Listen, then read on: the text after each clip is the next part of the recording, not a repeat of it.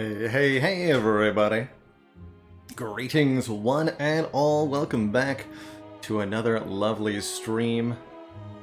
How's it going, Storm? Mad Math Magician, Final Violin. Hello, Cyrus TD. Octa's World, greetings to Germany. Hello and welcome. Fearless Iron, how's it going? Disphere, hello. Ivy Blade, good to see you as ever. More, better. We've missed you too, welcome back. 6'4 Ninja, how you doing? Hey there, Anasbana. Hello, how's it going, Code Poet? Good morning to you. Time-appropriate greetings, one and all. It's good to be here. For some lovely Spire action. Some great runs yesterday. Watcher took... I actually particularly liked this Watcher run. It felt like a very different style than we usually build. We took not one, but two copies of Judgment, partially because we had a Gremlin Horn. And it was shockingly effective at dealing with various threats in Act 2.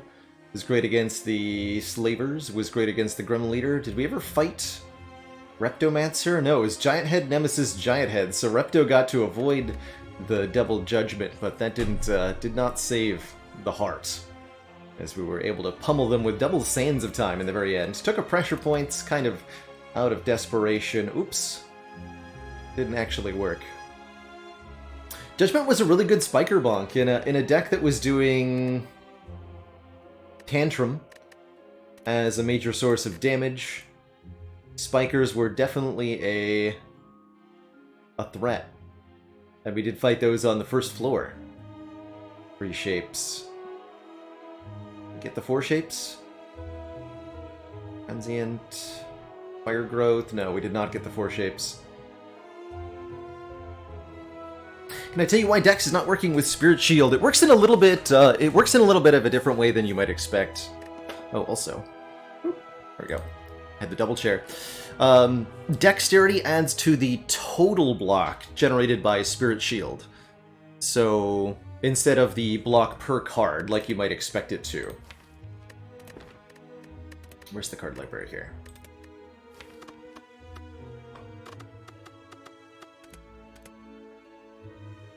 Spirit Shield.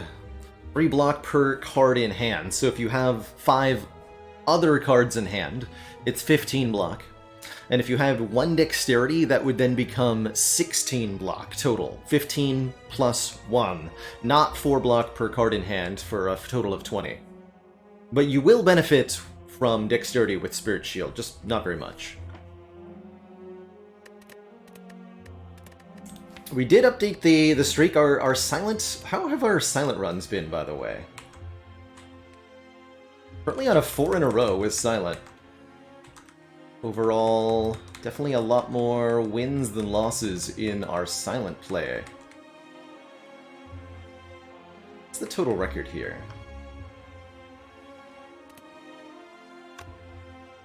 Two, 3, 4, 5, 6, 7, 8, 9, 10, 11, 12... 13. 1, 6, 7, 8, 9, 10. 1, 2, 3, 4, 5, 6, 7, 8, 9, 10. 1, 2, 3, 4, 5, 6, 7, 8, 9, 10. So 30 wins, 13 losses. That's pretty good. Actually, wait, what's that? 30 out of 43. That's a 70% win rate on silent? What the hell? Oh, man. That's pretty cool. So, looks like we're only 7 games away from a total 50 for silent. That's pretty cool.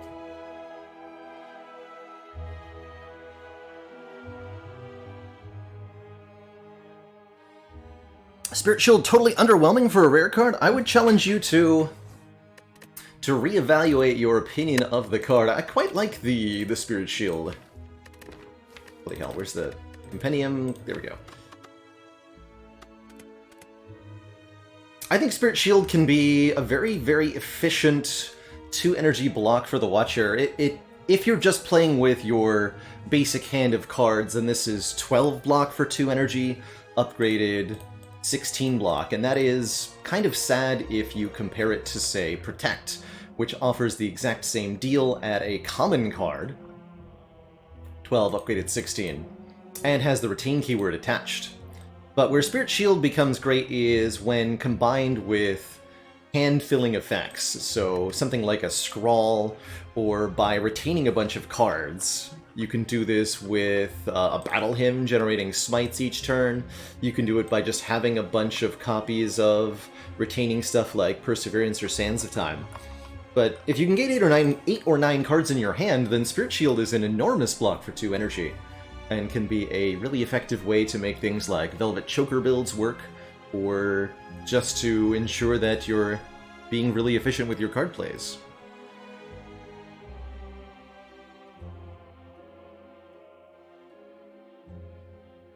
Yeah, amazing with Runic Pyramid as well, definitely. That's definitely true.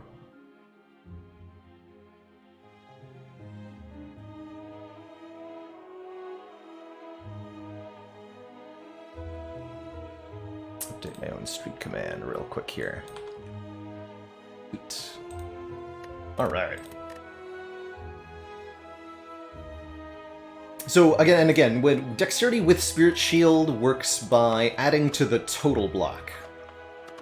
So if Spirit Shield would normally generate... It's not per card block. If Spirit Shield would normally generate 15 block, and you have 1 Dexterity, then it generates 16 block. So it does benefit from Dexterity, but not much. Right, 3 or 4 block per card in hand, and then the Dex gets added at the total.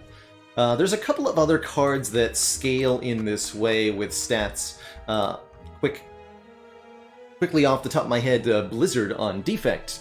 2 times the number of Frost Orbs channeled this combat, plus your Strength is the damage dealt by Blizzard. Or on Body Slam for Ironclad, damage equal to your block, plus your Strength is how much damage Body Slam will do.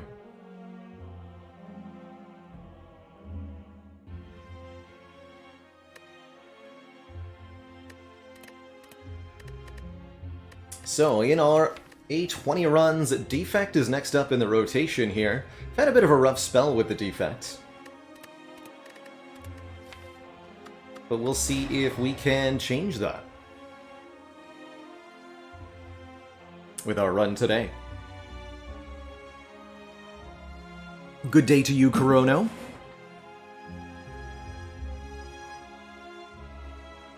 So happy to have you here.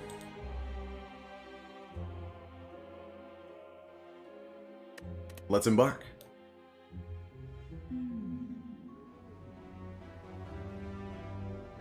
Ooh, rare colorless card starts. Always tempting. And a forced early elite, which discourages me from taking a boss swap. Probably means I'm going to shell out for a rare colorless card here. Guardian as our act boss. I think Guardian's relatively easy for the Defect to defeat. Orbs do a pretty good job of offering the per-turn benefits that the fight needs, and Defect isn't as stressed about racing damage like they are with Hexaghost. I think Melter is a great card to pick up in the first few floors, Anaspana, so yeah, if we see a Melter on our first or second card reward, I'll happily pick one up. What about an uncommon colorless card? Something like Flash of Steel, Trip, Finesse, Blind. Tend to think the rare colorless cards are better. There's a few really good ones in there, and an early Hand of Greed can really define your run. For the overall act pathing, again, we have to take on one of these 4 elites, and then from there I'd ideally like to tackle 2 more. There's only one way to do that, which is to take the Burning Elite. I think I should take the Burning Elite. Okay, let's pay out for a rare colorless card. We do get offered Hand of Greed, and that's probably what I'm going to pick. Secret Weapon's not that good on Defect, who relies, I think, the least on attacks of all the characters. or a Chrysalis, putting 3 random zero-cost skills into the draw pile. I would definitely try an Ascension 1 run where I start with a Chrysalis, and I try to play it, but boy is that an unreliable card. Who knows what it'll do. Pretty good with lots of card draw, though. Let's grab a Hand of Greed. Hand of Greed does good damage, and if we can kill enemies with it, we'll gain Dollary Dues. Those Dollary Dues can be used to buy goods and services, including many peanuts.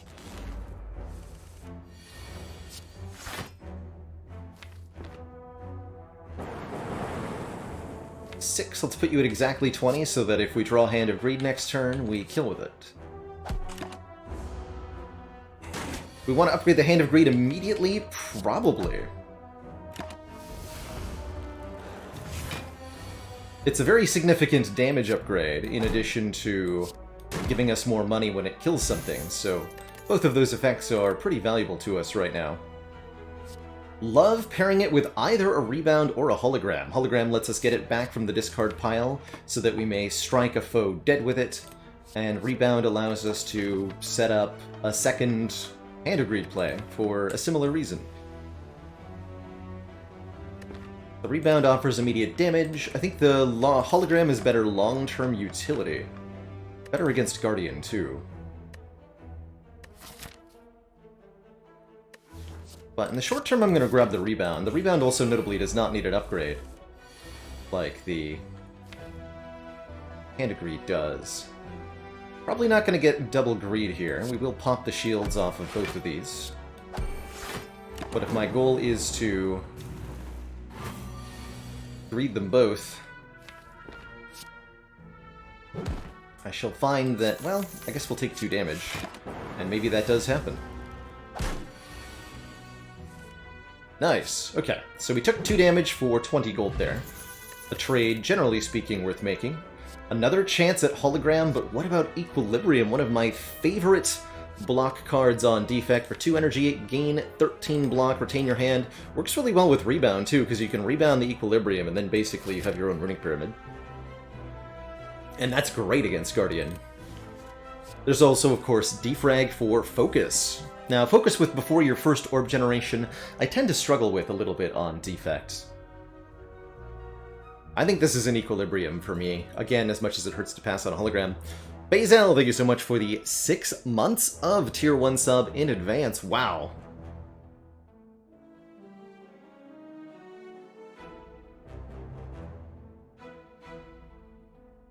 Very much appreciated. Glad you like it here enough to stick around.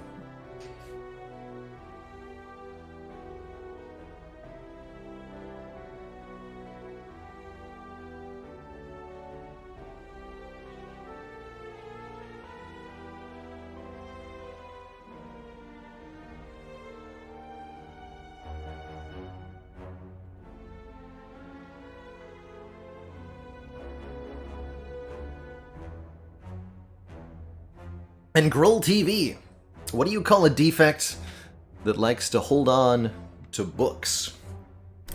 An Equilibrium. Okay, that was pretty bad. More money. Interesting. See, that's interesting because we don't have a shop coming up.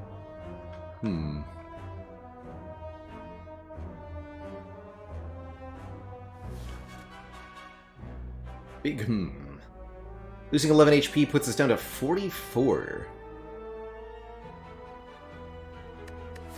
Basically 100 gold.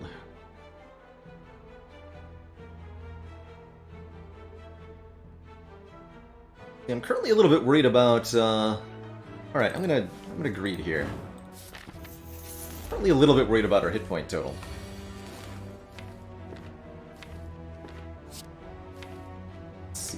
Probably take 1 next turn. Oh. I see. Guess I should have Equilibriumed then.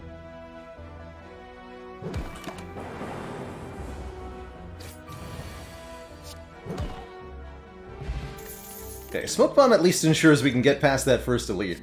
A Ball Lightning would be some much appreciated additional damage, whereas a Hologram is something we keep seeing and wanting to take. I think with the potential threat of a Gremlin Knob coming up, we are going to need this Ball Lightning.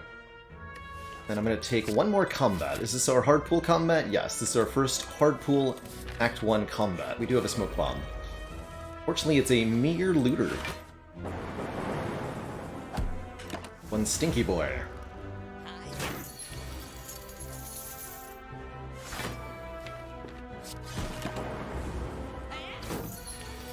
Thanks for the money.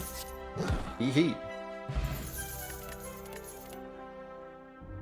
When a Rip and Tear is also pretty decent damage for 1 energy.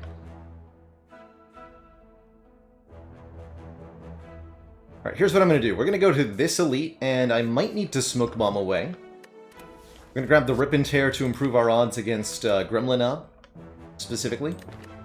Does pretty good damage.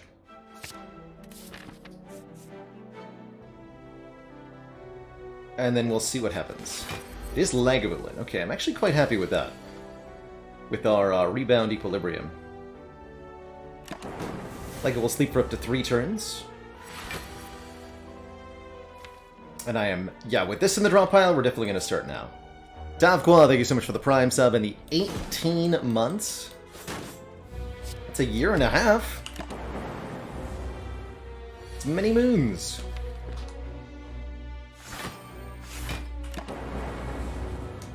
Many moons of support.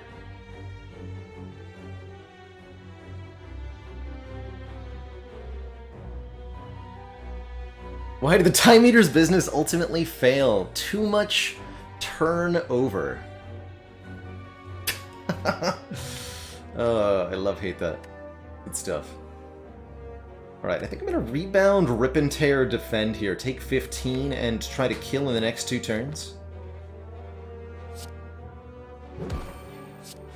And then we'll rest at the fire, if we get to the fire. Hopefully I didn't need to take 20 there. Doesn't look like it. No, we're good. All good. Preserved Insect will make the remaining elites this act pretty easy to handle. Vision, huh? Move all orbs, gain an energy, and draw a card for each orb removed.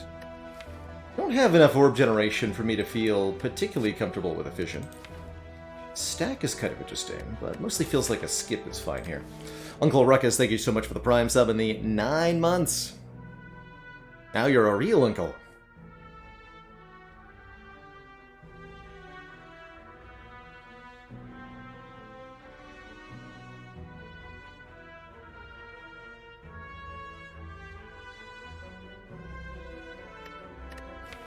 I think I'm going to skip these cards. We're going to have very few upgrades leaving this act, but we will have lots of relics and lots of money. And that could lead to a good act, too, potentially. Or we could maybe luck out and get a store here or here. We will take this combat. This could be disastrous, but we have a Smoke Bomb, so it can't be that bad. Taking 9 on turn 1. Do I just immediately yeet? Or do I take the 9? I think I should leave. There's a chance we get a potion from this enemy, which is a really good reason to try to kill them.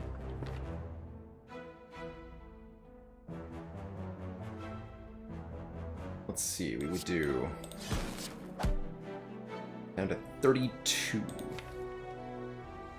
Odds of a kill next turn are pretty high. Dual cast Rip and Tear or Hand of Greed Strike both get there. But 9 hit points, you say?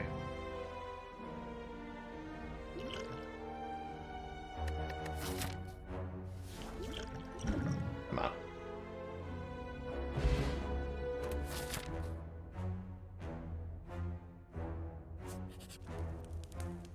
I do think it would be cool if there was a way to lock on your lightning and dark orbs. I miss the old bullseye effect. That is actually what the bullseye used to do, was prioritize the target, but no bonus damage. Speaking of dark orbs, now we have one. The symbiotic virus channels a dark orb at the start of each combat. I think that's an excellent, excellent relic for one, tackling elites, but also for tackling our boss here. That said, the current iteration of Bullseye is, yes, very good. It's not useful here simply because we're not relying on orbs as a major component of our damage. But as a general card, I really like Bullseye quite a bit. Okay, I'm going to channel an orb rather than playing this Rip and Tear so that we can try to push this Dark Orb towards the front, go like Ball Lightning into Dual Cast as a way to kill stuff next turn. Maybe I played Rip and Tear over 1 defend? To sprinkle some damage? Let's do that. Get things close enough to kill, low enough health to kill with Hand of Greed, hypothetically. This works. Take 2 more.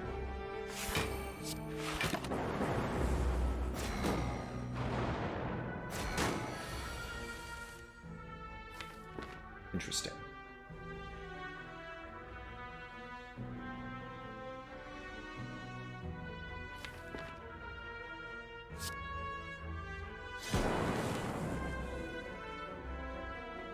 Dual cast kills both of these, and then we'll just Hand of Greed the last one next turn. Or wait. Right, hits the front one and the lowest health one. Nope, that was wrong. Take 5. That was not right. Really confused by that Dark Orb going off. Should have thought about that for another second. 2 sentries at the same health confused me. Happy to add a Cold Snap here, get a little bit more Frost Gen. Do miss my 5 HP though. Yikes. More orb generation also makes it easier to swap out that symbiotic virus.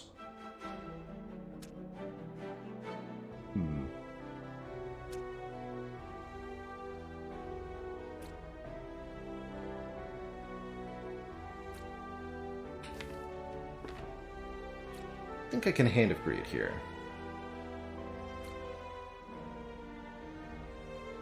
Hey, so glad to hear that, Amoyo. Welcome from the YouTube. Shout out to the YouTube, by the way. And did you know if you're a primary YouTube watcher that you can now subscribe to me on YouTube? What's called a channel membership. It's just like subbing on Twitch. Costs $4.99 a month, and you get YouTube exclusive emotes and a YouTube exclusive sub badge. Just like on Twitch, all proceeds go to support me, doing what I love to do here on Twitch 5 days a week. It's true. How many YouTube channels do I have? Just 2 for now. Although my YouTube editor and I have been discussing the possibility of creating a 3rd YouTube channel, because apparently 2 is not enough. But we have the edited YouTube is the top link, and then the archives channel for full unedited streams. If you ever miss a stream and you want to watch like everything that I have ever created, that's on the archives channel. A hypothetical 3rd channel would be for just clips of from the stream, stuff that's between 30 seconds to a minute. Just uploading those as little snippets on their own. It seems to be a popular strategy for content creators, and I think the idea behind it is that a channel that creates small, digestible clips hits an entirely different target audience than a channel producing long-form video content.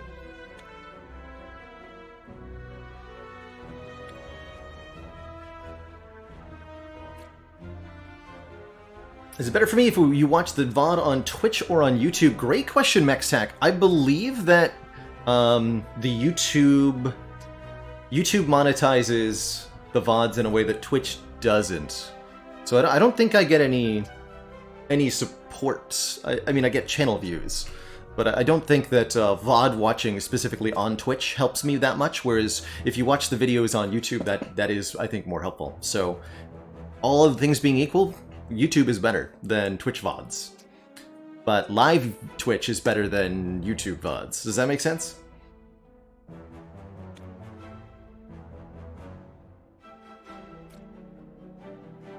Anywho, what am I doing on this turn? There's a 1 in 4 chance that we get to Hand of Greed if I YOLO the Rip and Tear, but I'm thinking maybe deploy both orbs, and then we can even dual cast this Dark Orb for an instant kill on you.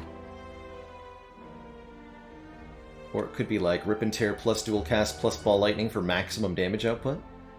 But I think I would like to put this Dark Orb in front, and then we can evoke it.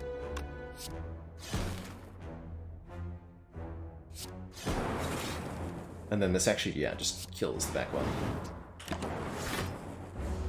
Make my life easy. Take 5 more.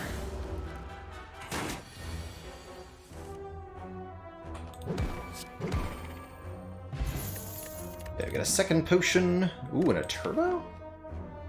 This deck could definitely use some energy generation. We have some fairly expensive cards. Hand of Greed, Equilibrium. So the instant energy generation of Turbo is respectable.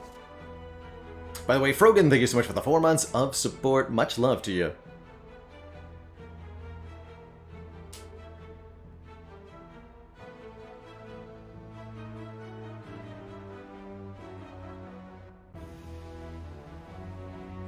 Yeah, exactly. I think this Turbo, and because we have Peace Pipe too, we can start toking cards.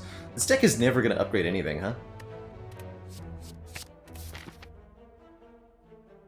Rest sites, who needs them?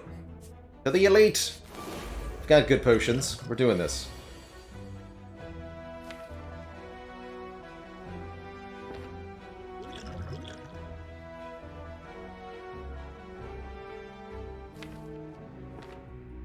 And a flex potion here. We're now party's only on 13 hit points. And no Hand of Greed, but I can just blunk.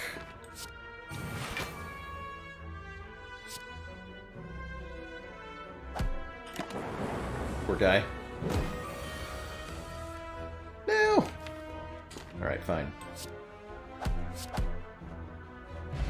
Alright, we score a Frozen Egg, an Emerald Key, got our potion back even. There's that Melter we were asked to use. Of course, now we get the better energy generating card. Aggregate is better than Turbo. I don't know that I want both.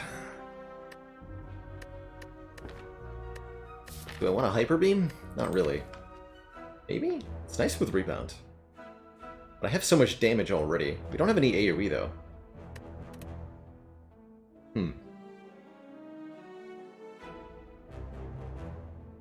Yeah, this Frozen Egg can definitely help us mitigate the upgrade deficit that we've already created for ourselves. Meaning we never have to upgrade any future powers, and it does indeed potentially create situations in the distant future where we can use this Peace Pipe to get rid of our maligned starter cards, although personally I'm hoping for a Pandora's Box from our boss at this point.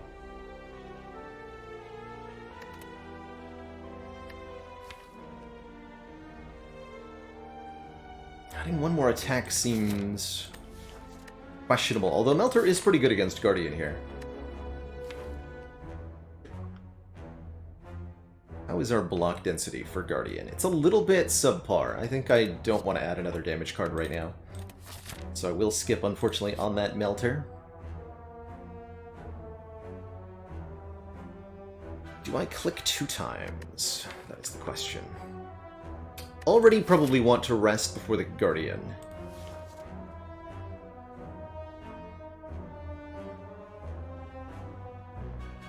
Alright, I'll click 2 times. 1, 2. Got it. Ornamental Fan. Every time we play 3 attacks in 1 turn, gain 4 block, and then hopefully this is a shop with a waffle in it. It is Orichalcum. If we enter turn without block, gain 6. That's also good. Alright, we got a ton of relics out of Act 1 here. We just have to make sure that we don't die to the boss. Hit points will help with that. Upgrading Hand of Greed would be reasonable too. Upgrading one of the attacks would also be reasonable. but I think we'll be in this fight. I hope so. 27 is not enough health to survive getting hit on turn 2. Fortunately, we've got an excellent draw here. Rebound the ball late in.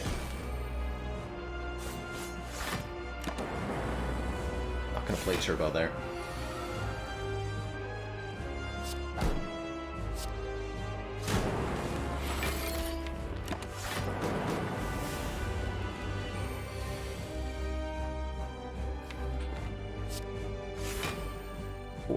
Back when we attack. Do I take 1 to deal 6? Next turn we're going to dual cast the Dark Orb. Also put Strike back into the draw pile. Maybe I should have just kept it.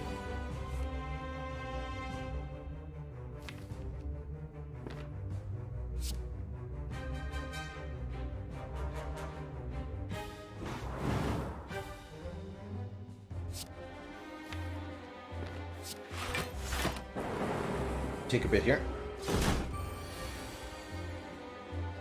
Less so on this turn.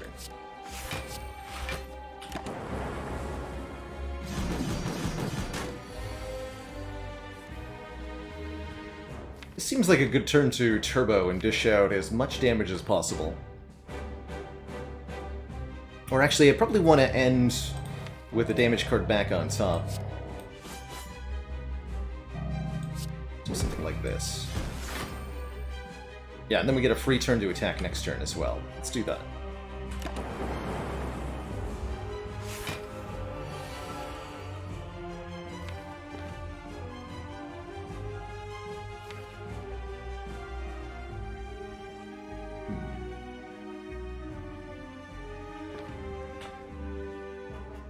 Freudian Hit, thank you so much for the 19 months and the Prime sub. Great to see ya. No, you have a good day. Dare you. So I'll retain this. Doesn't actually do... Well, it does 9 damage, right? But I'd rather hold on to these defends. Then we can, like, defend, Cold Snap? Block for 10. Take 4 spikes, get 2 block back, take 2, but we then have a Frost Orb for the future turns.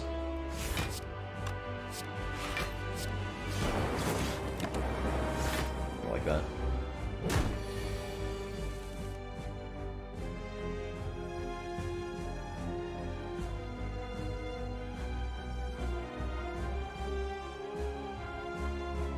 Let's see. Not worth playing this defend, because the Orichalcum will block for 6 plus 8, so we take 10. Other option is try to use a Swift Potion here. But currently we're fine, and I think I'll just accept the finitude.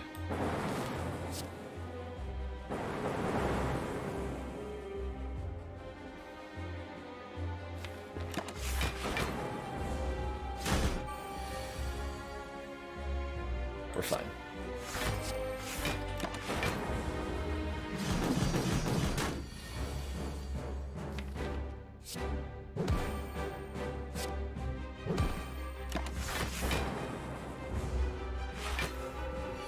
Thanks for the money. Hee hee.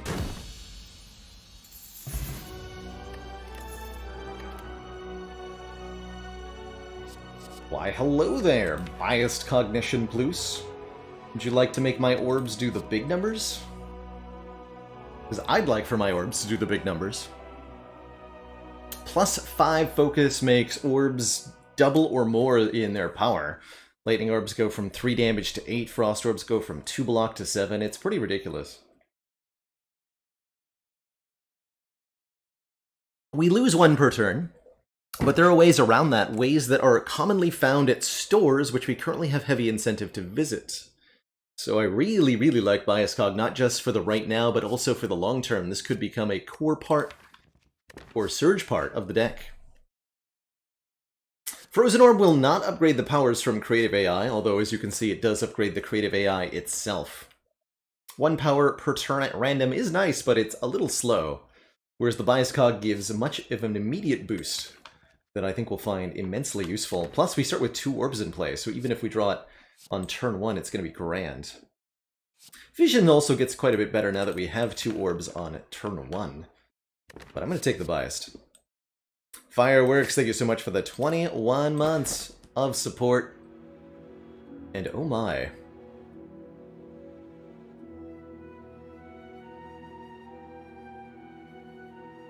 Some really cool choices here. Now I do wish we had taken Fission. The Frozen Core, both defect-specific boss relics here. Well, 2 out of 3, I guess. The nuclear battery is the third one, right? Frozen Core replaces the Crack Core. If we end our turn with any empty orb slots, we get a Frost Orb. So this is automatic Frost generation, and I really like Frozen Core Orichalcum. Frozen Corichalcum, as it were. There's also Inserter, gradually giving us more orb slots to work with. That ain't bad. Or the Velvet Choker, giving us additional energy, but limiting us to 6 cards per turn, which is not that big a deal currently.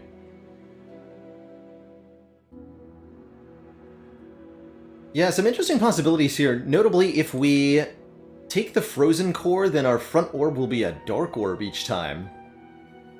That's quite potent. I also think it makes our Bias Cognition immediately better. It guarantees that we get 8 block turn 1 minimum, so that's almost an anchor.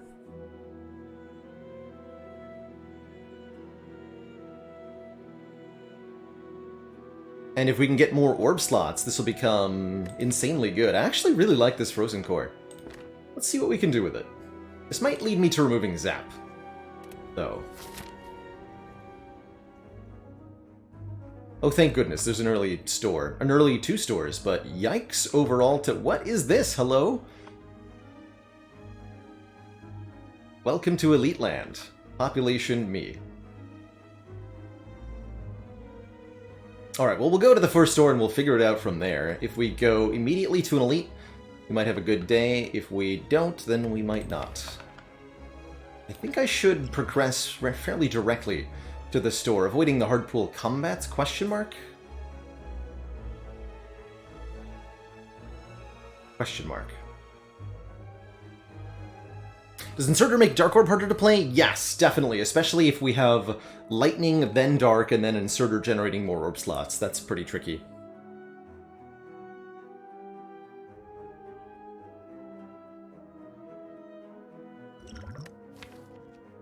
Alright, I think I'm just going to take 2 combats on the way to the store here.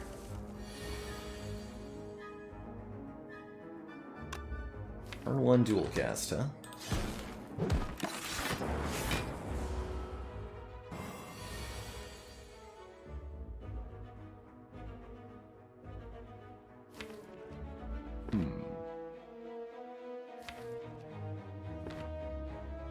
This turn will be vulnerable.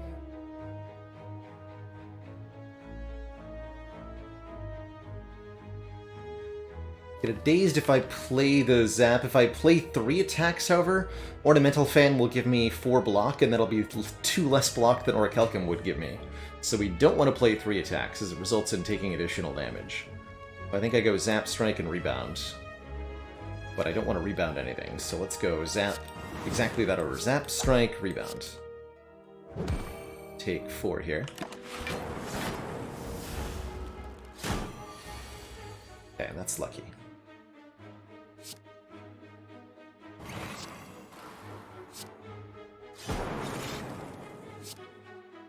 Oh. I was going to say, note that the Orichalcum works with the Frost Orbs, so we do actually full block this hit. Because we get 7 plus 7 plus 6. 20 block here. Of course, we also just win. You can see 20 block as the enemy dies. Charge battery's okay. I'm, like, less interested in block cards now that we've got Orichalcum plus Frost Orbs. I think we should be, and with a Peace Pipe, I think we should be primarily skipping non-upgraded cards. Yeah, I could have tried to hold out for Hand of Greed. Maybe I should have there. But I was mostly interested in getting out of that fight with my hit points intact. Oh. Made all strikes and offends. That would make us much stronger in the short term. Although in the long term, we're probably looking to remove almost all of these cards. I think right now, making sure our strikes and defense are upgraded is going to be essentially insurance for this act, helping us get to and past Collector alive. Most notably helping us get through these fights, potentially alive. So yeah, I'll upgrade everything. That sounds grand. Look at that. Good stuff. And our second event is potions. I'll look at 2, although I think we have pretty decent potions. You can always get better, right? Skill and a colorless. I'm good with what we have. Alright, almost to the store now. All we have to do is get past the shelled... oh boy. The shelled parasite. Thanks.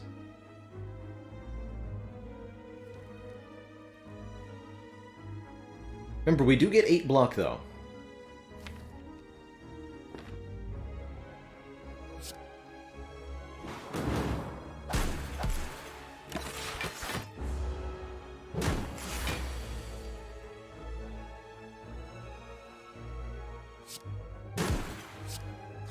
Look at this. 12 passive block, easy peasy.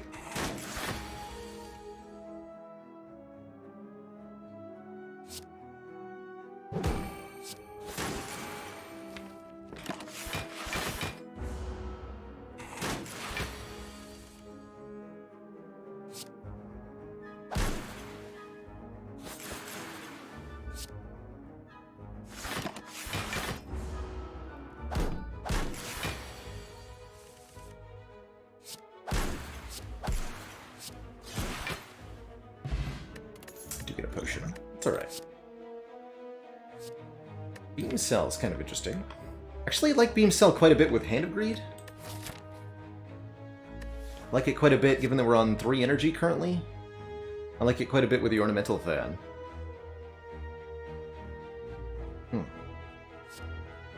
I don't think we want block at the moment. Set up. And I'm good with the current potions. Forgotten about Greed? Maybe a little bit. Maybe a little bit. Oh my. But you know what I haven't forgotten about? Is this store being insane. Although it sure would be nice if I could maybe have another 50 gold here. So, things that are amazing here. Core Surge is an artifact to go with our Bias Cog. So is Clockwork Souvenir.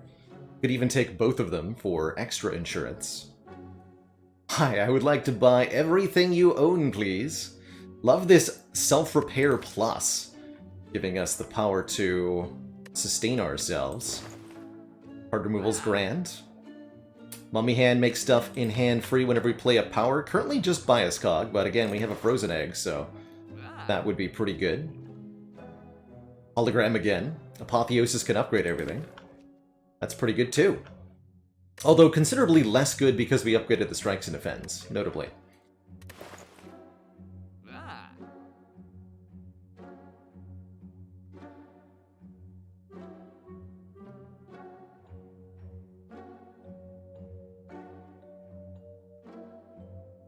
Alright, let me just do a quick math. If I buy both relics, how much do I end up with? 514 minus 282 minus 158.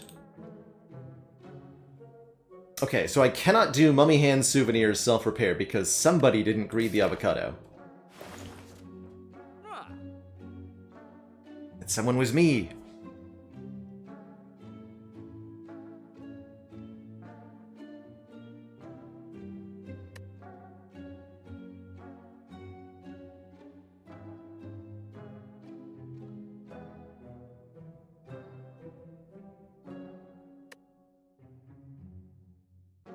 So, our options then become something like we can do Core Surge, Clockwork Souvenir, Self-Repair, Card Removal if we exclude the Mummy Hand.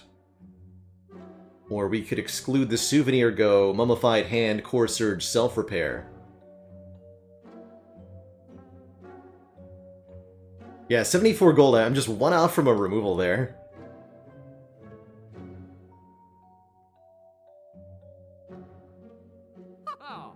Souvenir is so dang good, though. Or if I'd only bought one potion, too. Yeah, from the lady. That dang lady.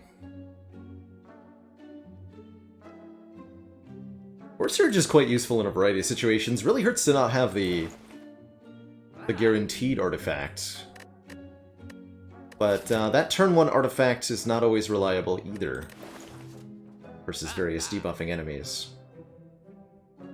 I think I am going to buy the Mummy Hand and the Self-Repair. Means no Souvenir. And we'll get the Core Surge, which means no removal. I could add the Hologram.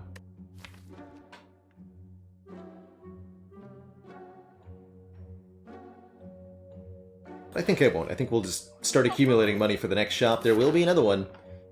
Fear not. And we're gonna, at minimum, fight this elite, I believe. I feel pretty capable. We have a Preserved Insect, we have 2 good potions, we just geared up hella good at the shop. It's gonna be just fine.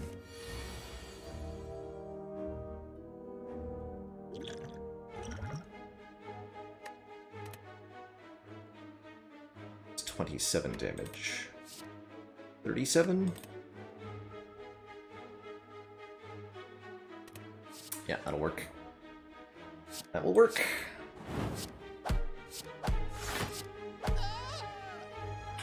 You take a bit here, but not an untenable amount.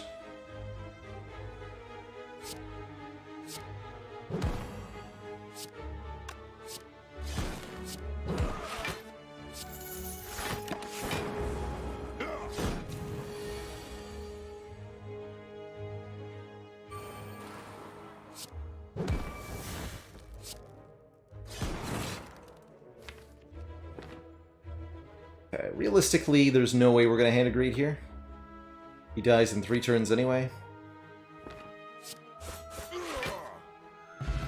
Get my health back, and a Toxic Egg! Okay, so we're on our way to Upgrade Town now. Oh my. Oh my. How about an Overclock Plus? This is front-loaded draw. 0 cost, draw 3 cards, put a burn into the discard pile. Allows us to get Core Surge and Bias Cog together more frequently, I think. Great with Equilibrium, great with Rebound, and we already have a Turbo. Plus we're going to see plenty more upgraded cards, so I think this Overclock is excellent. Don't feel the need for a second Turbo, although I would add now an Aggregate Plus, for sure. I'm gonna grab that. The Mummy Hand also really makes the Overclock better, because we're going to start flooding the deck with upgraded powers. I'm going to go ahead and rest at this fire. I can't believe we never got the opportunity to upgrade Hand of Greed. In fact, we have yet to manually upgrade a single card this run. Fun fact for all of you.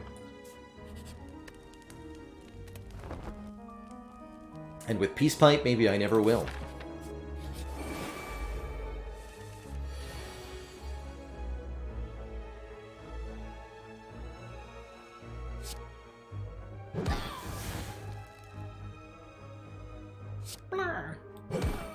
Don't get money for minions, unfortunately. We do, however, get some free block here.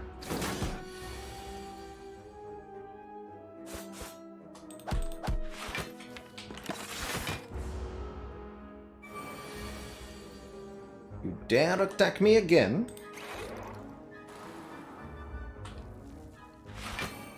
Okay, blocking 27. That's already a full blunk.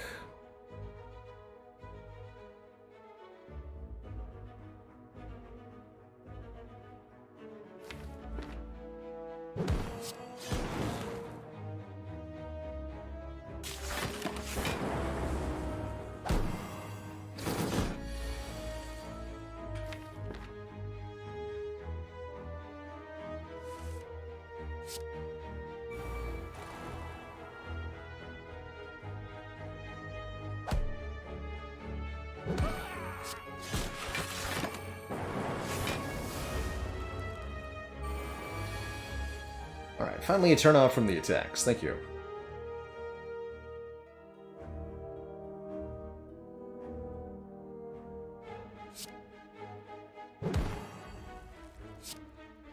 That does 30, this does 13, so they would... We're gonna rebound on the Chonko, and then Hand of Greed.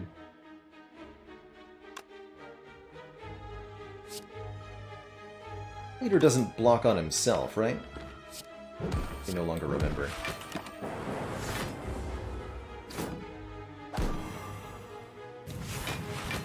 No, he does not. Okay. Run! So by doing it that way, we guaranteed the Hand of Greed kill on the leader. There's the aggregate plus I said I wanted. Welcome. Gives us an energy for every 3 cards in the draw pile. From here, we just want to add more upgraded card draw, and we're going to start to go to Funland.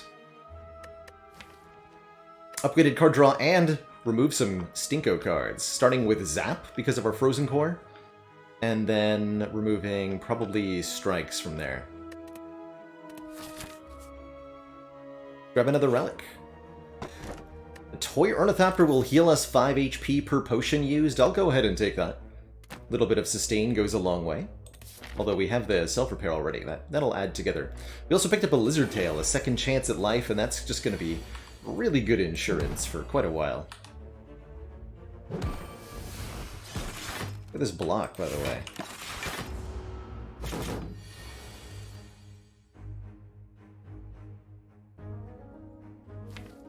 Okay, this looks like a reasonable Swift Potion.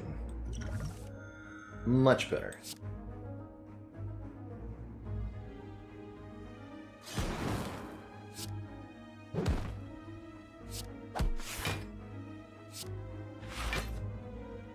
So currently we block 16. Take 5.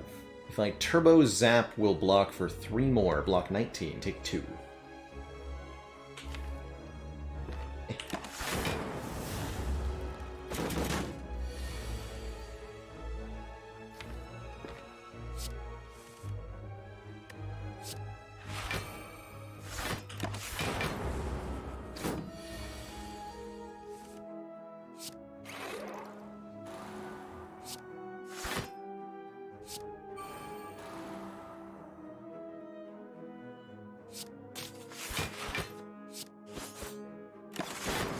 And we regenerate the Frost Orb when we dual cast it, too.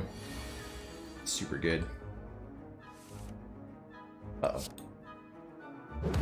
I made it foolish? No, we win. Okay.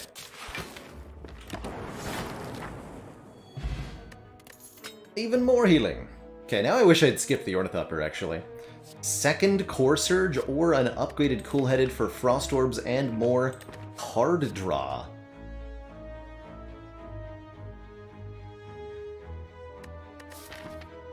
I might need to take the second Core Surge. 2 Core Surges will make it much more easy to assure that we can keep our Bias Cog through various combats.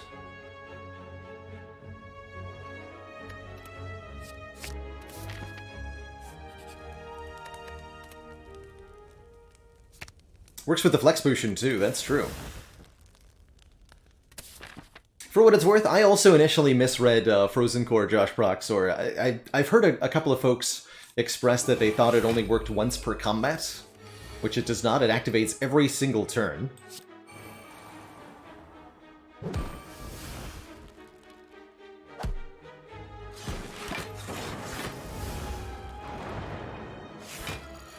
And it only needs 1 empty orb slot to work, of course.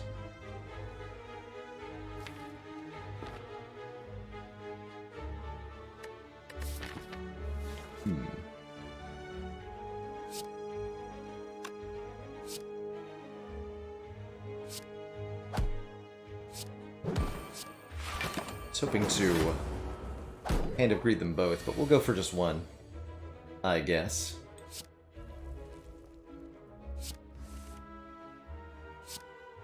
An artifact. Rude.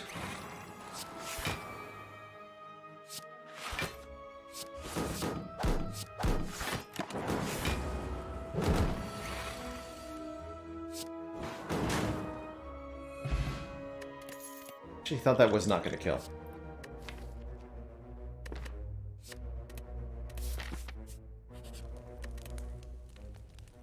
Where's the damage going to come from late game? Hopefully orbs. But we might spec into barrage. We'd really love to find orb slot generation of some kind here. Whether that be a capacitor or even a creative AI could get the job done.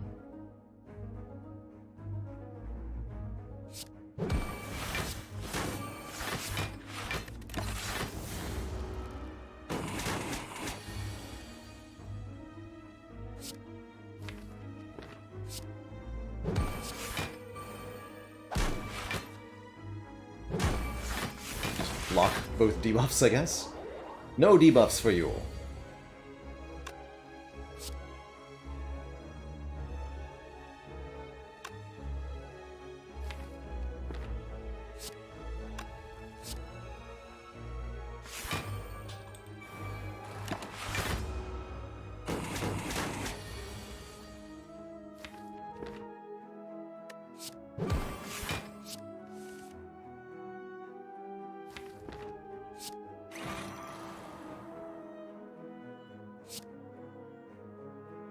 Do 9 plus 24 is 33.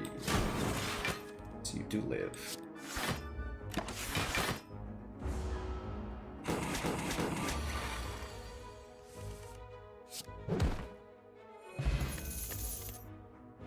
There's that cool-headed. Go for the Ice Plus, not bad either, but now I do want the orb and the card draw. And I do want to continue to remove Strikeses.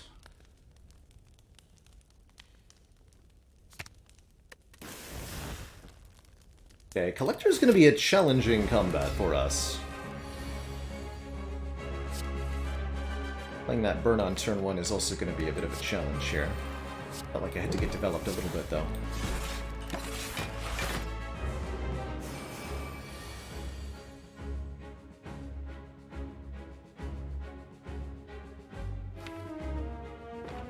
It's fine.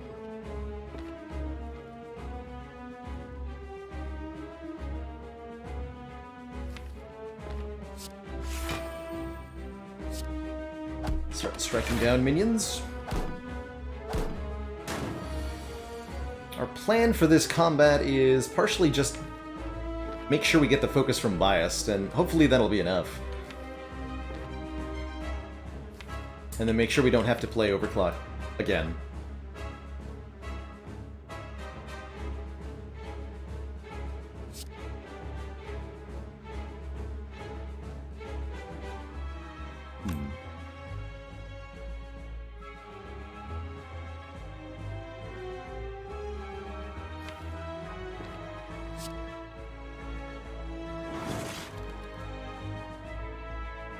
Doesn't generate any energy.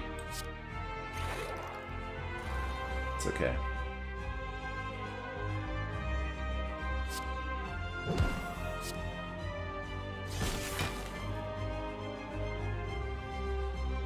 Walking 24, so I just need to play another attack and we're there. I could go turbo too. I suppose I might as well. We'll rebound. On the hand of greed? Sure.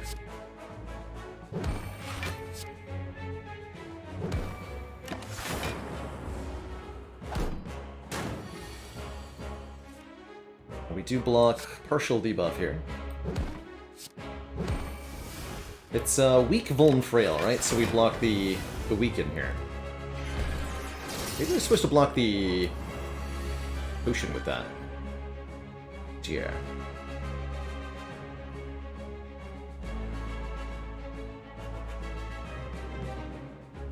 2 energy anyway, we block for 20, take 11? That's not too bad.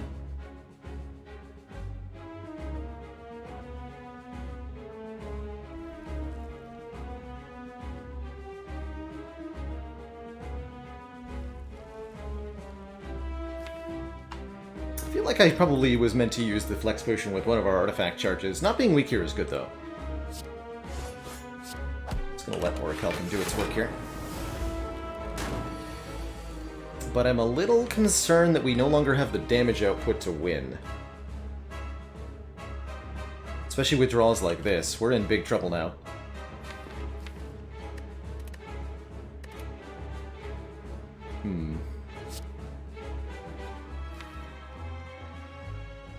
Yeah, we're in really big trouble now.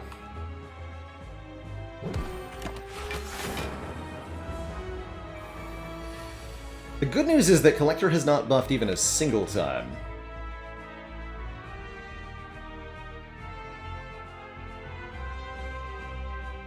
So this is what? 30 plus 14. Really good block this turn.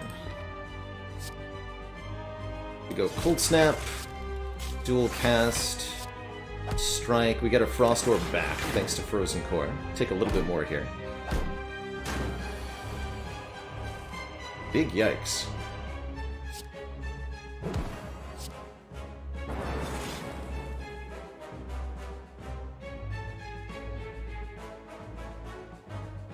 Okay, I think this is my flex turn. Actually, these just cleanly kill, never mind.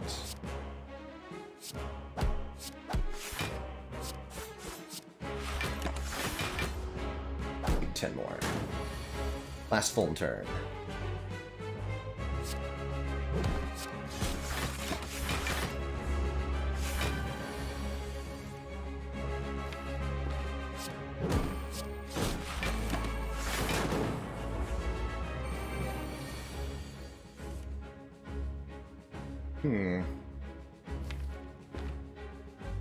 I see. And Collector still has half their health. The good news is we have a Lizard Tail, so even if it takes a lot of hit points, I need to make sure that I'm playing to win here.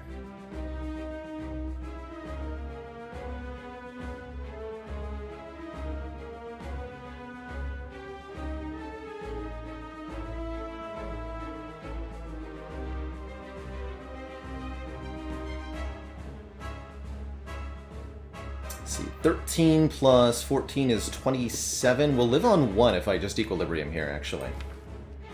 I'm cool with that. I don't want to add another burn.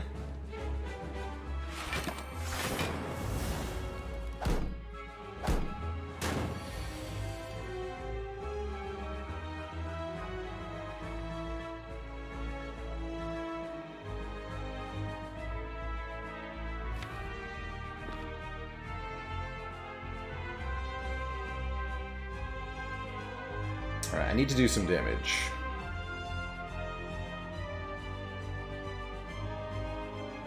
I'm thinking Flex Pot, Beam Cell, Rebound, Ball Lightning, Rip and Tear.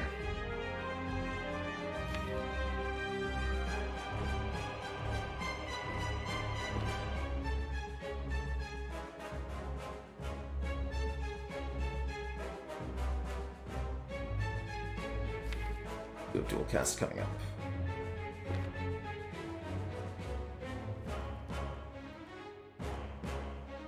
Question is, do I do that damage to the Collector, or do I try to kill a minion again? My instinct is to attack Collector directly, but given that these minions are about to receive a buff, which would guarantee that Collector attacks again next turn. Inserter would definitely be better for this fight. We would have easily won this fight already with Inserter. Easily. I think I need to kill a minion here.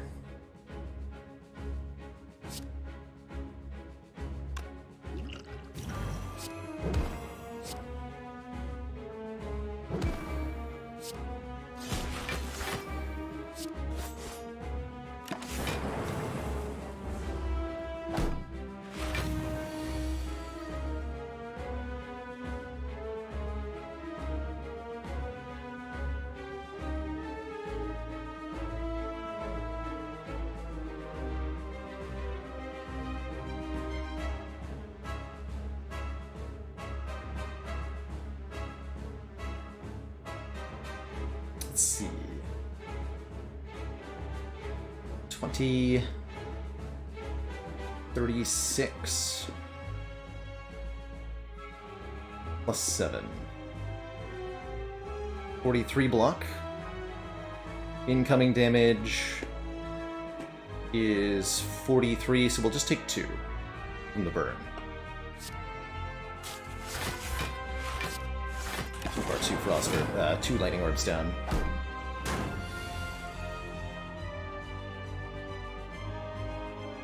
And then it looks like, man, these two energy generating cards have been problematic. Looks like this is our Lizard Tail, though.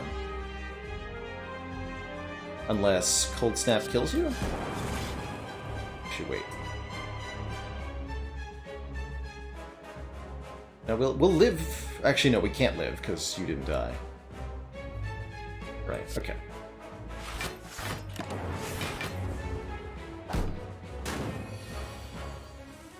Do lose the Lizard Tail. That's ultimately fine.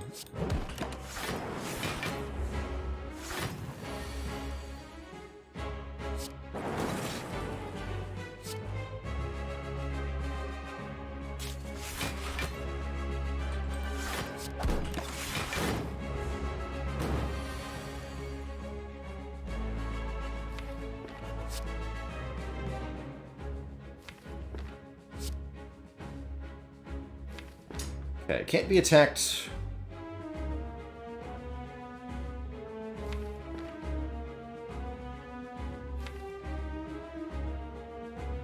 That many times in a row.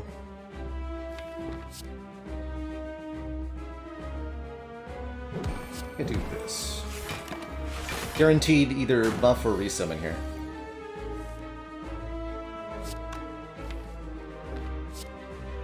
Now it's overclock time.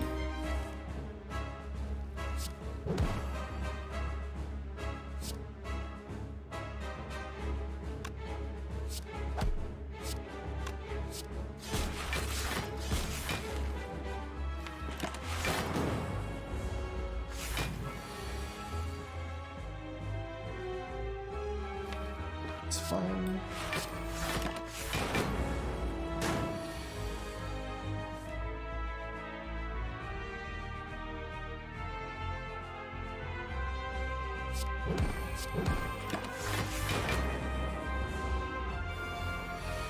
GG. Okay, it did cost us our Lizard Tail, but we made it through. Which feels very, very important to me.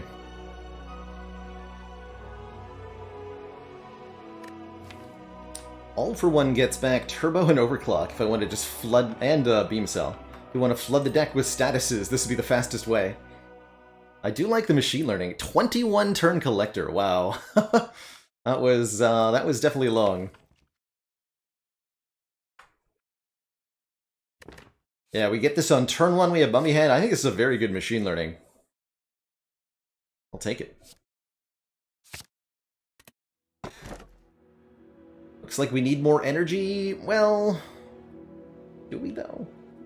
How about a Runic Pyramid? Allowing us to retain the hand every turn? That actually sounds grand. As that will enable the Turbo and the Aggregate to actually do some good work. Could instead replenish our potions with Tiny House? Or take a Sozu and ban ourselves from future potions. Honestly, with Mummy Hand, Turbo, and Aggregate, 3 energy sounds fine. Give me a Runic Pyramid.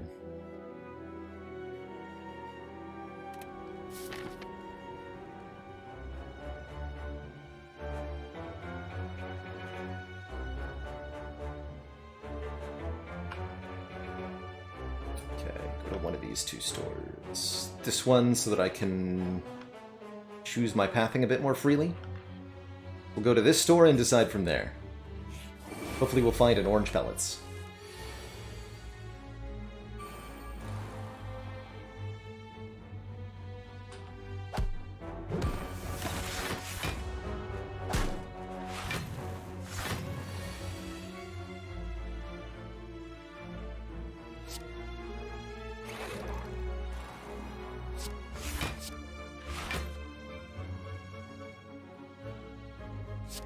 Actually, I don't want to play the... Dang it. I'm wrong.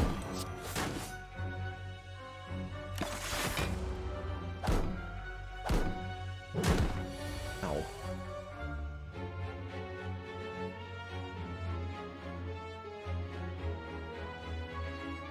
$30 incoming damage. That was like mind?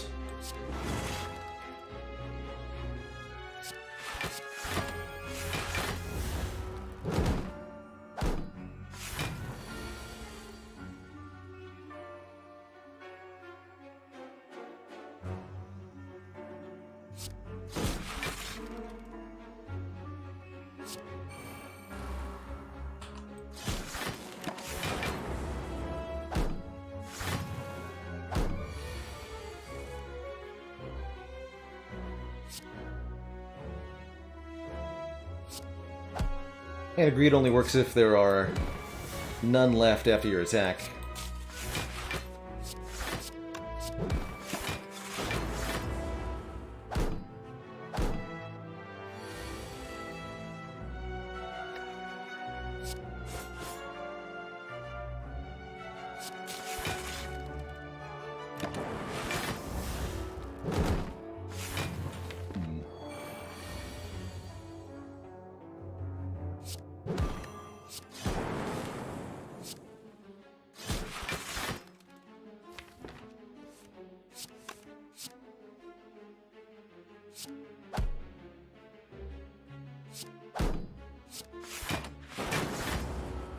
Please perish. Oh no. Curses.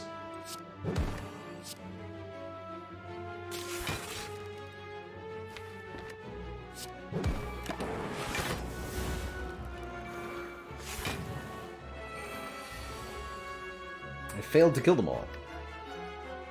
Again. Dang it.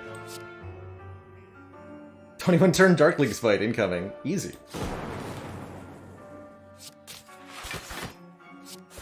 What's the worst that could happen, right? I just want to get them all kind of low so that they're easier to kill. Sad but true.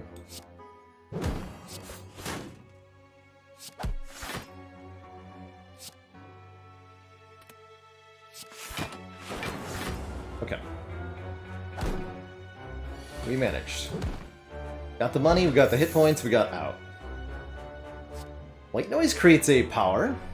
It's pretty good. Tempest is X cost lightning generation. That would be some good damage, because we currently lack good damage. Like, we would lose to Giant Head, probably, right? Yeah, we would. So we need to be Giant Head ready pretty quickly here. White Noise makes us definitely better at that. Let's take a White Noise. Oh. Offering me 999 gold. The normality with the Runic Pyramid is pretty gnarly, though. Although, wait a minute.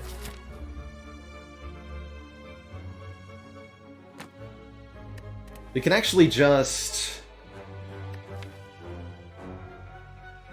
remove both of these very quickly. Other option is fight a boss, gain some money. We could even gain a lot of money from Slime Boss. But then I don't have 999 gold.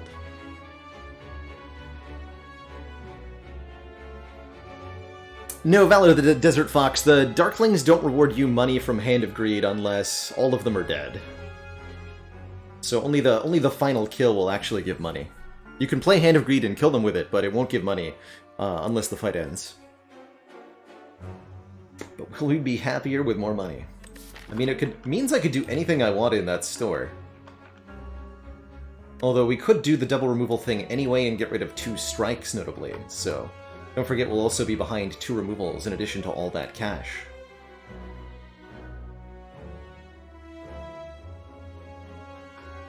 But then we still need to figure out a way to do damage.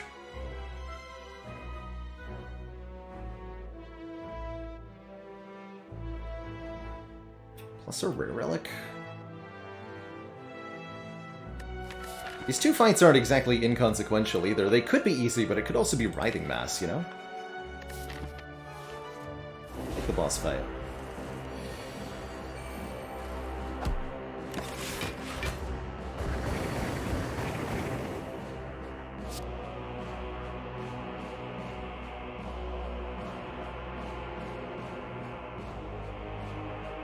Let's see, currently we can do 21, 25 block, take 5? 5 biased.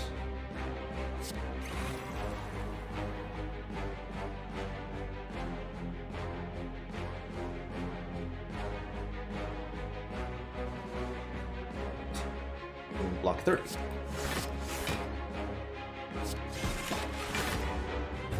But I didn't course range though, so we'll play them after the fact. To block 2 turns of debuffage. It's fine.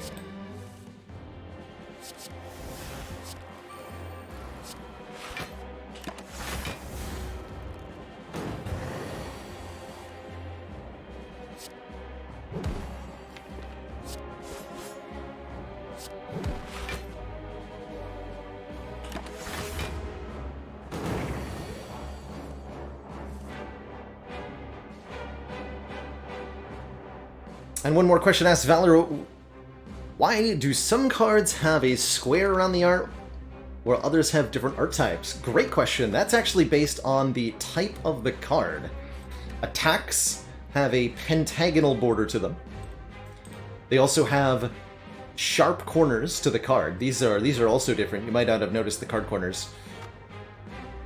Skills have a square and slightly more rounded corners. And powers have an oval art and the most rounded corners on the card. So it's all about the card type. You'll also get square art on curses and I think on statuses as well. But that's what's different. It's based on attack, skill, or power.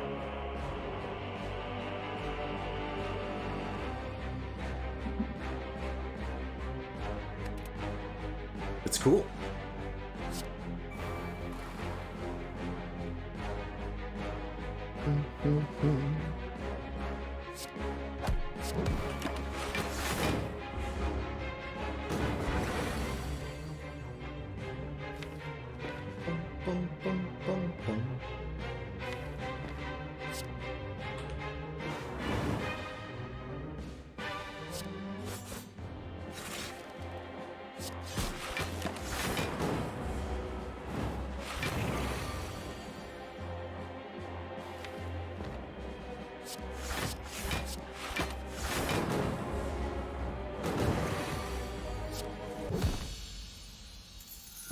Ching. Turnip is not what I had in mind. It does make us immune to Frail, which is nice. And you know what? With Runic Pyramid Turnip, I think a stack plus is pretty good. Block equal to the number of cards in the discard pile. +3. Not exactly the awards that I wanted, but they'll do. They'll do.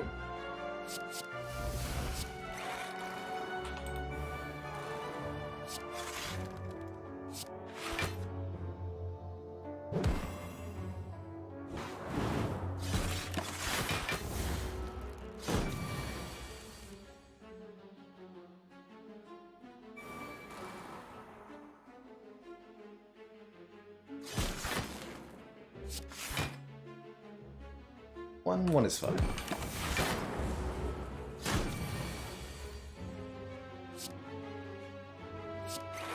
You can do anything.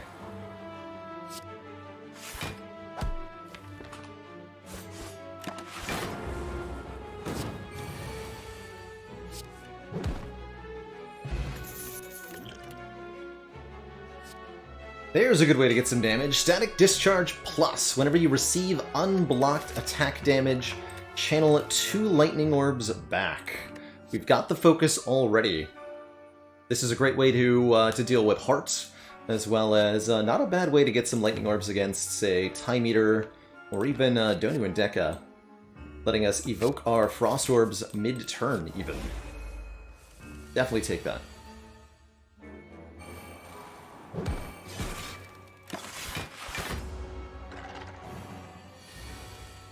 No turnip for you.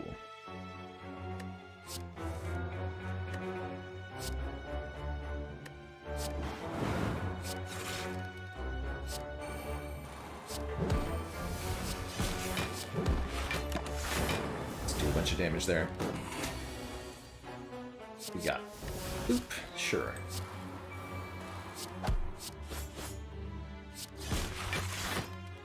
Okay, we are drawing 6 cards per turn, so we want to end with only 4 cards in hand for max draw here. Get to the biased.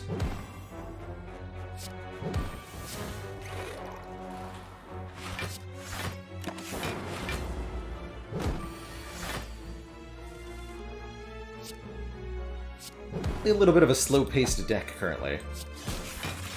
It's the sad truth.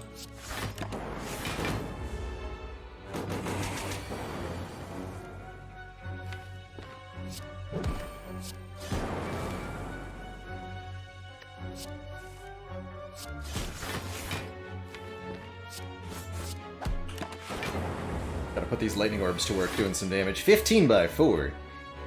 Oh no.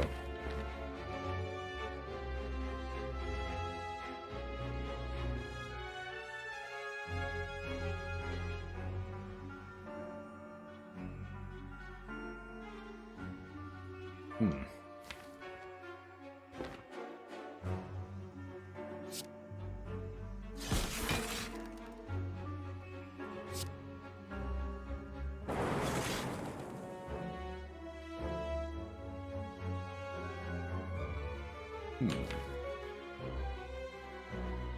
Hoping I'd hit Aggregator Turbo there. So currently we're blocking for 14 plus 17, 31, take 20 something, question mark? Actually, I have Static Discharge in play, so when we take a hit, we will evoke 2 orbs. So we're actually going to gain 10 block here because of Static Discharge. That's really good news. So what we want to do then is block for slightly less than 45. Again, currently blocking for 31, 39 is perfect. We actually only take like 15. But also just dual cast, and that gives us 1 less block. Go for the additional hit point.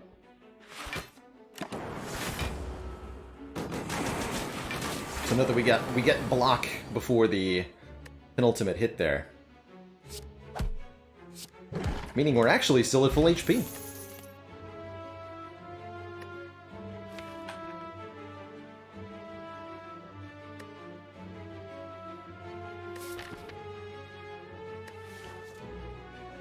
Baha is scaling. I have damage. I'm like pretty about another cool-headed, genuinely. Take 1 more of those. It's not the damage we were looking for. But here we go. Here's some good options. Vajra and Sling of Courage. I might actually buy both of those. Just so that we can do damage. Take a Barrage to go with as well. I mean, we do want to gain more orb slots, so Barrage is probably great. As long as we can do the thing. Is dual cast upgrade better than a strike remove at some point? Quite possibly. It is an energy increase on a card I'm going to want to use a lot too. Could consider a turbo upgrade as well. Might be time to start removing defends. I think we want to have it 2 strikes in the deck, at least for potential Reptomancer, especially if I gain 3 strength, which I think I'm going to do. So let's go Barrage, Vajra, Sling of Courage. Bane of Bottle is not bad. A Lizard Tail replacement. Definitely going to buy a card removal here. Let's lose 1 defend.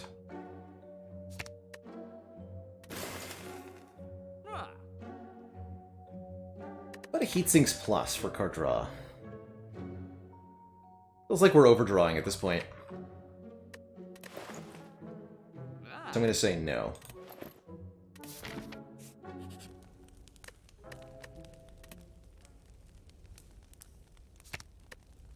And we'll upgrade the Barrage first. Okay, hopefully we can get some orb slots somehow.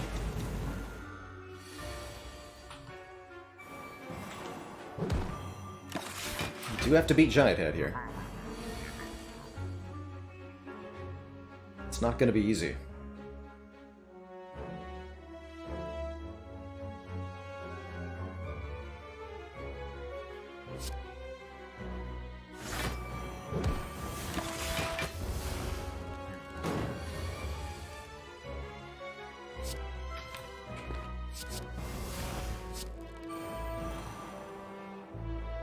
Drop return that I can't use. Cute.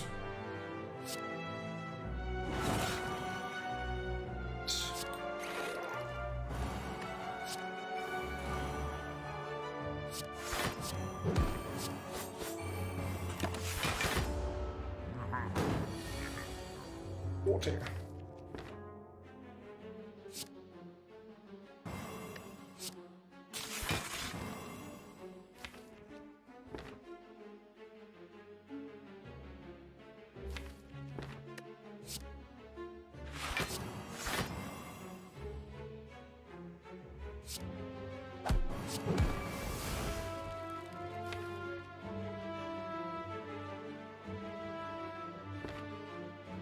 Okay, I want to put Aggregate to use next turn, so I think we have to play the Overclock to do that. Did we skip the first Frost Relic? No, we took the Defect Starter Relic upgrade, the Frozen Core. This replaces our Cracked Core, giving us a Frost Orb at the end of any turn where we have an empty Orb slot. It's been okay so far. This hasn't been a particularly good run for it, but it's been decent. So I won't cycle unless I Beam Cell now. That hurts. Oh, we gotta do what we gotta do. And then we have maximal draw pile for this Aggregate.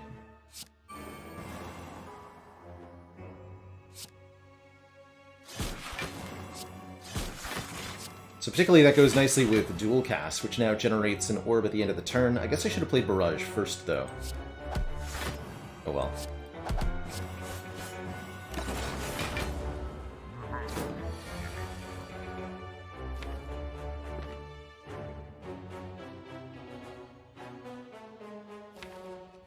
This turn looks like it might hurt.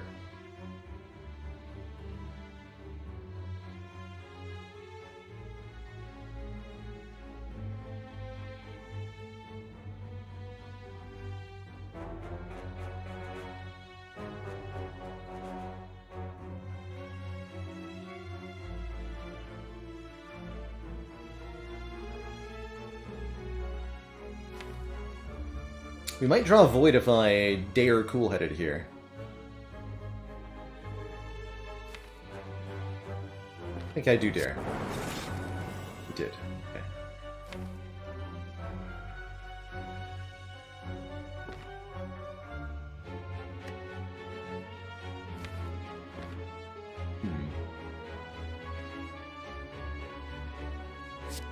One plus 11, 30... Crystal Chaos can hit, Cool-Headed, Overclock, Turbo, Hand of Greed. It might be worth using here. But I think I'd rather use it next turn. Got hit points to regain. That being so.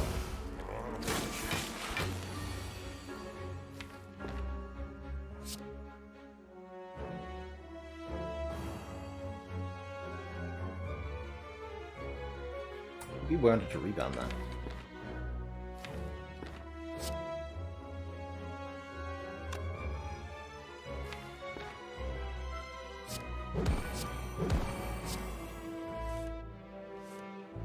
Oh.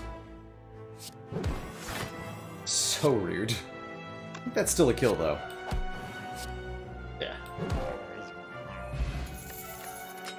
Every 10th attack is doubled in damage. Okay, now we're starting to get where we need to go. And a creative AI. At the start of our turn adds a random power to our hand. Definitely going to run into hand clog issues, but this is the slow and steady scaling we need to be able to beat something like Time Eater. I'll take it.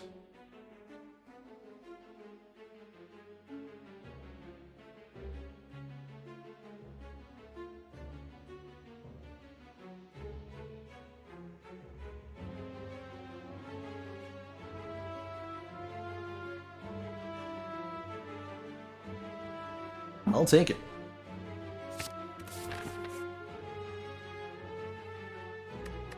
We do get removals at rest sites. Removals are pretty good.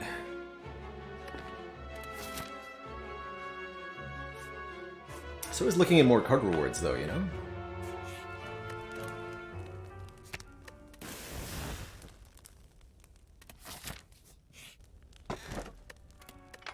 Take the blue key there.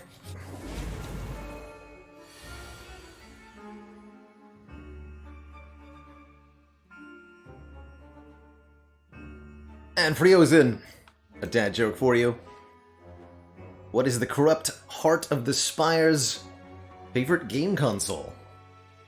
The Sega Nemesis.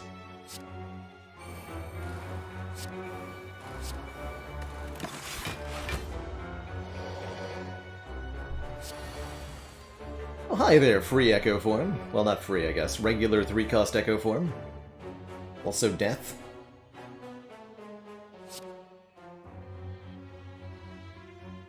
Also Death.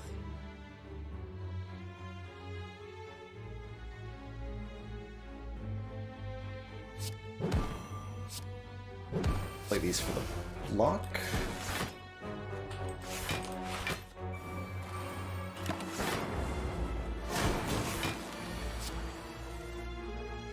relatively large ouch.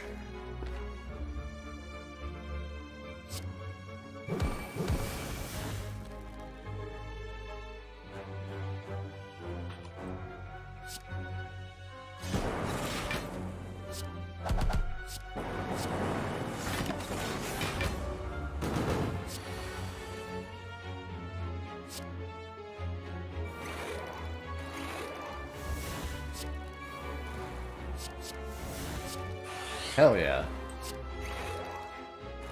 Okay, now this is scalar.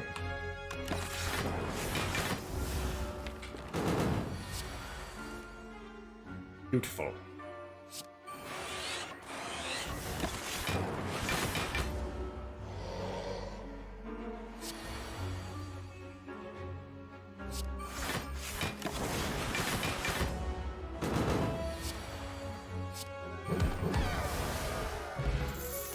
The boot! From Nemesis, because of course we did. Ooh. 2 random orbs. Down. Down. Double Orb Walker is a pretty sketchy fight for a defensive deck. I think we need to, though. Notably, this is not an elite fight.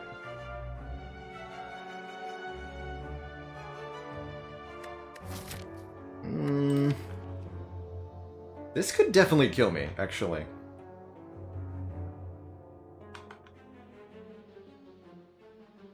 Yeah, this fight could definitely kill me. Although we do have Pen Nib charged, so that does help. And we have a Distilled Chaos, but there's definitely a draw order where we die. This fight demands very rapid damage. We just don't have that. And we're reliant on Creative AI hitting the correct powers to scale quickly? I don't think so. I don't think so. I think that's too likely to kill me.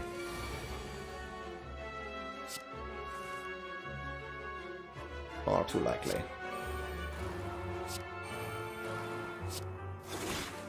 Eight. Okay, 27 damage, huh?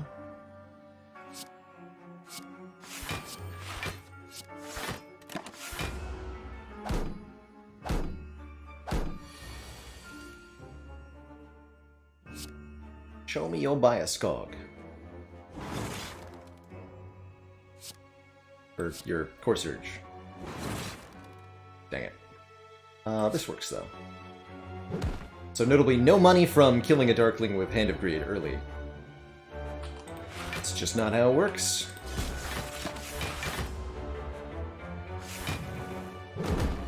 Hey, Zizzy! Hey, hey, hey. Would that fight have this draw order if we taked it? I actually am not sure. I think the RNG changes every floor.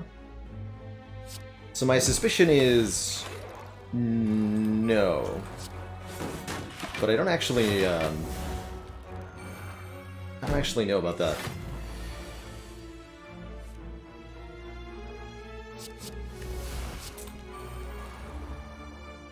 Okay, so as long as we continue to get free Echo forms, everything will be fine. That's what I'm learning here.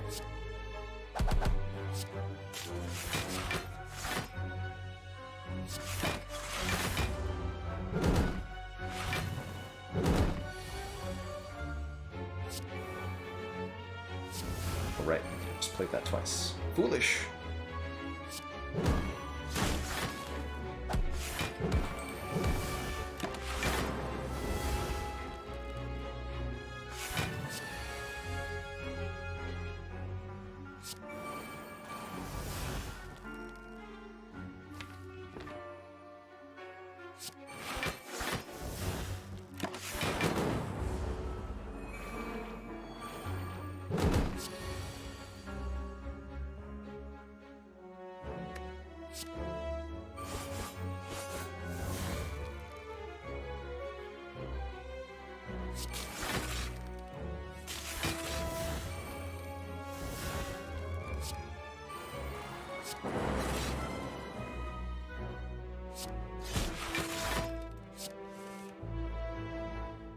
Almost.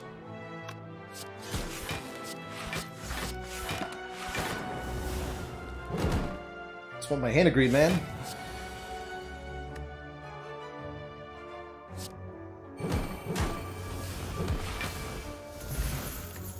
Focus Potion is excellent. We'll try to carry that to the heart. Fusion could be weird.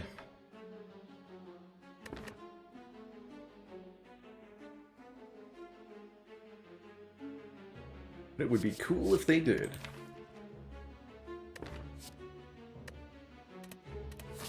Ah. There she is, the orange pellets. Whenever we play a power attack and a skill in the same turn, remove all of our debuffs. That's a big yes from me. Thanks. Capacity Potion's also quite powerful. I wonder if that's our answer to heart. Just Capacity Potion, Focus Potion. But we definitely take the orange pellets.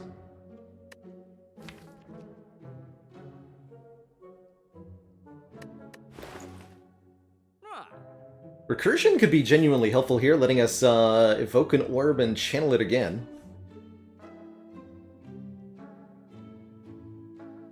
We could buy another Cool-Headed, can't quite afford Doom and Gloom, or we can go to the final store with bonus money from this elite. I think we'll do that. So do I not buy this Potion of Capacity then? I don't. Okay. Good luck to me.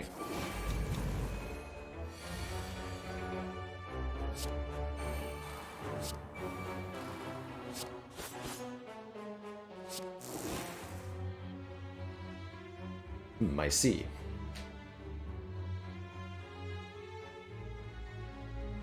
Very well. Static Discharge. Do your job.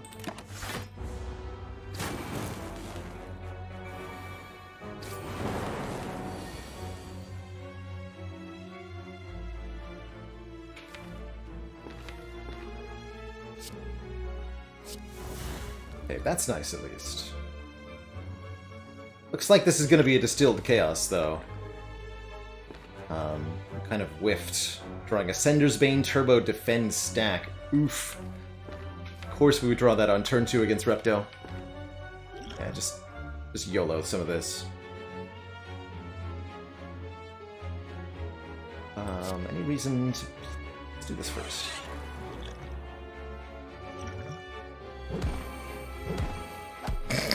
Pen Nib Hand Agreed on the Repto. Actually, that went pretty well. Get wrecked. Yep, absolutely bopped. Stinky. That's good stuff.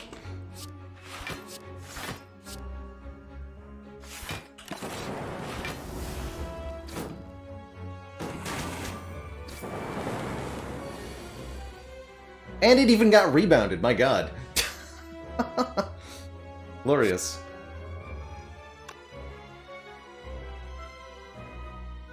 That's just impressive.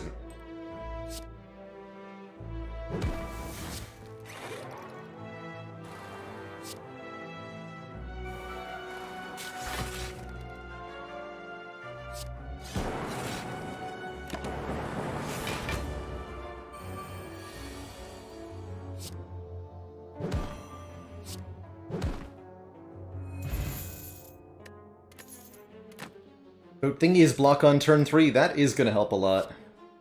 Is a measly go for the eyes going to do much? I doubt it. Leap and Turbo, also no thank you? Also no thank you. Okay. Oof. Okay. Grab our Recall. And our plan for Time Eater is, well... Creative AI. Just let the orb slots fill with this stuff.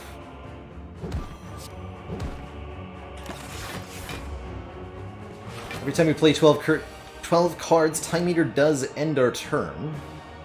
Which is a bit awkward here. I should have kept an attack in my hand.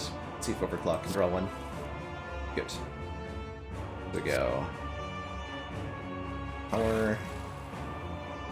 Attack. So we'll remove all of our debuffs with orange pellets.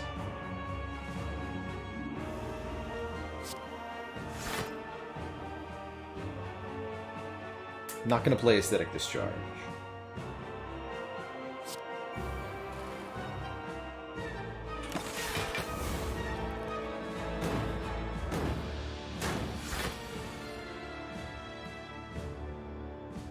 Okay, here's our creative AI. Let's try to play 4 cards. I guess I could also just go with playing 1, but if I don't play more cards, I'm not going to draw further into the deck here. 2, 3, 4.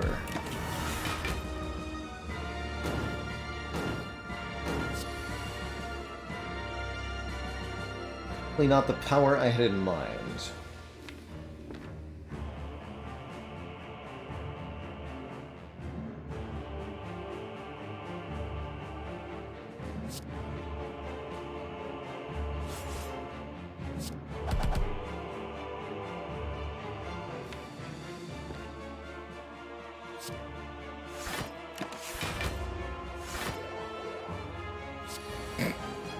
Nice try.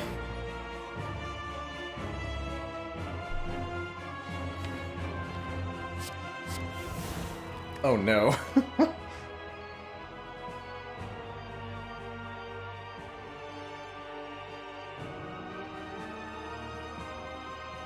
Just do Equilibrium stack, right?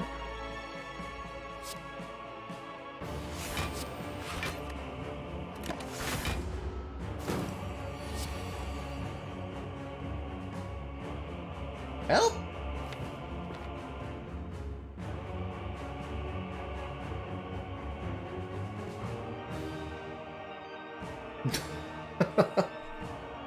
This is why we didn't take the double Orbwalkers fight.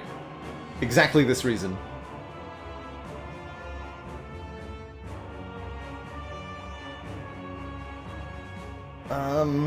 I really wanted to dual cast this Dark Orb. I'm not sure that's gonna happen.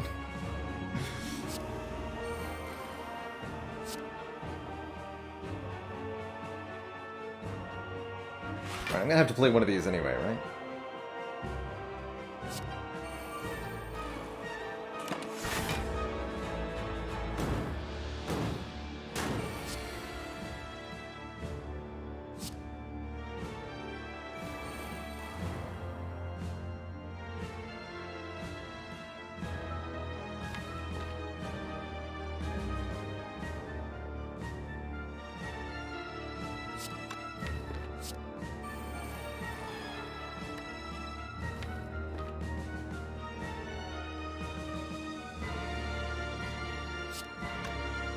So I either play this or I can just lose this.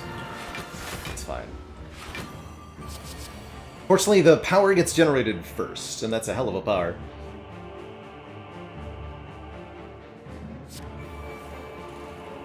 Perfect.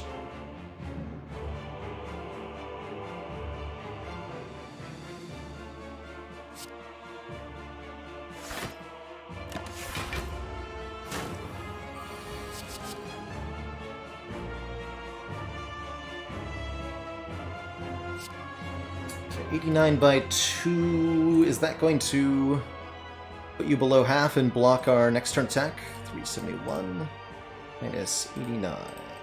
193. Yes, okay. Fortunately, that means I cannot play the creative AI.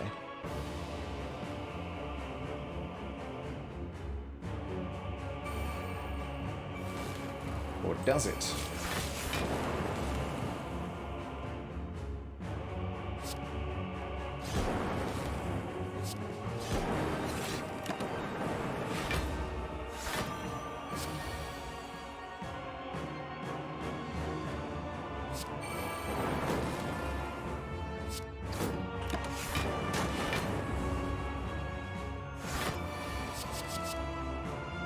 Rebecca form.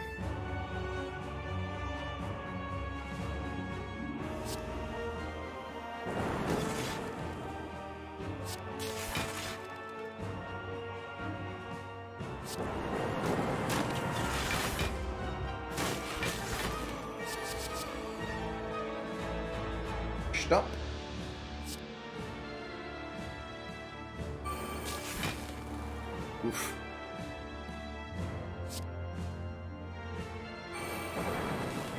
There's another boss after this, huh? Hmm.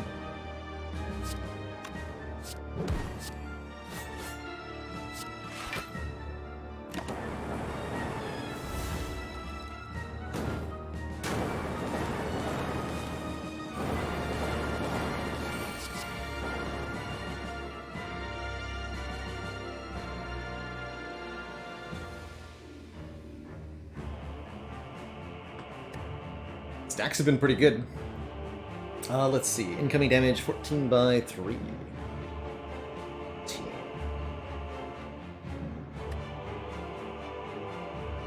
Block for 36, 38.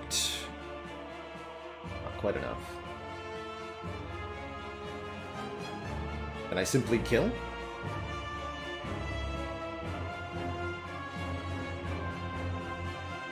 Doesn't feel like it. Alright, let's just block them.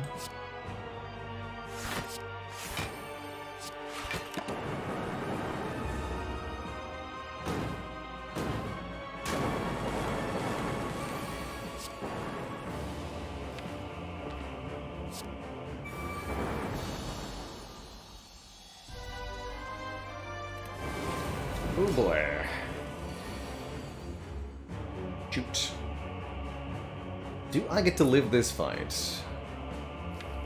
I'm gonna go with I have to use this.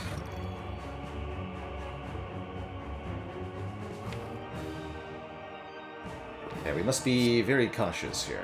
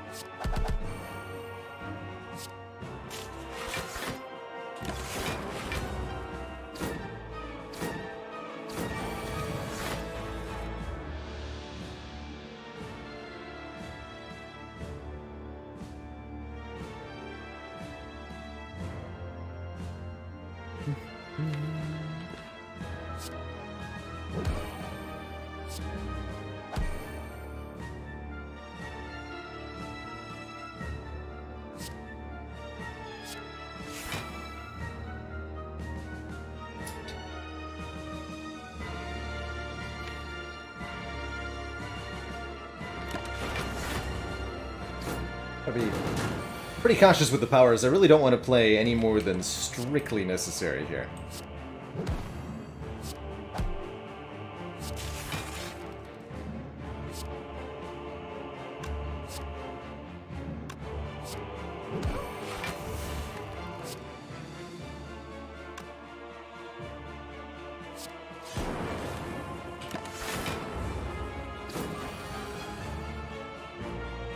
Glad I used the focus potion in this moment.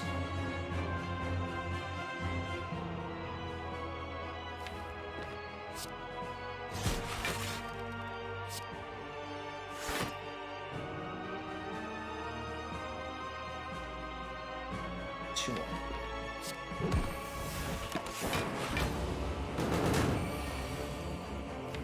Even make.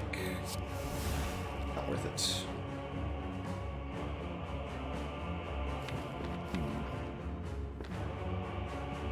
Challenging.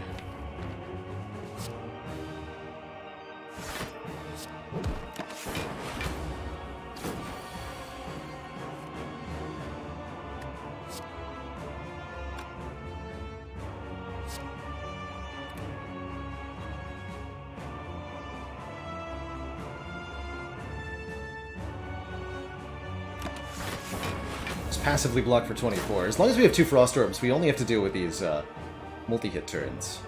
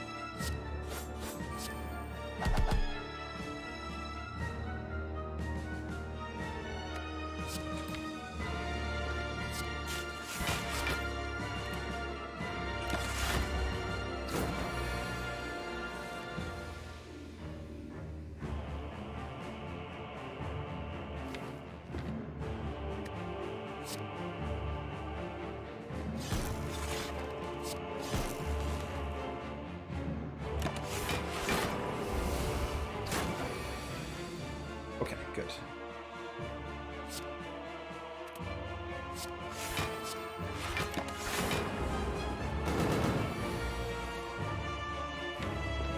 Damage plan is slowly but surely bust our way through here. I'm really hesitant to play any additional powers, as none of these will really help us here. But one lightning orb is mostly canceling the regen, at least.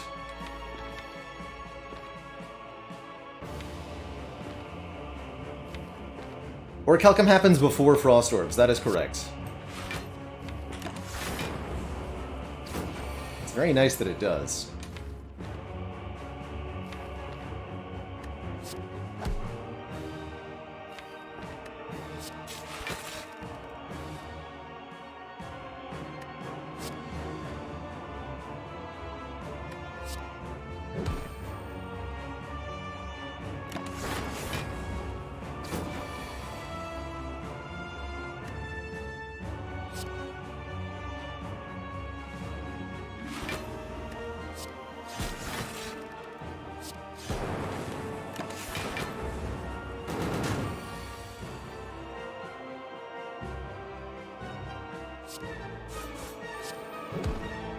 See how that health is going down, and we can play all the powers as soon as this phase is dead.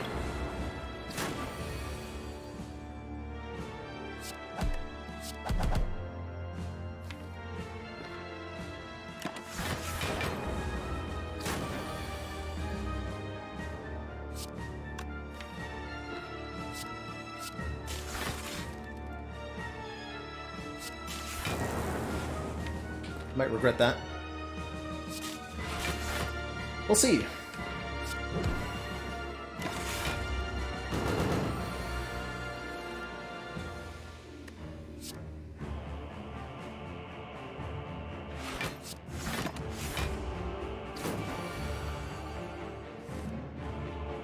Nope.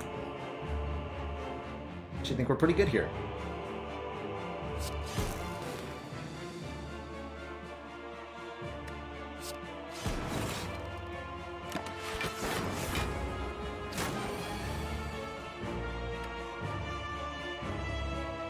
Rude.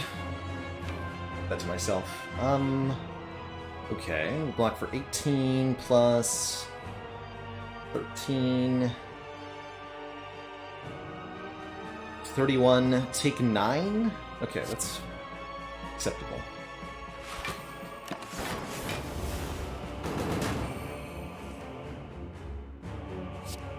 That was a really bad turn to draw the void, though. Overall.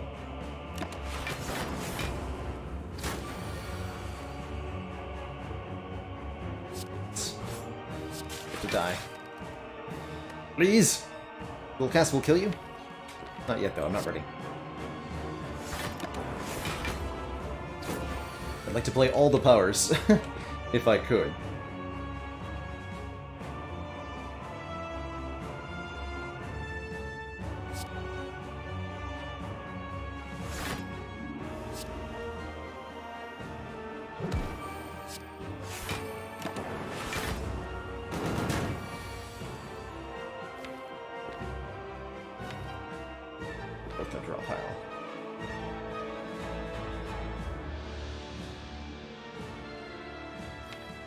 This will have to do.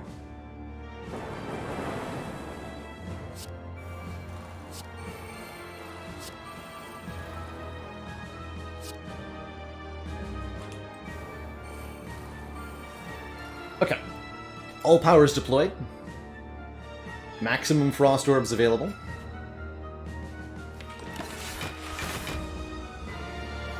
And aggregate is here. So is buffer. Beautiful.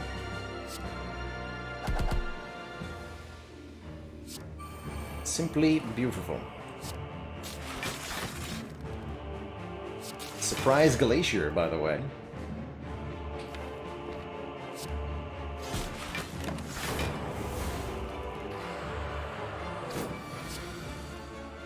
Stop.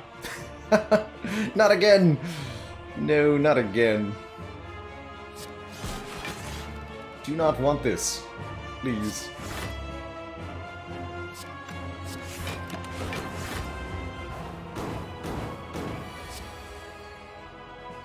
please no.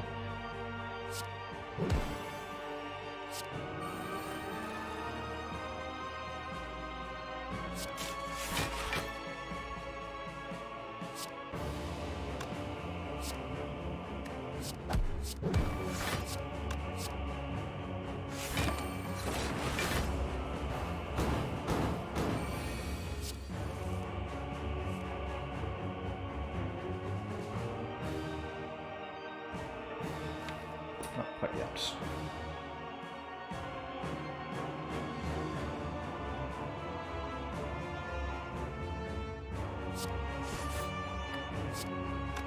Yeah, Bronze Scale is still out there somewhere. Who knows where exactly.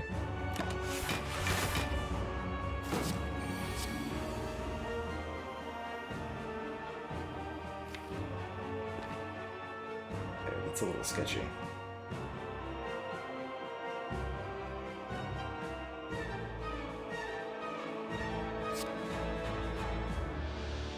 You have a buffer.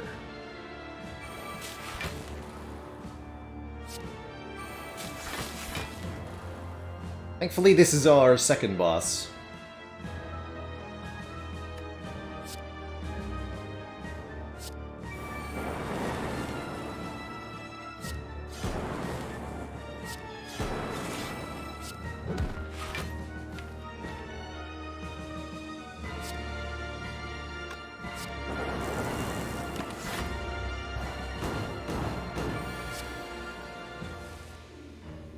Brilliant.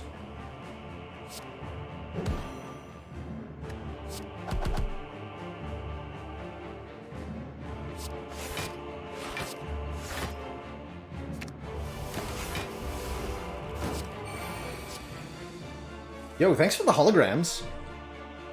Like, unironically, that's really good.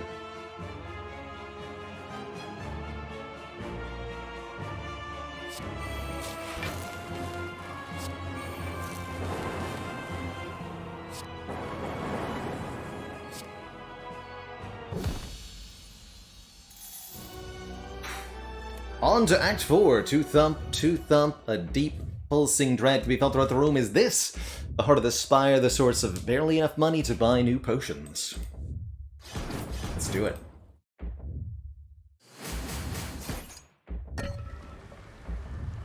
Okay, two pretty big challenges in front of us. Sling of Courage will help a lot against the elites here. Man, we're missing a lot of health. Do I just rest? I get back 2 plus 5 per potion? 2 plus 2 plus 5 per potion. So, 62... That's a full heal if I don't take any more damage. What upgrades can I get? Turbo's decent, Beam Cell's decent, or we can remove a card. Remove the Last Strike is pretty okay.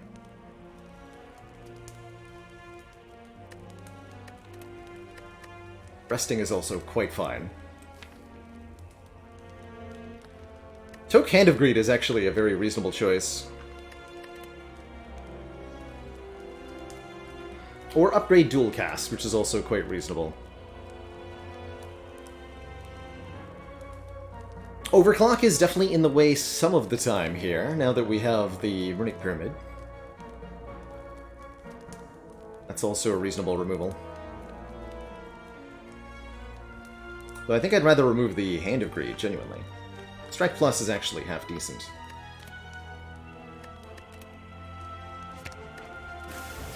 Get that out.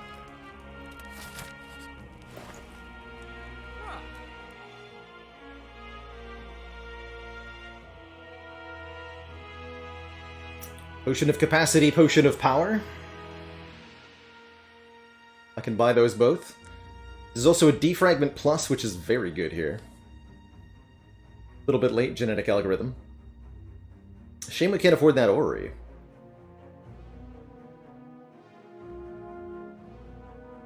But I think definitely Potion of Capacity, which means no to Defrag, which means yes to Power Potion. We'll take those two. Was a good defrag, though. Alright, you two. What do you got? Fortunately, they're at lower health, and I have bonus strength. Otherwise, I don't know how we'd be surviving this. Do I feel the need to Power Potion here? That is the question. This fight's the tough, well, one of the tough ones. Both fights are tough. I need to make sure that we're okay. I think I can do this with 5 orb slots against hearts. I think so. Let me use this. That's a big deal. That's a really big deal. That's a very big deal. Yes. It's no Frost Orb this turn, but super worth.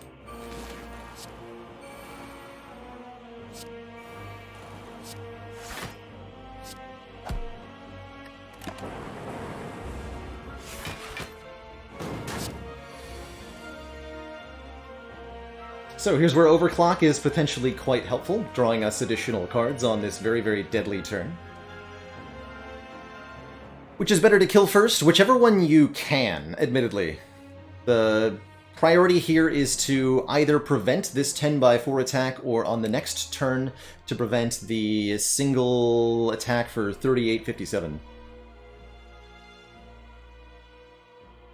So it's all dependent on the damage output, I think. Okay, that unfortunately was not a particularly good draw.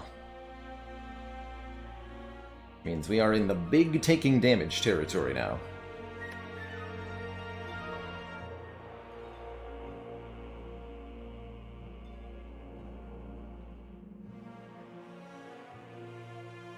Dang.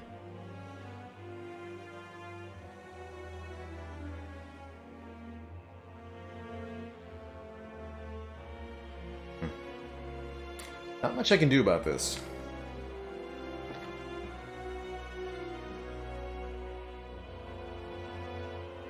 At least we have free block next turn? Oof. This turbo's better, because it's one to block this turn.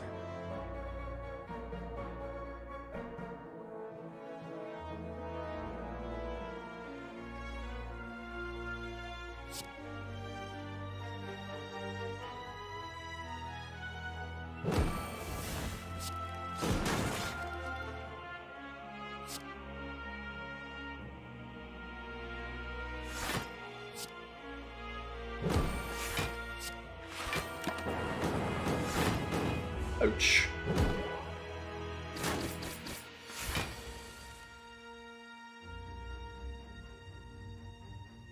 Fortunately, don't know that I get to survive that.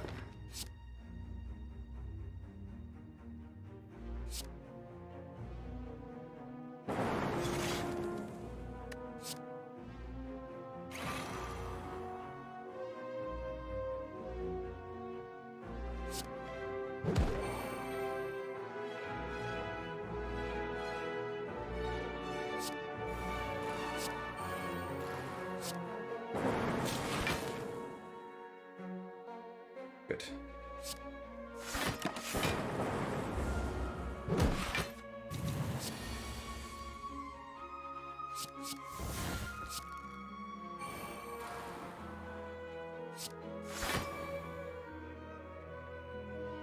Okay, 40 block this turn. That's super doable, because this is 20.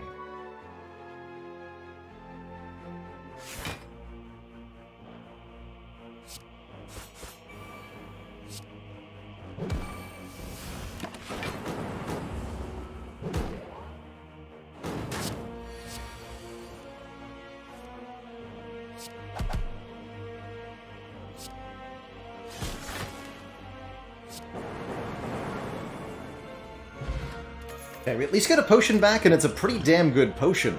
5 temporary strength, which we can keep permanently with the orange pellets. It's also 5 more HP with Toy Ornithopter. We're offered an Amplify. This turn our next 2 power cards are played twice, and if we can line that up with Bias Cognition, we can win this fight. Let's go.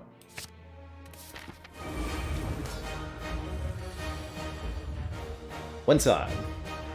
Love this turn 1 draw as well. Amplif finally.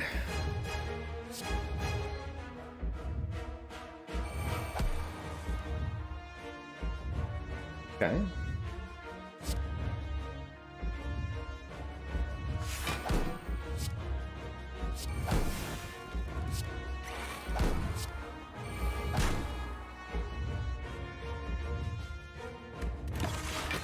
this turn.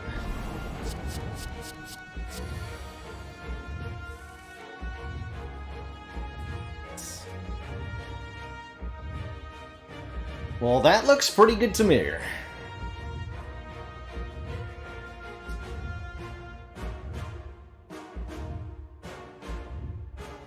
So we're going to gain 10 focus this turn, permanently. Remove our debuffs. Good. And yes, we want to use this turn, because we're going to be doing the thing. I think we've got it shot. Gain 7 energy. Amplify this. Might as well do this as well.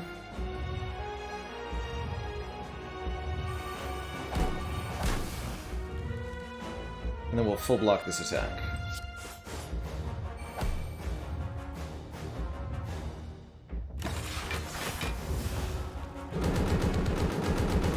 Thanks to Orichalcum plus the other stuff.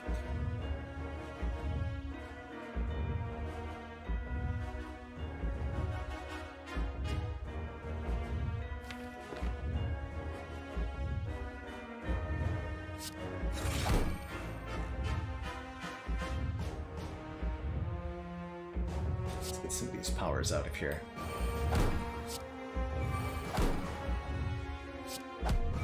Or rebound this barrage.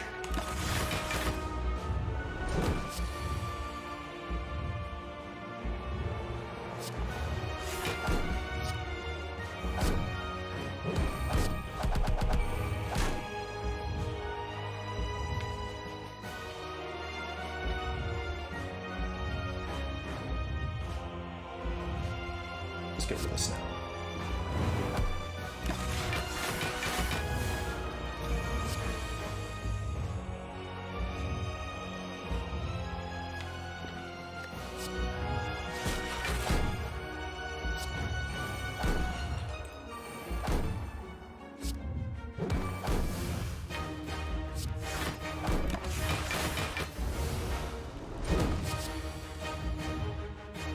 Beautiful. Definitely time to get some damage down. How about this? Bonk.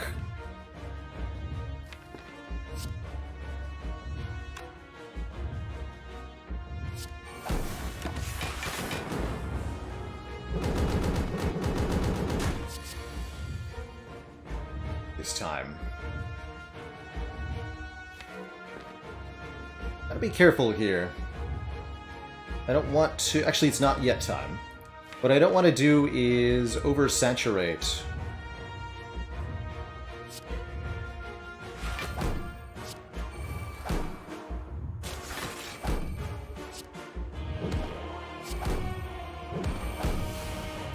With lightning orbs, when we still need them to block for the moment. 3 block. Now, 2 storms I can get behind. We'll play both of those next turn.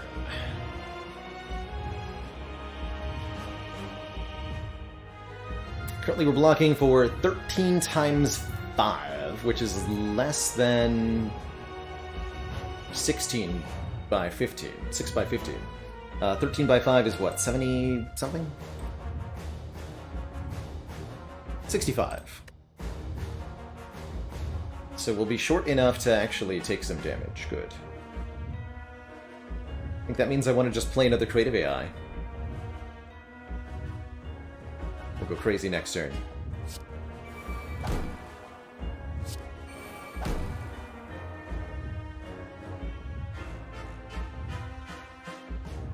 Alright, Mr. Hard, have fun.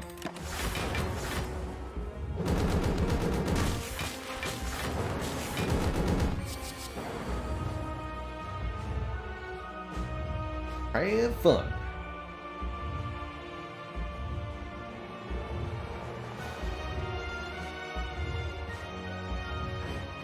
Wait a minute.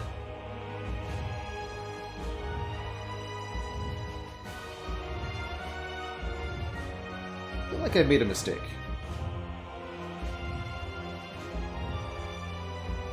Uh-oh. Stack buffer, don't do what you want it to do, I assure you.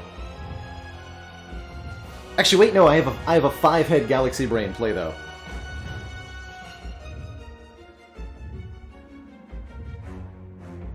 First Dane's got it. Overclock.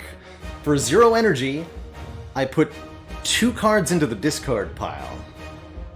Which means stack will block for 6. And then I can play buffer and block the hit. Now, the way the heart could double 5-head me in return is by drawing the void. And then I won't be able to play the buffer.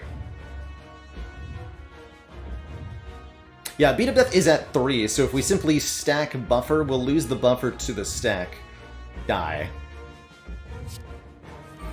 There we go, Amplify, that's good. Stack, into 3, go fail. Very important, I do not play another card.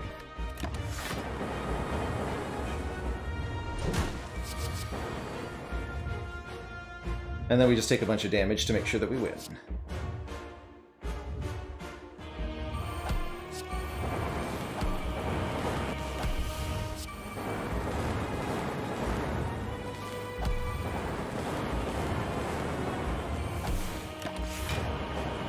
GG.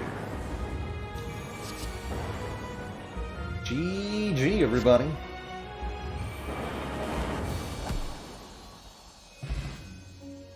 This crazy defect run got there.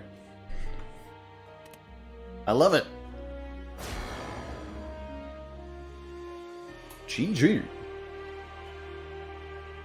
Definitely hard fought. Not too much of the traditional power scaling to be found here, although I gotta say Amplify Biascog absolutely positively carried that hard fight for us. GG. GG Ifeza, Lalo, Brooksmeister, Hero Quest, Funkwan, Red Osprey, Seebly TV, thank you so much for the tier 2 sub in 26 months of support. GG, what a run. What a run. Using the Lizard Tail against Collector, skipping the double ore blockers, taking 40 damage to Spire Spear, Spire Shield, and then an uncertain fight against the Heart, and yet, despite all that, we managed to win. How cool. How cool. Has it been done? Sure has been. The Spire do sleepeth. But I shall not. No, no, no. We got a Watcher run coming up.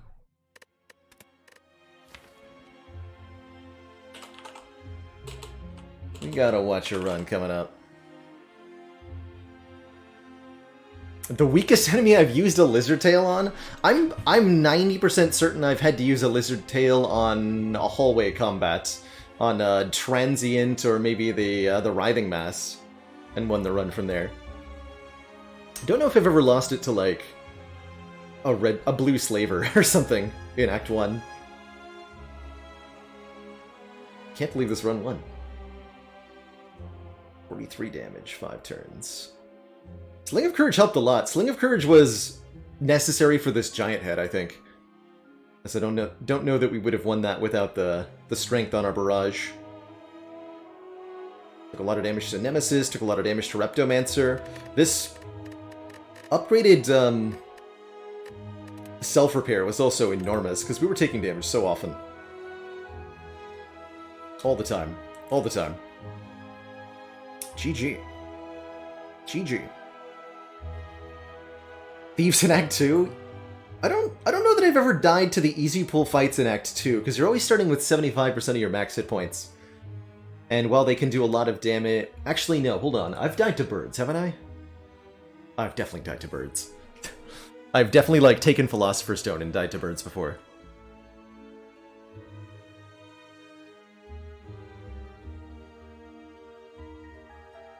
But GG. Everybody's died to birds. You know, that's real. That's real. Yeah, you know those bird fights where you go in and then on turn 1, all of them are buffing, and you draw 2 strikes, 2 defends, and a Cinder's Bane. Those kind of birds fights. These are the bad times. Alright, next up is going to be I'll watch a run here on A20. Before I jump on into this run, I am going to take a quick break, refill my legs, stretch my water. When I return, we'll play some more Spire. Be right back, everybody.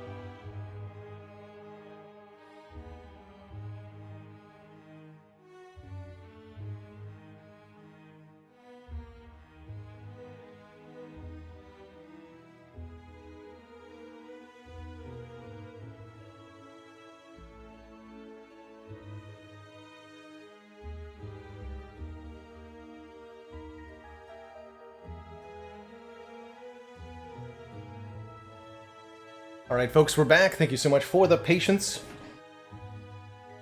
I'm so thrilled that Defect Run won. We took Hand of Greed to start and we never upgraded it. Actually, hold on. Did we upgrade a single card that run? Rested. Rested. Rested. Remove. Remove. Remove. Oh, we upgraded Barrage. That's right. But that's it. How many times did we rest? 1, 2, 3. Does not feel good to rest your first 3 rest sites in Slay the Spire, but I'm glad we did. I'm glad we did. Tony Baloney asks, why was Beat of Death at 3? On Ascension 20, technically Ascension 19 and up, the Heart's Beat of Death starts at 2 points of damage. And on turn 7? Debuff, attack, buff. Yes. On turn 7, the Heart The second time it buffs its strength, the heart will also increase its beat of death by 1. So if you're below Ascension 19, it'll go from 1 to 2, and if you're above Ascension 19, it'll go from 2 to 3 on turn 7. And that can be a really nasty surprise if you're not ready for it, and if you're doing something like blocking with double after image.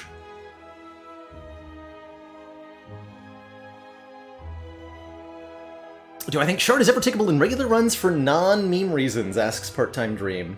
I think so. So of course, one of the big reasons to take a Prismatic Shard is that it can give you really overpowered, bizarre combinations. Like After Image Juggernaut, and that's of course the dream when you take a Prismatic Shard. But that is the meme, right? Is that you'll get something weird and overpowered. Shard can also give you access to other useful and kind of common cross-class synergies, and I would say that the two most easily accessed ones are Exhaust and Stance Changing. It only takes one card to add Wrath Stance or even Divinity Stance to your deck, and that can double or triple your physical damage output. And all 4 characters have a whole lot of cards that say Exhaust on them, so the Ironclad cards Feel No Pain and Dark Embrace are super powerful, or if you're an Ironclad that already has one of those two things, then picking up a Prismatic Shard to get you access to stuff like Shivs can be really good.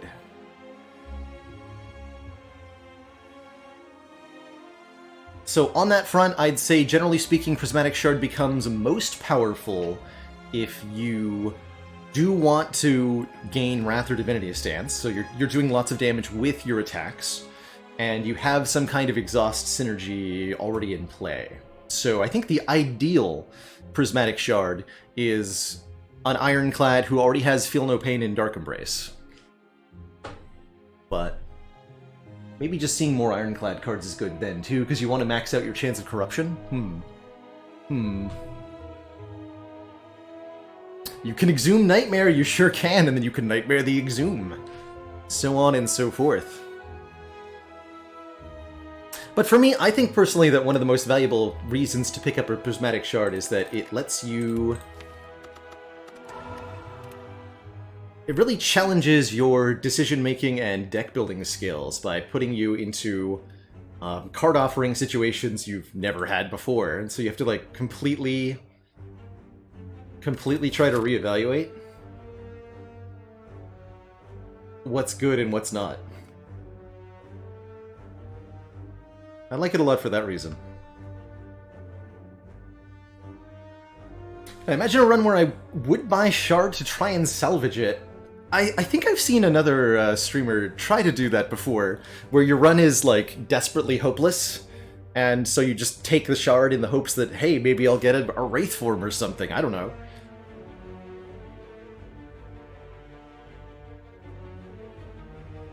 Desperate times lead to desperate measures and all that. I could see it being worth a try. Now, we just had a Hand of Greed start, but I certainly don't mind rare colorless card starts in general. Let me update that streak command. We're at 2 now. Oh, don't remove it. 2! All I have to do is win a Watcher run to be 3. Back-to-back Hand of Greed runs? I'm kind of down for that. I don't think taking Sadistic Nature floor 1 is very good. Secret Weapon could be okay, though.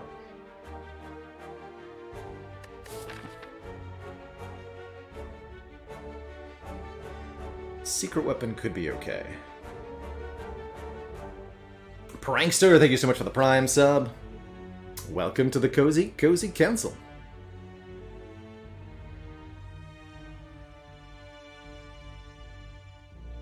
Hand of Greed starts are so good on everyone, but probably best on Watcher, right?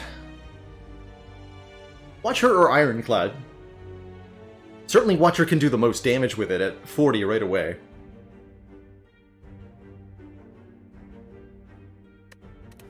I mean, I'm feeling confident, and I'm trying to win streak, so I'll take a Hand of Greed.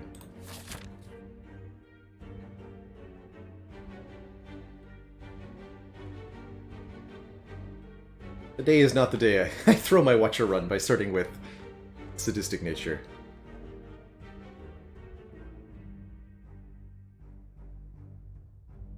All right, we spent all of our money for a Hand of Greed. That's just value, right? That's just really good value. All right, looking at elites, is there any reasonable way to get 3 elites? There's not even an unreasonable way to get 3 elites. 2 elites is the maximum, and 2 elites is how many we'll fight. If I'm only going to fight 2, I probably want to fight the Burning Elites. That just seems reasonable. Let's get the event last. Get the event last. Combat, combat, combat, combat, event, fire. Probably into the Burning Elite. That's the plan. That is the plan.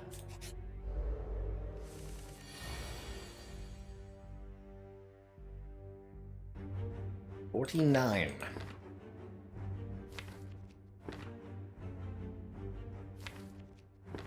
C.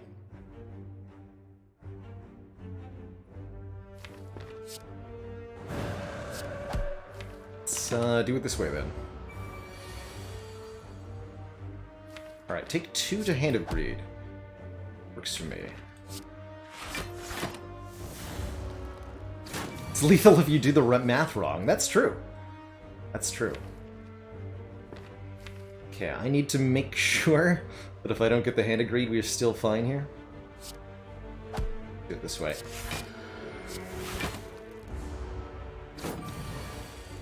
Alright. 2 hit points for 20 gold. That's a trade Watcher's happy to make for the most part. So how am I choosing my path? Great question. I think I do my pathing a little bit differently than other people do. I tend to work backwards when I'm looking at my acts, for the most part. Which is to say, I scroll up to the top of the map, which I need to do to look at the boss anyway. See that we're fighting Guardian. And then I look for elites, specifically that are late in the act to kill. Ideally, you want to see 2 or even 3 elites after the chest. Yeah, it is possible to get 3 after a chest, although it's very unlikely. All on the same path, and ideally with some rest sites sprinkled in there as well. And then leading up to that, I look for rest sites, shops, and enough combats to get potions intact. At least at the start of the act... at least at the start of Act 1, my deck building priority is to get card rewards first and foremost. So my top priority is several regular combats, just to get 3 or 4 common cards added to the deck, followed by upgrading 1 or 2 of those at rest sites, and or stopping into a shop to spend some money. Then from there, fighting elites to try to accumulate relics, ideally accumulating several cards, plus several upgrades, plus several relics over the course of the act.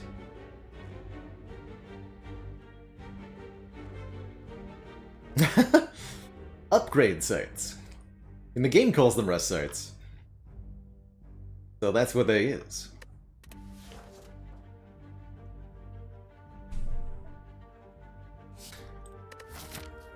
I tend to favor events a little bit less, at least at the start of Act 1. They don't offer you card rewards. They might be upgrades or removals, but these things are less valuable than normal at the beginning of Act 1. They're a bit better at the end of Act 1, so I don't mind some late events. These can also be a bonus elite from Dead Adventurer.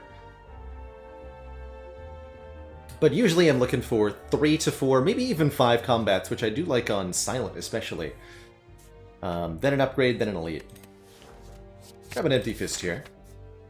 Said we're going this way. Ow? Okay.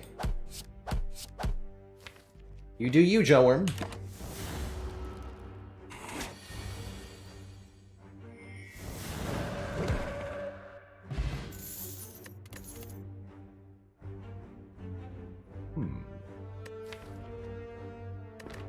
I'm gonna add a follow-up for some free damage. Getting Mantra with either Worship or Prostrate's interesting. You have to play Worship twice before you go into Divinity. Merle thinks removals are more valuable early on Watcher to reduce the odds of that specific turn 1 against Jawworm, right? Getting rid of first to defend and then second, what, probably another defend? Basically, you just want to draw Eruption in 3 strikes every single turn. That's Watcher for Act 1. Now the real question is, can I land 2 Hand of Greeds?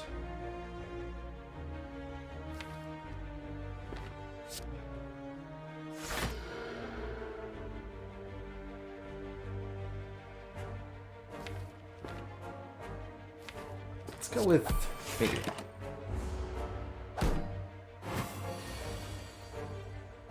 Science point to yes. This one can't attack again next turn, so let's kill the front one.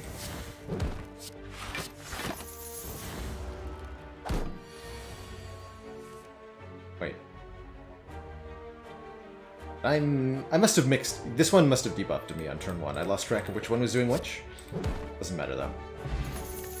Dupe Pod is very good with our Hand of Greed. Could have had double prostrate. Very interesting.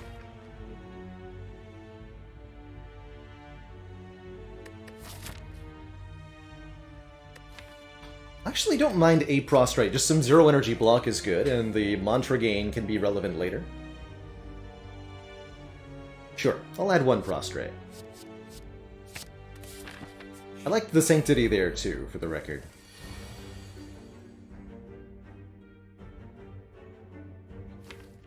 Actually, this might work out fine. 49 is a convenient hit point total, after all.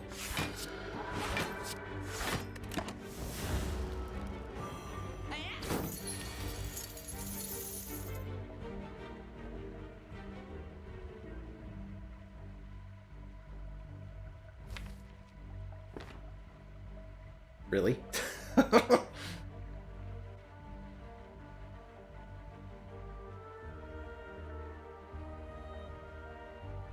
That sure is something.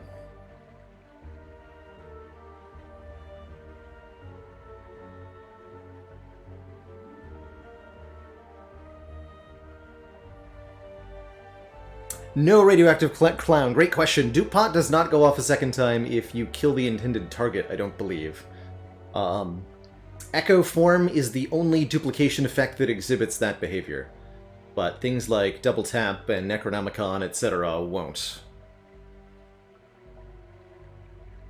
So just double checking here. If I Dupe Pot Eruption... It's not gonna be enough, right? No, I can't kill them both. Yikes, man. That's right, I can take either 21 or 20. I might as well just take the 20 by killing the thief, and then we end the fight with Hand of Greed next turn. I guess I rest for the Burning Elite, and we never upgrade Hand of Greed again. That's gonna be to... Yes, that'll be 48.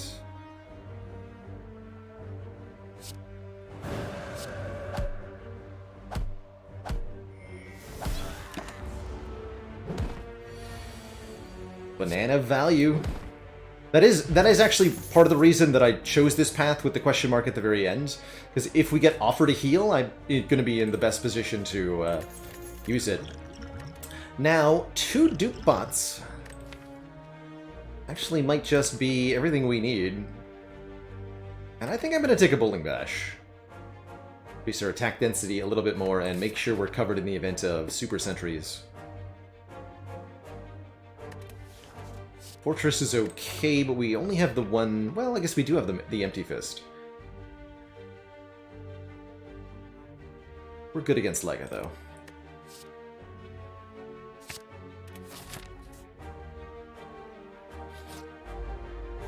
Ah, yes, the heal that I wanted. Dang it. Okay. I see, I see. Good thing we have 2 duplication potions. I might need one here.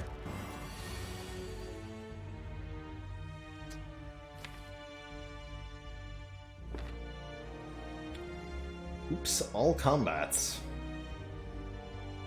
We could dupe Hand of Greed here. It's not gonna result in a favorable outcome. I think it's better to just Vigilance defend here. Take 5. Advance to next turn.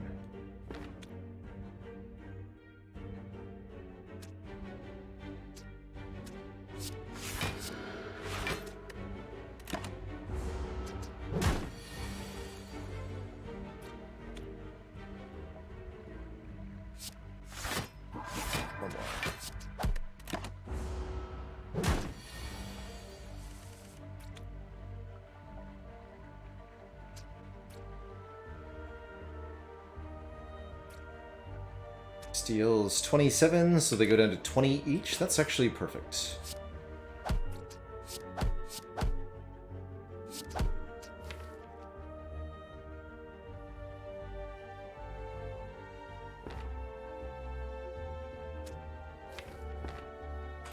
Not Miracle Vigilance.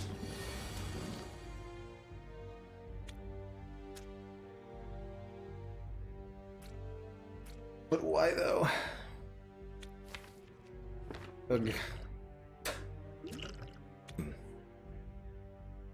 Duplication Potion or 9 hit points? And 20 gold. Did the Channel Cutie thing? I thought I updated that. Oh, I did not. I guess I forgot to save.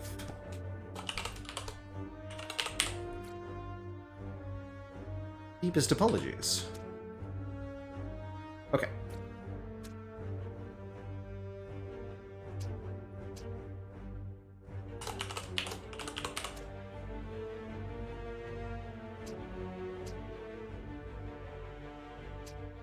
Oh, I understand. So what happened is that Twitch will not let me put to Gimp's username in this command. I understand.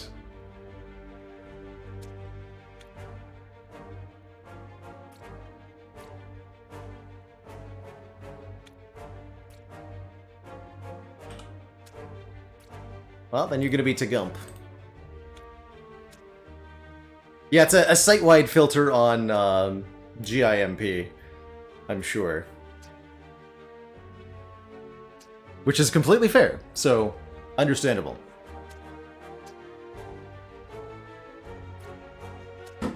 Alright, back to the Spire.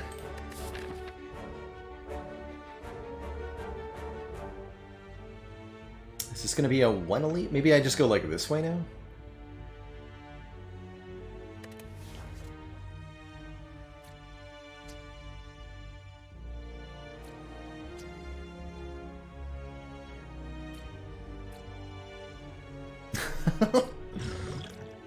Alright. How do I want to do this? I'm considering going this path now. Only fighting 1 elite and getting some of our HP back. We rest. We upgrade Hand of Greed or Eruption. We upgrade Eruption, actually, not Hand of Greed. And then we upgrade Hand of Greed here.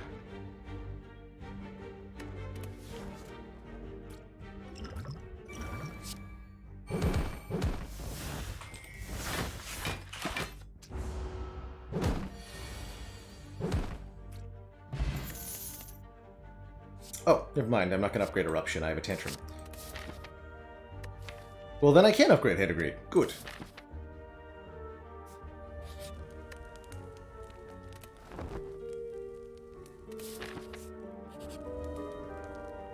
Ooh.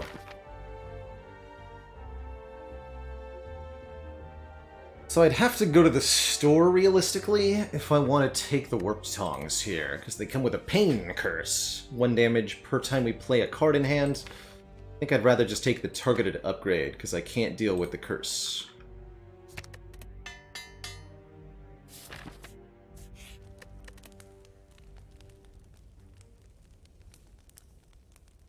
Second upgrade then goes to, I guess, Empty Fist?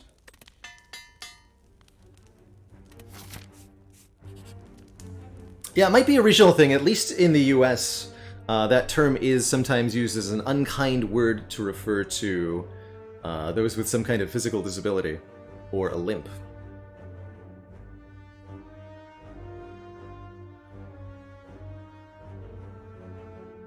I have definitely heard that term used with quite a bit of hostility in my past, so it's definitely something US-based. This is our guaranteed chest? Yes. Inside, hit points. I like hit points. I'm worried enough about the current situation, I'll pick that up. We did get a merchant. I was wondering if we would. That means I could have taken the Warp Tongs, dang it.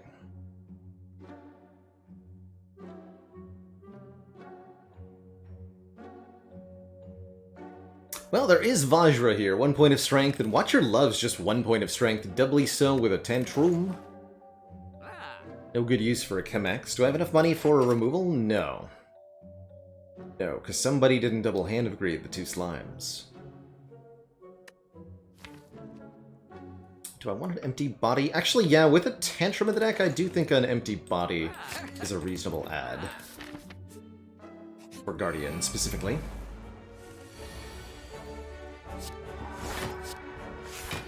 But we'll see.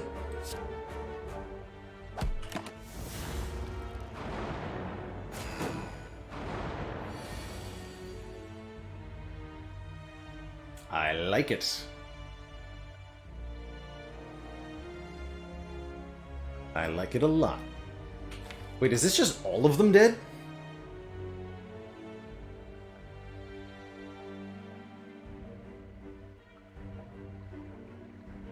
$10, $14, $14. How much? Wait, how much energy do I have? Play Eruption go down to 3. Oh, I can only play. Okay, yeah. Like this then.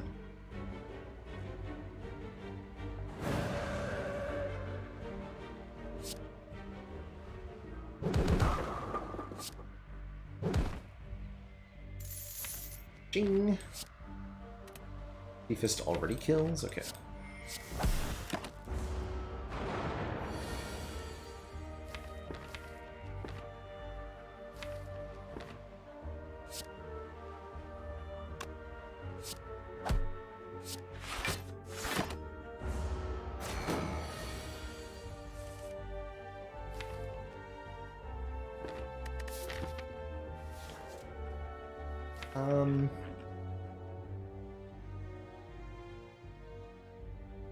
Those odds are good enough.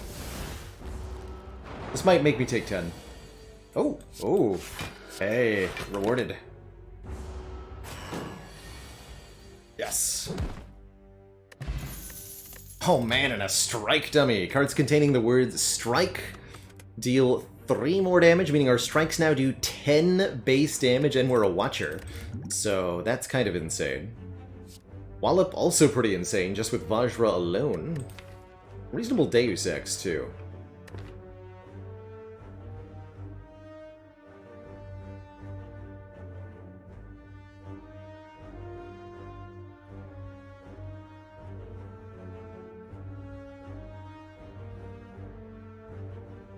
There are quite a few communities that can handle...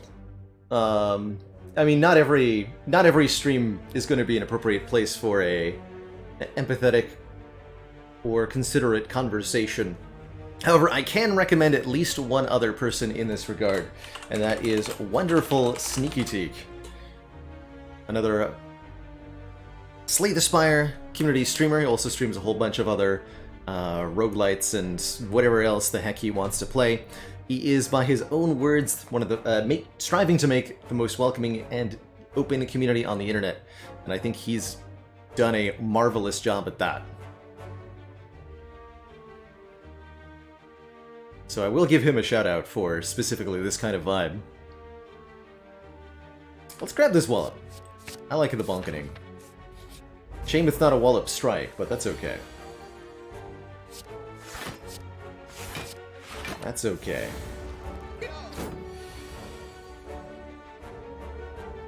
$26 damage. Good God, man. Bonk.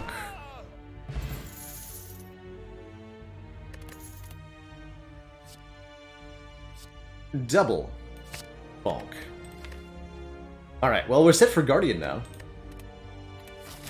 Good. Or just upgrade them both? Yes. 3 more damage and 3 more blocks as well up, and again, double that. 6 more damage and 6 more block if we're in Wrath stance. Good stuff.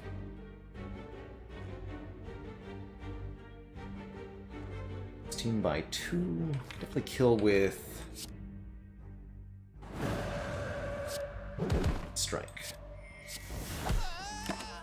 Guess I should have played them. It's not gonna matter.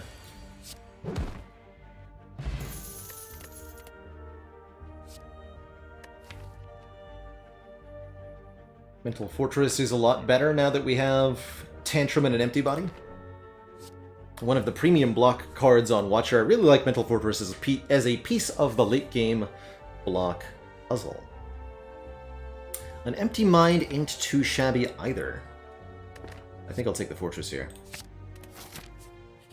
Fortress is a decent upgrade, but let's just get the other Wallop upgraded. Having two of these is going to be so dang valuable.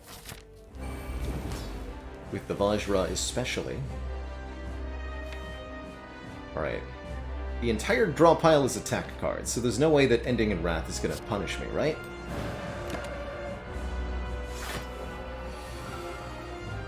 Easy. Just take 72 damage. Yeah, 2 exits as well.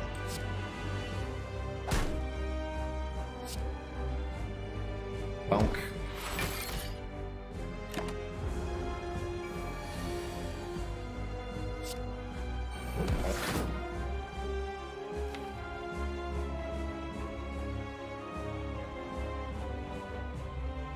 That's gonna hurt.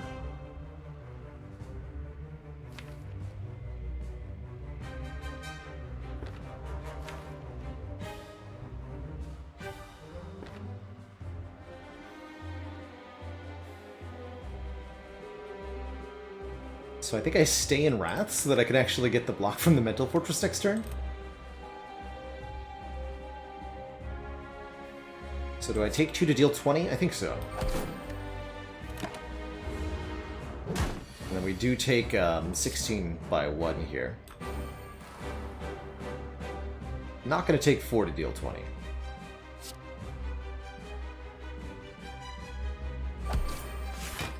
This also feels like a reasonable time for a weak potion. We'll save 4 damage this turn and 8 damage next turn, so it's 12 health. And that should ensure we are smooth here.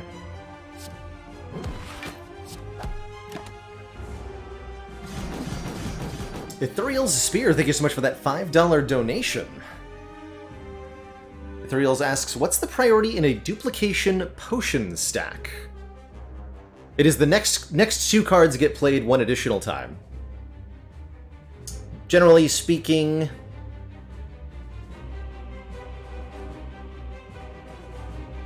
how to words this? Duplications from the same source will stack in additional cards being duplicated. So if you have multiple double taps, you'll duplicate more attacks. If you have multiple echo forms, you'll duplicate the first and second and third and fourth cards, so on and so forth.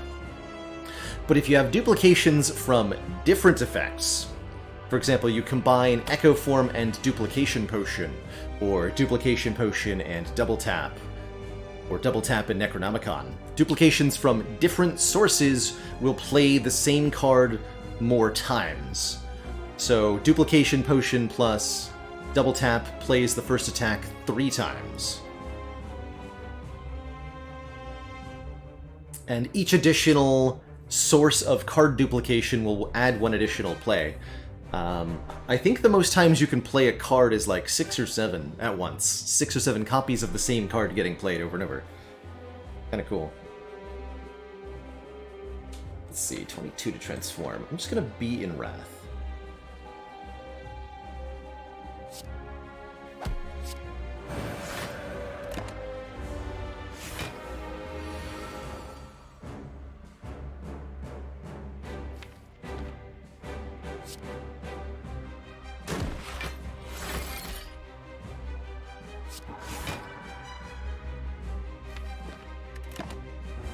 And I might need to take 4 to play Hand of Greed here, depending on the draw. Nope. GG. Yeah, I think I ultimately probably should have kept the weak potion, but let's not worry too much about that. If only I'd taken the Kennex. Honestly, this deck is high cost enough that I could consider a Deva form here. We're also very much in Sneko-Eye territory already.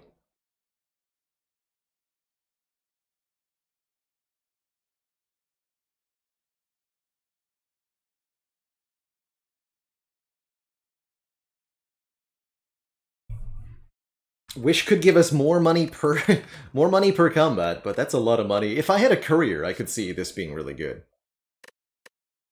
Plated armor's not bad either, but at 3 cost, it's a lot. I'm gonna grab a Deviform.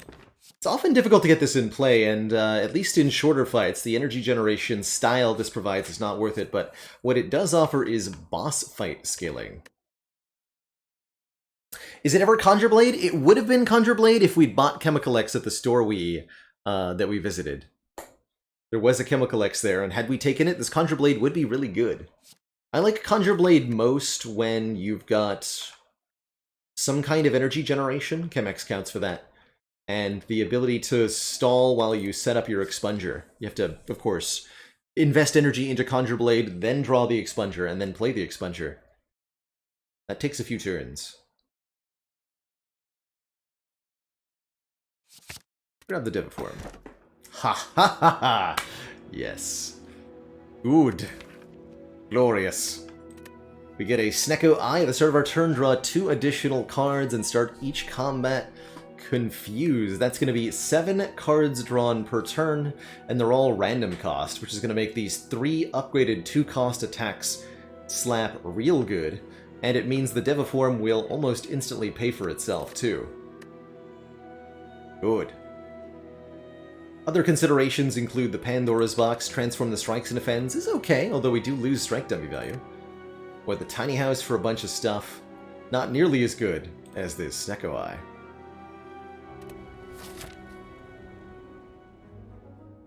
Cool. Instantly rewarded for...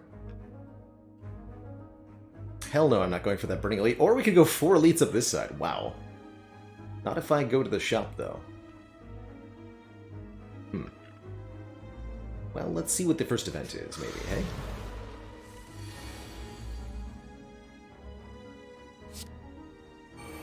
Okay, not exactly the best turn 1 from Snecko, but what about turn 2? Oh. Oh, I see. So this is what our deck does now.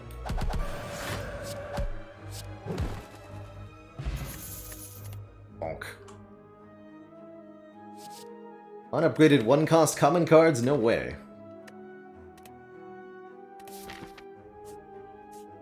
And... I mean, do I need a store? I mean, we really do want to go to a store, because we're rich. We're going to continue to become rich.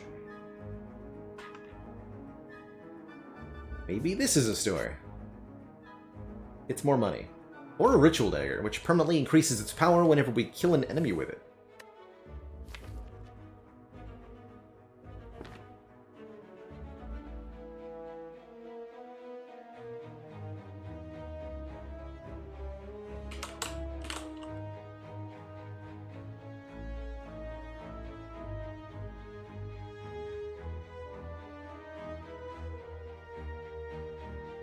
Kadutsa!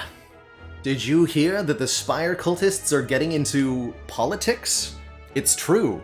They've already formed a caucus. I'll take the 50 gold here. Well, we could scale the, Ritual Dagger. I don't think it's gonna land too frequently.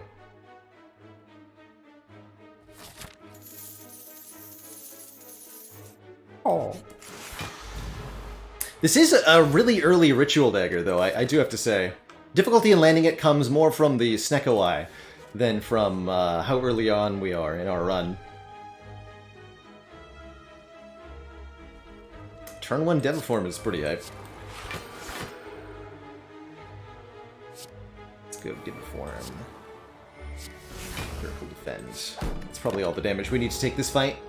With Deviform in play, we gain more energy each and every turn. Boy, if that ain't beautiful, I don't know what is.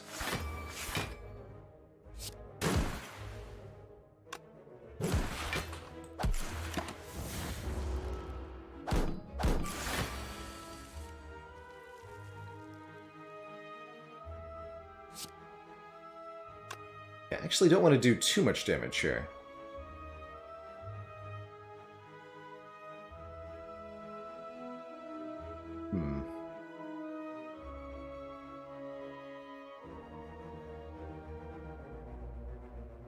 So I can't do Eruption, Wallop, Empty Fist without killing is the problem.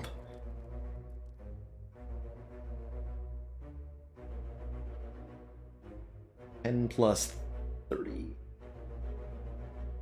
Even Eruption, Empty Fist, Wallop is a kill.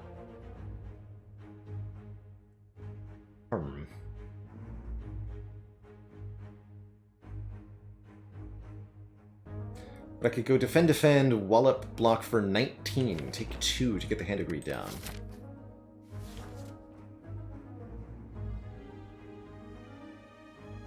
Or Tantrum, Empty Fist, blocks for 8. Yeah, that's not enough. Yeah, so I'm thinking Fist, Wallop, defend. This. Take 2.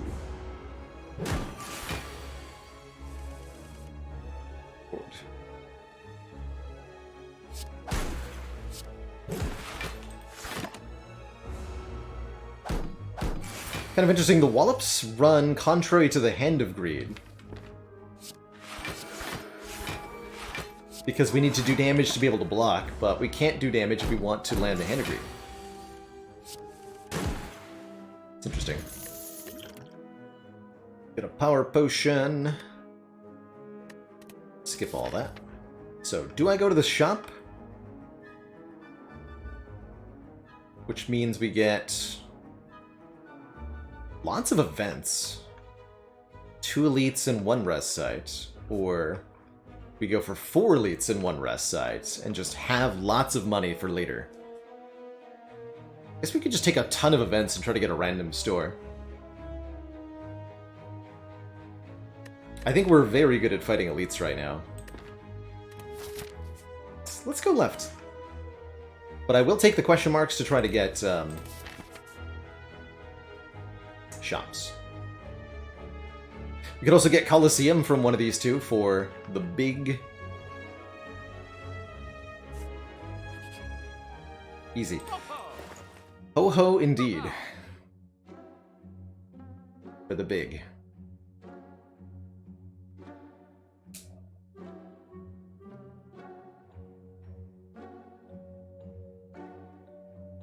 First try.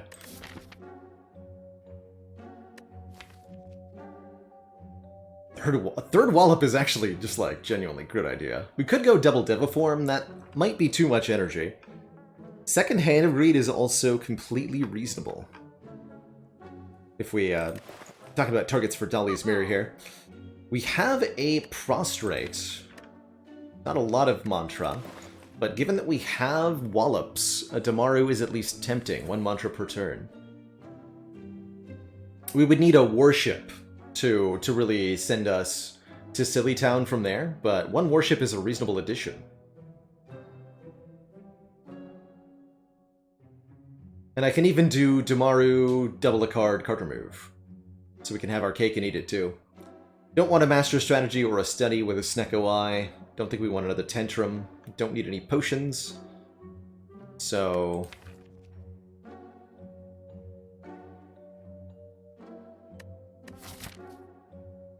honestly, double the Hand Greed sounds like it's going to make me tons of cash. Would I take a Devotion? Yes, if I take Damaru, I will get a Devotion. If we see one. Definitely.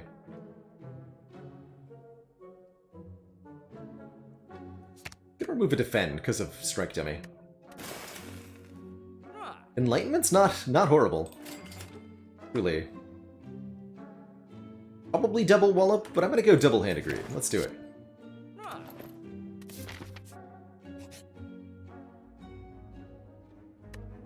Choose and add 1 to 20 cards. Omniscience. Dang it.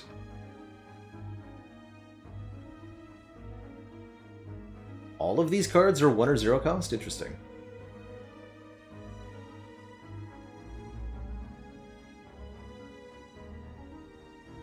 Could take a Blasphemy, that's definitely one way to get into Divinity. Although it does say die next turn. Oh wait, there's a Swivel. 8 block, the next attack you play costs 0. That is good with Snecko Eye. Because that can reset the cost of a Wallop or a Hand of Greed or something else. I totally missed that Swivel there. Swivel's great. I love Swivel Snecko Eye.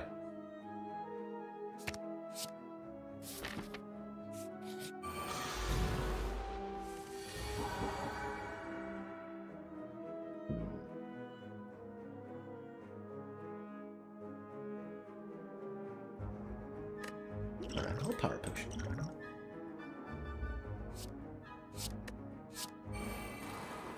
Speaking of devotion...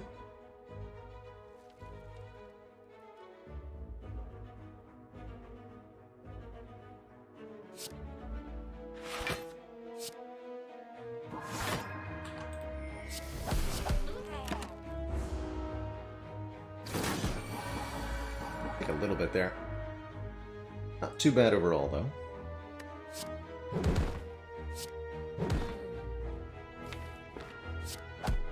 Swift to do the damage here. If we start your turn with the swivel effect in play, then you don't get to know what your cards cost, which is a bit awkward.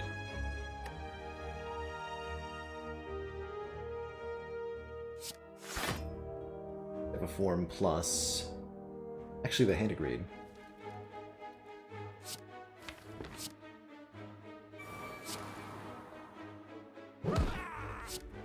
Don't want to make you angrier.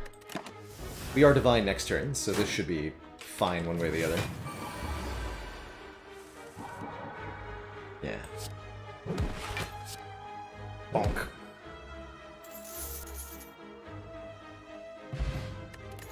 Ancient Tea Set I love with Sneko-Eye, giving us 2 energy on turn 1 after visiting a rest site.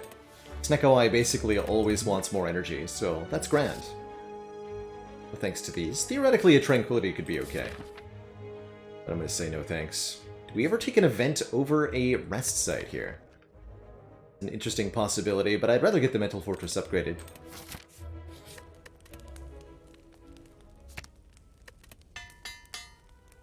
Alright, 1 elite down, 3 to go.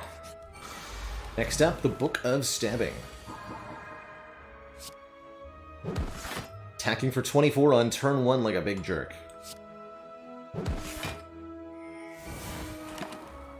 Glad we had Ancient Tea Set there.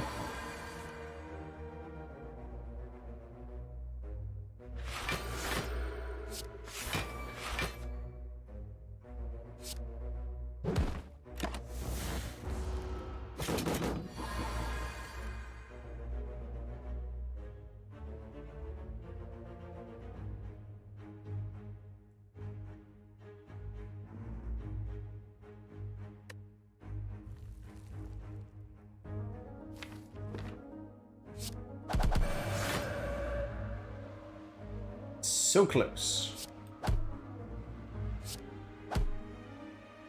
Pot that. Getting 26 gold in the boat thingy. More stuff on turn 1, in this case 10 block. Also, would anybody like a Ragnarok? Hitting for 6 damage to a random enemy 5 times. Yes. Yes, indeed. Oh, and an Akabeko to go with it. Amazing. Our first attack each combat deals 8 more damage. That's 8 times 5 on Ragnarok, 8 times 3 on Tantrum. Works multiple times with Bowling Bash. And if we play it, if it affects Wallop, we'll also gain 8 more block. Amazing. Hey, Krugzar. And there it is, 8 more block. 21 plus 26. 47. Are you serious?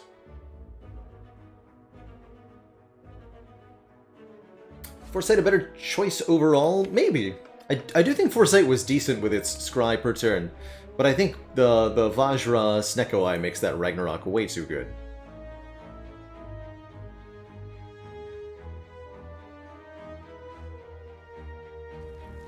Kill the first guy, no? I think we're 1 short, right? This is 21 damage from Wallop, and then Hand of Greed does 26. 21 plus 26 is... because the Akabeka will wear off, right? This does minus 8. 21 plus 26 is 47. We're 1 short there. And I don't have the energy to play this strike in addition. 3 plus 1.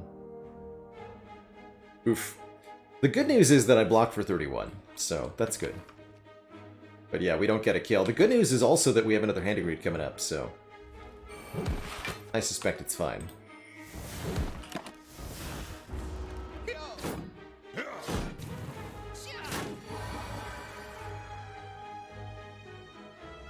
How dare. Looks like block potion.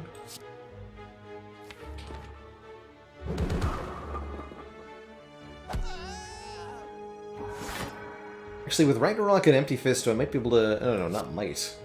Just do. Do kill that guy.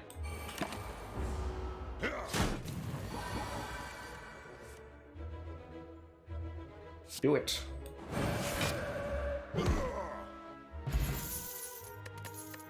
Get our Duke Pot back. A Duality gives us 1 temporary dexterity whenever we play an attack card. I tend to like this more with zero-cost attacks like Weave or Flurry of Blows in a normal deck. But here it'll provide some bonus blocks, some bonus decks here and there. Could make a nice orange pellets too. Don't think I want an Empty Fist or an Indignation enough to consider adding either.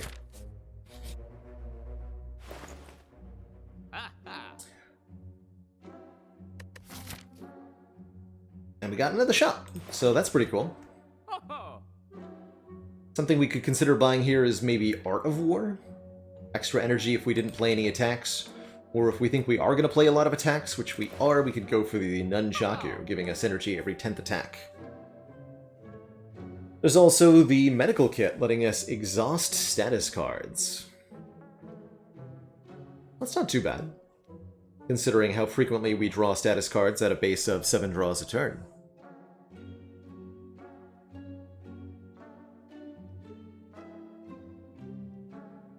When do I like Indignation? As noted, I really like Indignation quite a bit with Akabeko, because it gives you a way to enter Wrath that isn't playing an attack. I also quite like it with Omniscience, because if you double it, then it's both a Wrath entry and a vulnerable applying card.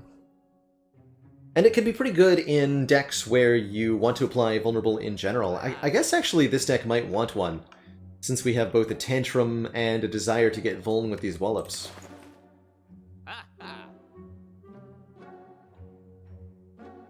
Of course, instead of buying the medkit, I could simply remove another card, and I think that's valuable too. Tend to feel like these 1 energy scry cards aren't that good with the Snecko. Just gonna remove a card here. 1 less strike, please. Thanks. Alright, Elite number 4, the last one. It's the rematch against the book. Unfortunately for the book, I have Akabeko Ragnarok on turn 1. So Kerblam, etc.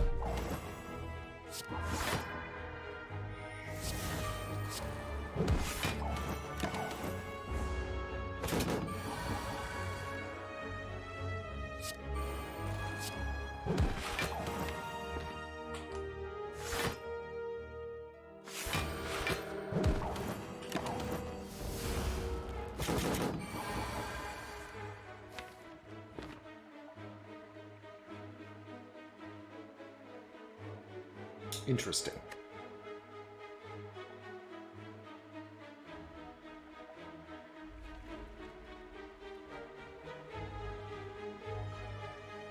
And 10-15.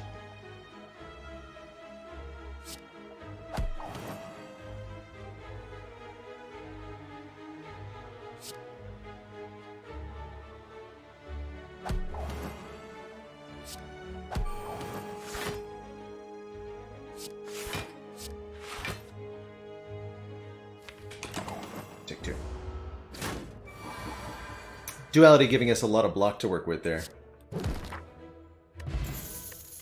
We get a potion back.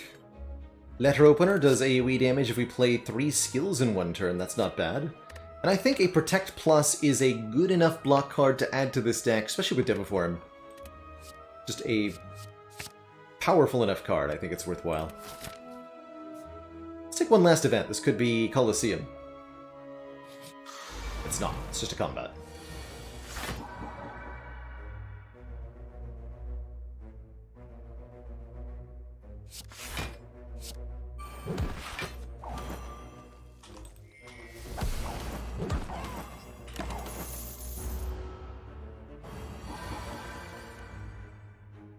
There was much cooking.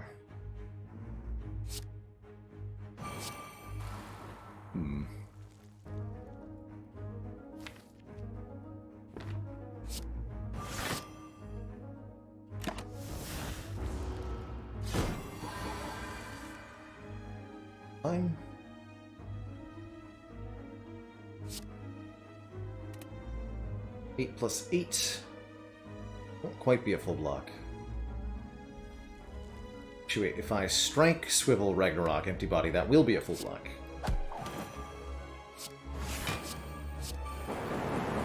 Thanks to the magic of duality.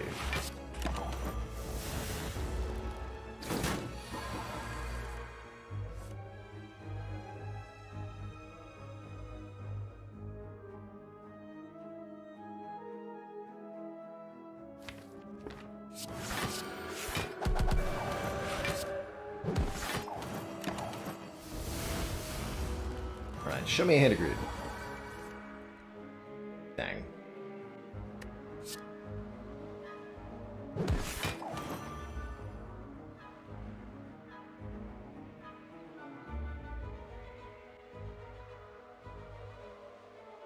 Or take... You guessed it. 2.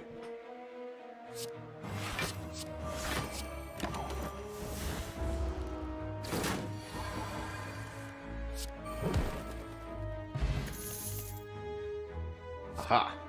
Second chance at Indignation, but what about an upgraded Cut-Through Fate? Take the upgraded Cut-Through Fate. Not a bad Indignation, though. Genuinely.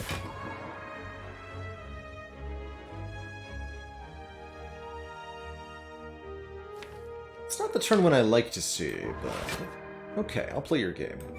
Maybe that was just Eruption.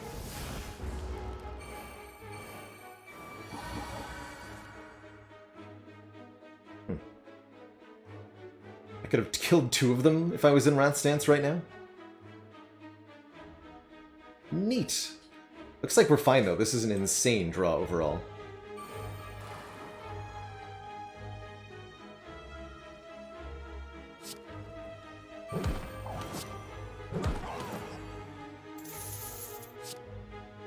It's all good.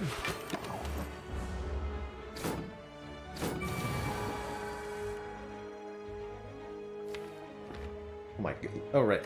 We have Swivel in play. These aren't all randomly 0. Or are they?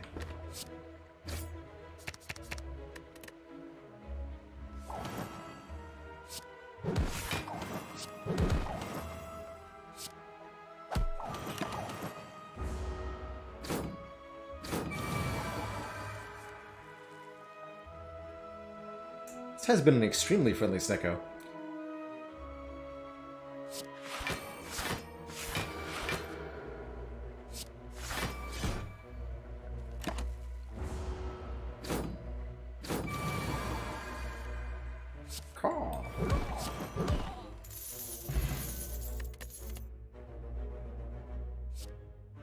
Fear No Evil is a nice way to have stance control. I think we do want another calm source. Alpha could be interesting too. But would definitely make it difficult to land Hand of Greeds, and I feel like we have our damage pretty well sorted. Get this Ragnarok upgraded. That is the upgrade, right? Ragnarok? Could upgrade Vigilance? No. More damage, more times. Please. Yes, Snecko Eye does still randomize the cost of cards that are innate. That it do.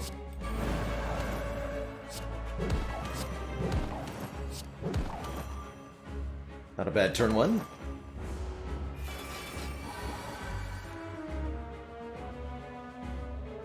Definitely Hand of Greed over Wish, Calvin K, although both can be 25 gold when upgraded. The Hand of Greed is reusable and can be can kill multiple enemies per combat, which the other one can't do. This is Wallop, Mental Fist, Empty Fortress. Mental Fist? Mental Fist. Yes, that's correct. Mental Fist. Behold the Mental Fist. Wait, can't afford how to do that.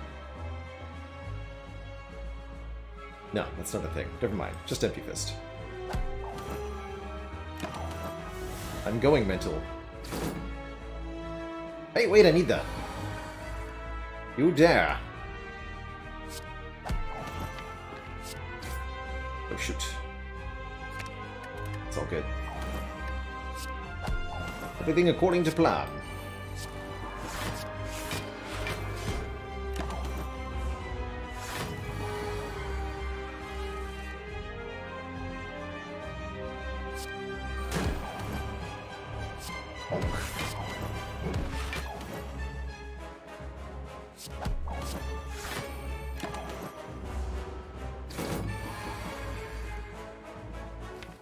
Perfect.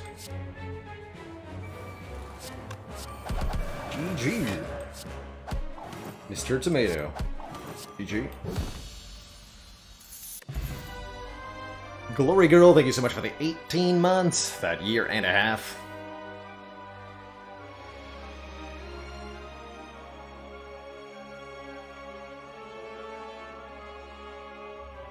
Of support. Now we can quite reasonably take Wish. We already have a Snecko Eye. We'll gain even more dollary dues. Or we can use it for Strength or Plated Armor if we should so desire. And I think we'll definitely benefit from 3 Strength against the Heart, right? Makes the Wallops better, makes the Ragnarok better. Look at these. That's a crazy distribution from Snecko Eye. We've been getting really lucky here. And for our Boss Relic, I would have loved more energy, but apparently we're not allowed to have that. Instead, the choices are Astrolabe to transform and upgrade 3 cards. Sacred Bark doubles the effectiveness of potions, particularly deadly with this Duplication pot. Or the Calling Bell, giving us a unique curse and 3 relics. 1 common, 1 uncommon, 1 rare. Don't mind to transform 3. Get rid of some more of these starter cards, turning them into who knows what. Bark is, again, pretty good, too.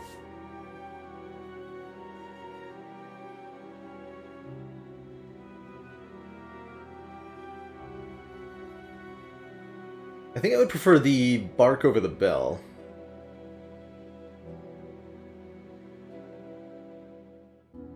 But I'm not likely to use potions very often. Let's take the Astrolabe. 2 strikes, 1 defend. No, 1 strike, 2 defends. Oh yeah. Oh yeah. Haha, there we go. There's the devotion we wanted. Not a big fan of the battle hymn, but also a lesson learned, letting us upgrade cards instead of gaining dollars. My. I'd say those are pretty good hits overall. That upgraded battle hymn has got to go, though. Which is good, because we're going to a store immediately in order to get to the Burning Elite. So we have to.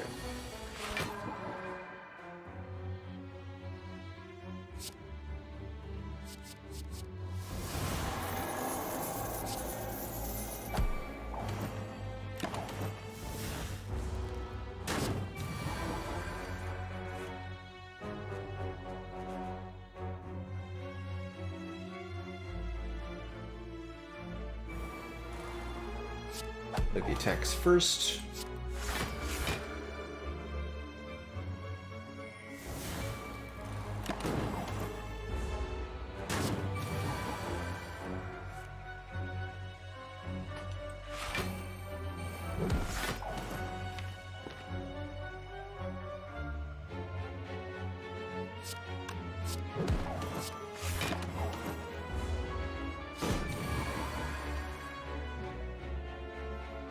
Choices.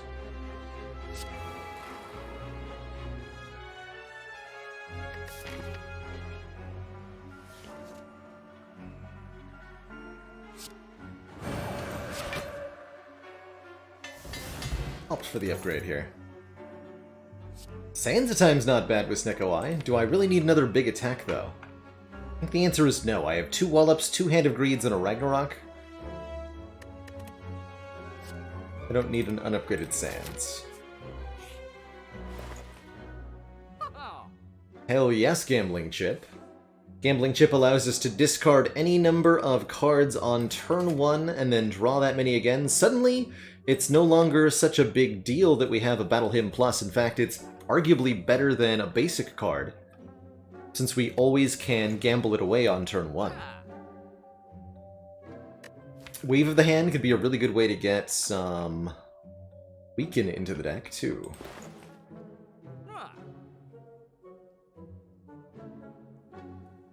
Or fasting to put us down to 2 energy per turn? No thank you. No thank you.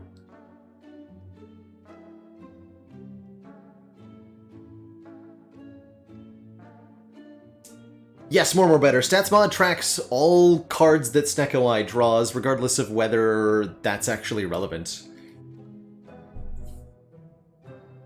So even like cards you draw as the fight is ending, those will also count.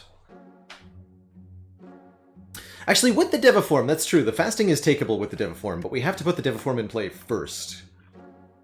I guess that's more reasonable now that we have a gambling chip. However, I don't feel like I need the fasting. We have strength already in Wish. And we have Dex with the duality. Yeah, I actually don't think I need that. Now, Wave of the Hand, I am going to pick up. Let's take an event. Ah, wood. Gain 10 max HP if I toss a stinky card. Battle him would heal us to full. Toss the Deviform or one of these hands agreed. It's actually a pretty good use for the hand agreed, as I do not in fact need 2 of them. I'm also completely cool using this as just a basic remove. Let's do that.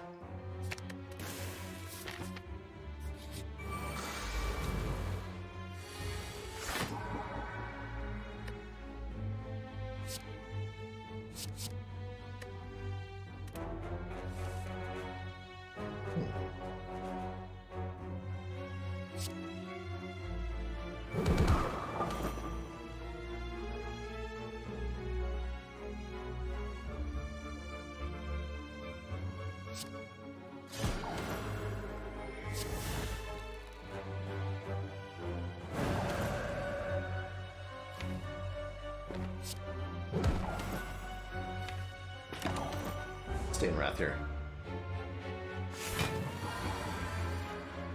Hoping we would draw our thingy.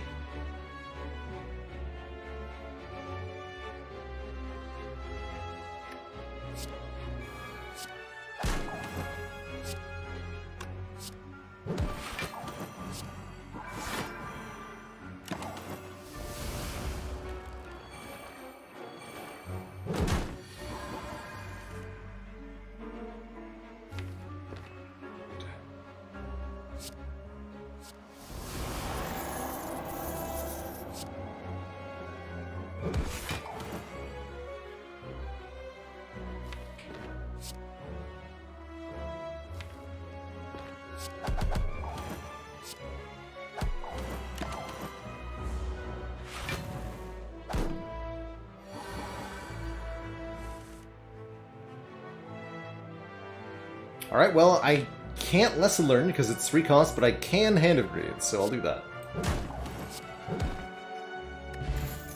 Works just fine for me. Upgraded Empty Body? Maybe. Second Fear No Evil? Also maybe. 1 is good, surely 2 is better? Oh, Vigilance Tantrum, did not see that one. Good call, Merle.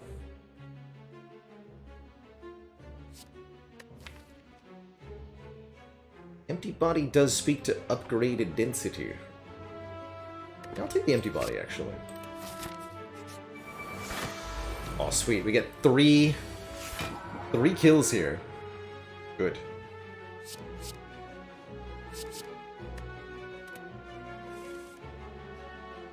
Good.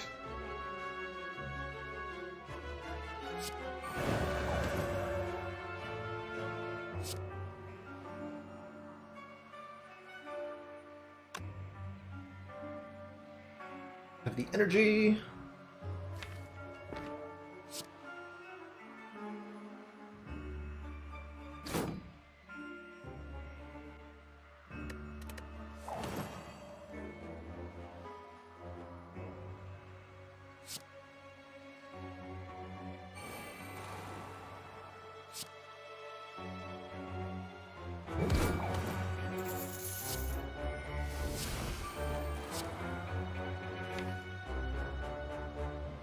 make it really hard to do stuff. Maybe you should have left the spiker alive.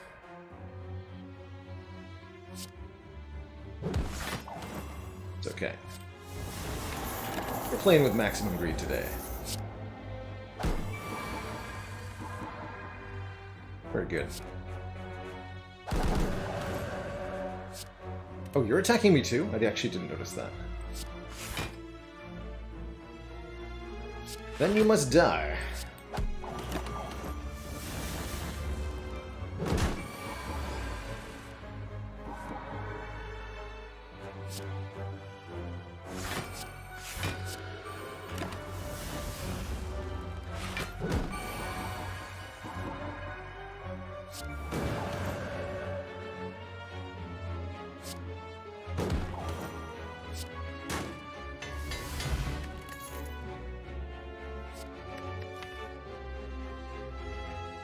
Yeah, this deck wants to rush down.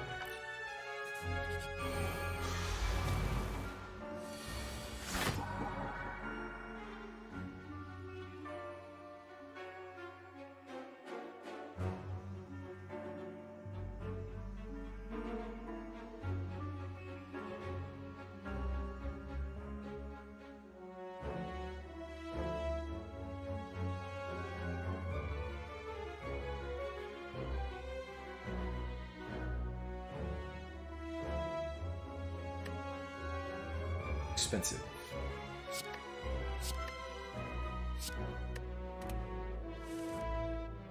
Expensive but playable.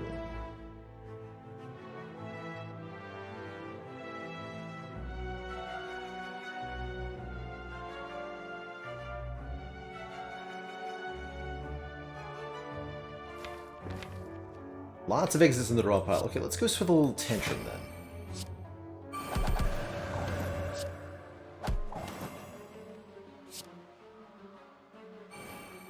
Actually get everything down.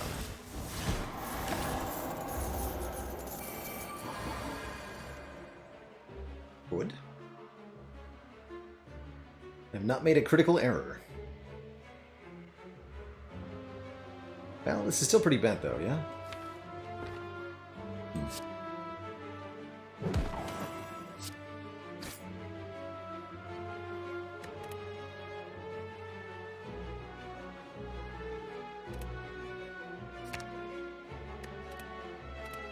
Empty fist save more than empty body? No. Not if it's playable. Dang. Unfortunate.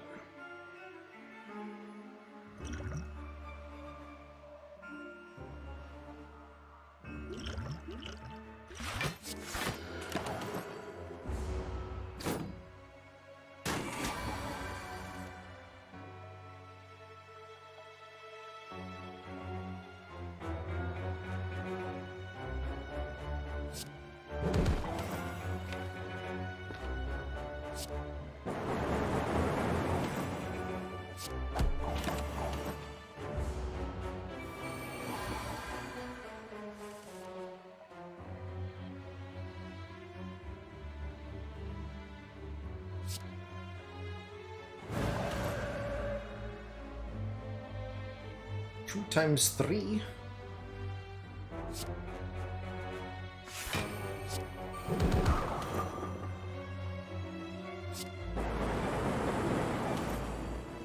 Good.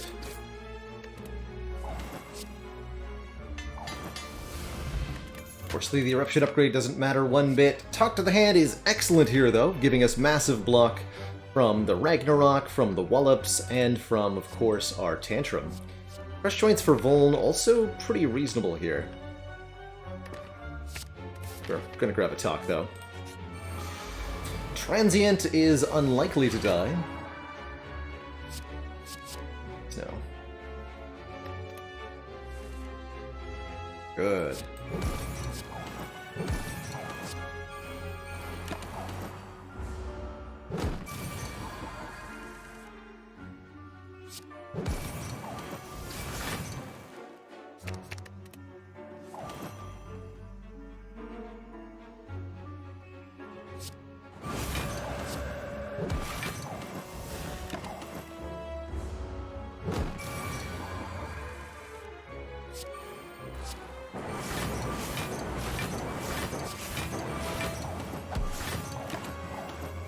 Every time we attack Transient, of course, their damage goes down by an amount equal to the damage they take. So Wrath Stance is super effective at this fight. Essentially. Doing oodles. Oodles of damage, I tell you.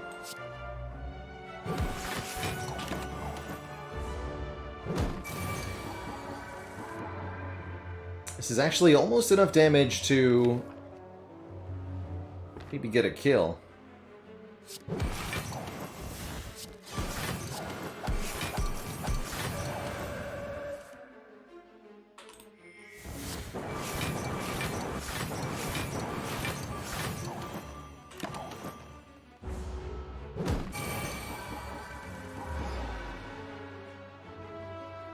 With a different thrower there. If I could, like, Dupont Ragnarok. As it is, we don't do that much. Still pretty good, though.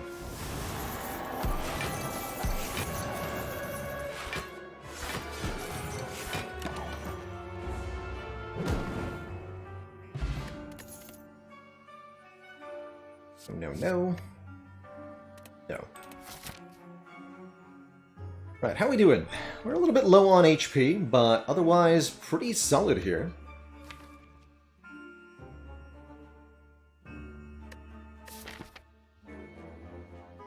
My next two fires are probably going to be Recall and Rest. She would really like a heal. Let's take some events then.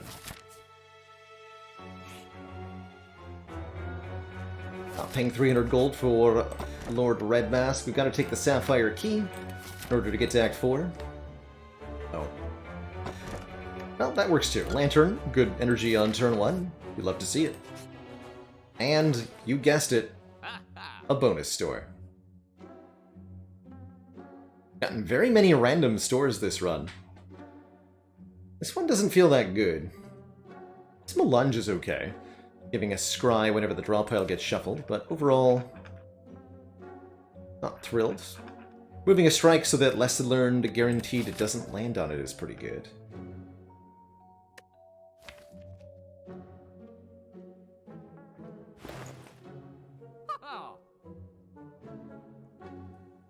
We have not seen Mind Bloom, but there are no more events coming up, so we're not going to.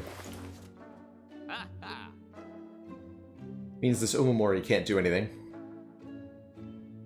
I think I'll just remove the last strike. We'll maybe buy a potion at the final store or something.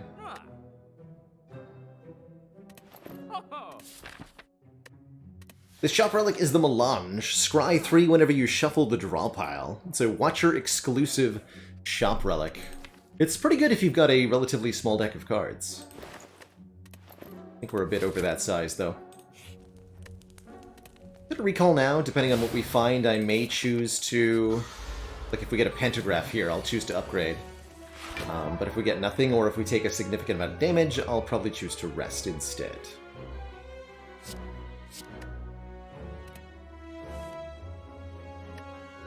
Why?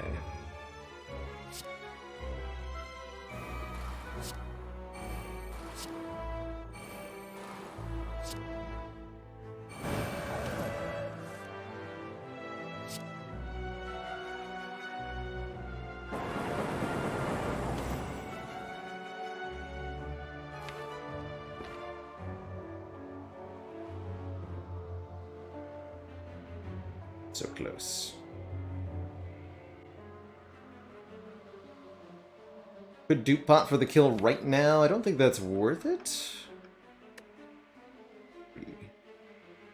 4 exits in the draw pile. We're drawing 7 out of 17. It's pretty good odds.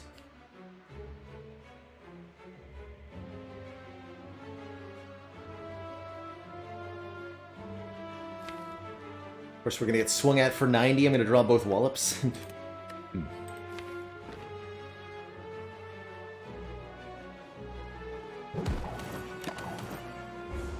Barbarical. Okay, only 14 by 3, and we do draw an exit. Good. All is well.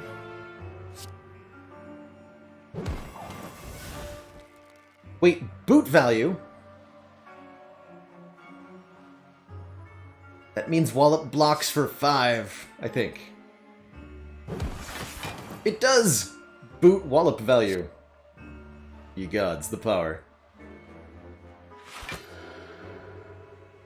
Guess I could have done Smite there. We'll do Miracle Prostrate instead. I don't think I had a kill there, did I?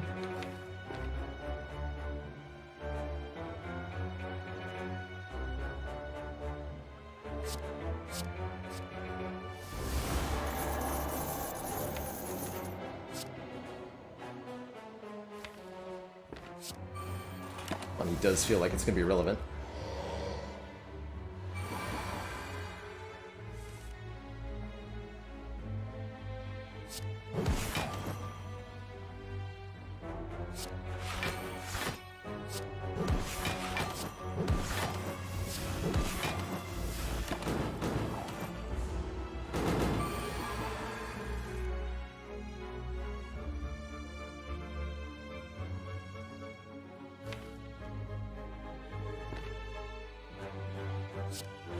Takasu, thank you so much for that tier 1 sub and those 16 months of support.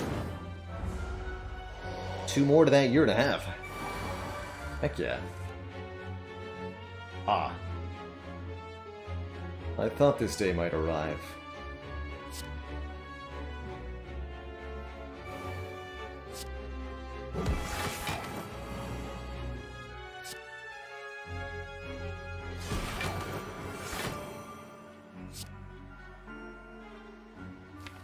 As usual, the price of admission is 2.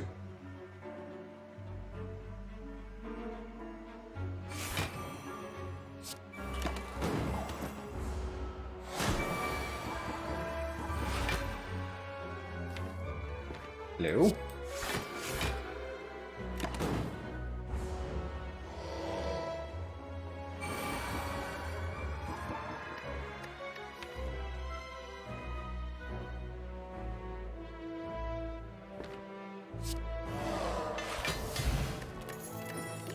Upgraded Block Potion helps quite a bit. I wonder if with Block Potion I can fight the...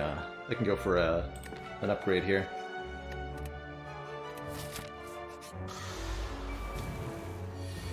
A little bit late for Juzu Bracelet to do anything. 1. Nice.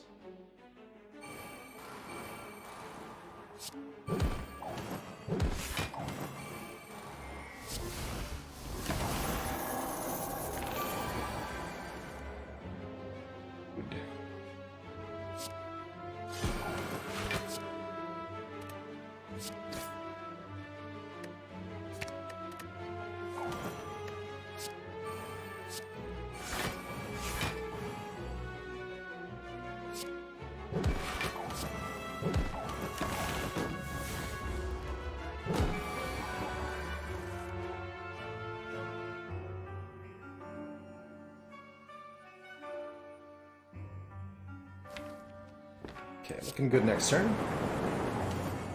Bonk, bonk, bonk, bonk, bonk.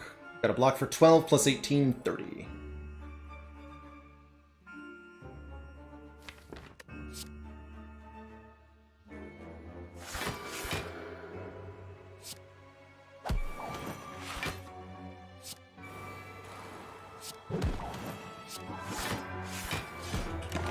Like that.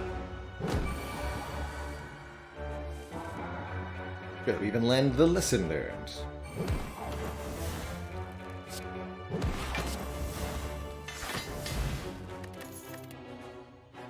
One more Wallop plus for the road. Love it.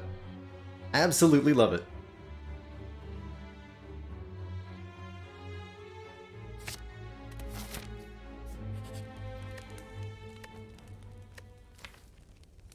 And I think it is sleepy times here. We have to fight 2 bosses.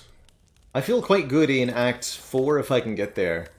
But just having a bit more health to work with as we go into double boss combats when we're kind of at the mercy of our Snecko draws, which have been pretty favorable so far, although I'll note that the 3 cost has caught up. Look at that come from behind there on the 3 costs. Yikes.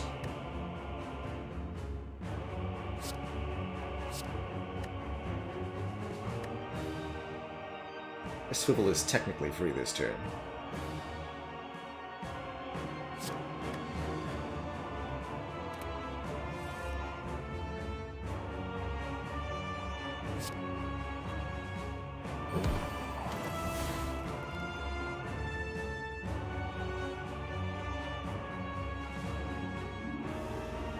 This is 2 times 6, 12 block. This is more than 12 block.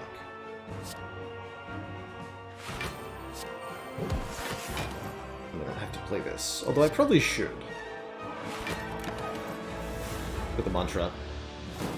Definitely a fight where we're going to go Divine a couple of times.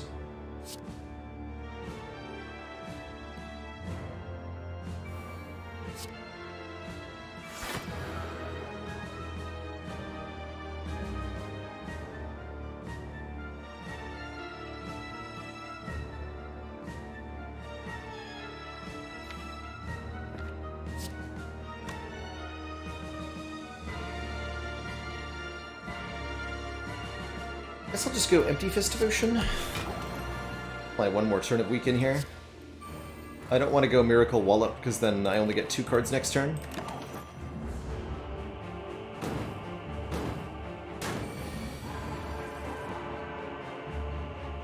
Oh, you stinky Deviform.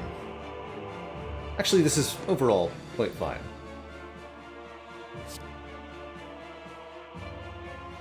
One, 2, 3, 4.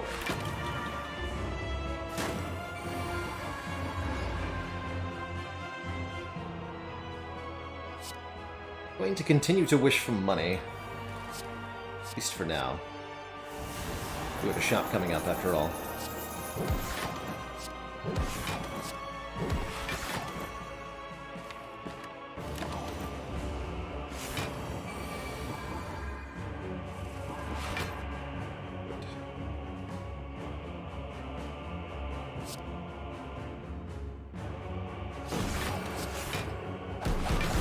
Keeping an eye on that turn counter 7.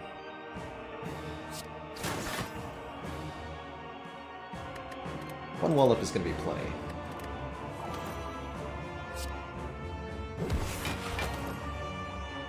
Three more cards. 1, 2, I guess 3.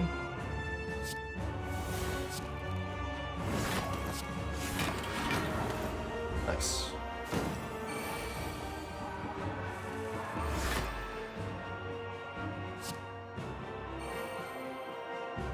Immense Bonkening.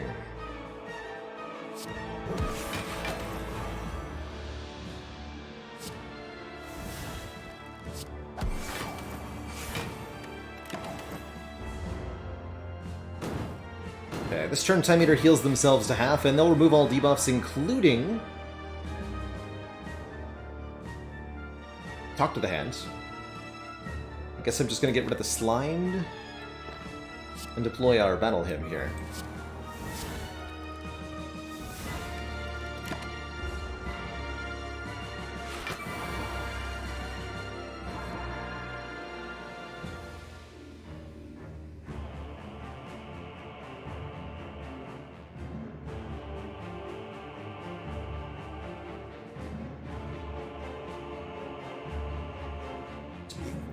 By 6.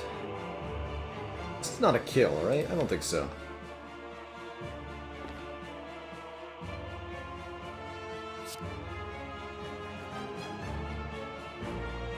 Few shackles on that round. Do you give them extra strength? No, you'll permanently remove strength from the Time Eater by shackling them on the Purge turn.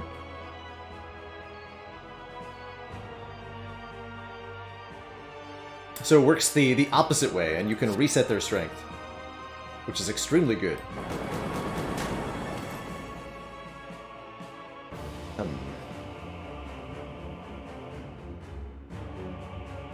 I can go Swivel Wallop Protect. Good. Wait. And agreed. Swivel Wallop Protect. Xaxes. Future Divinity.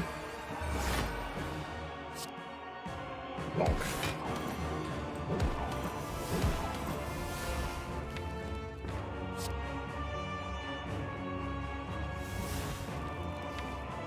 Guess we look to kill next turn anyway, huh?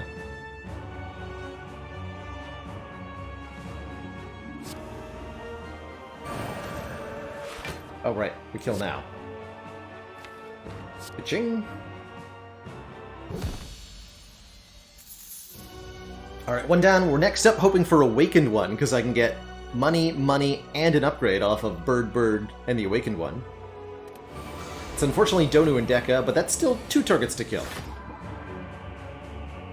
I guess Time Eater was the worst then.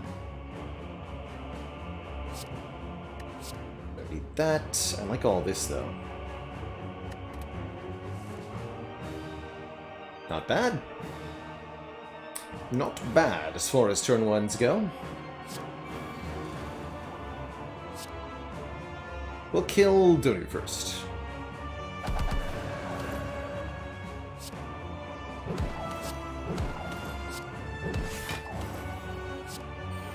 That's that big turn 1 damage.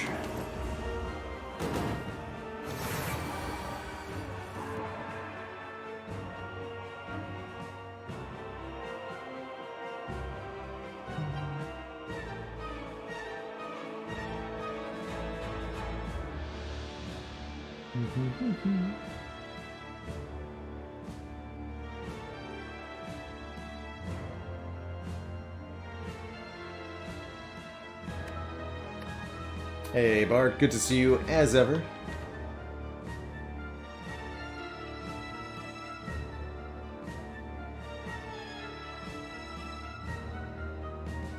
Okay, we're gonna go Divine next turn. Sume.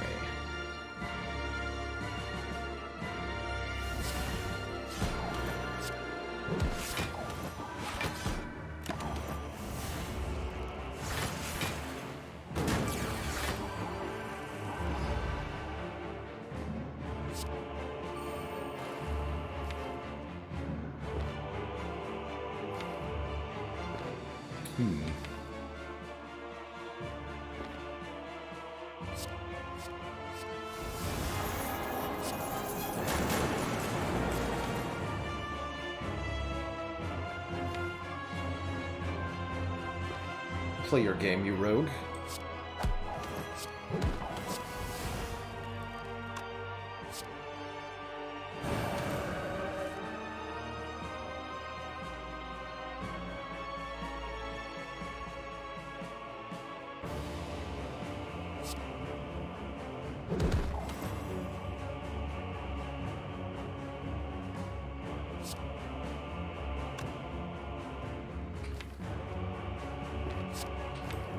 Careful here.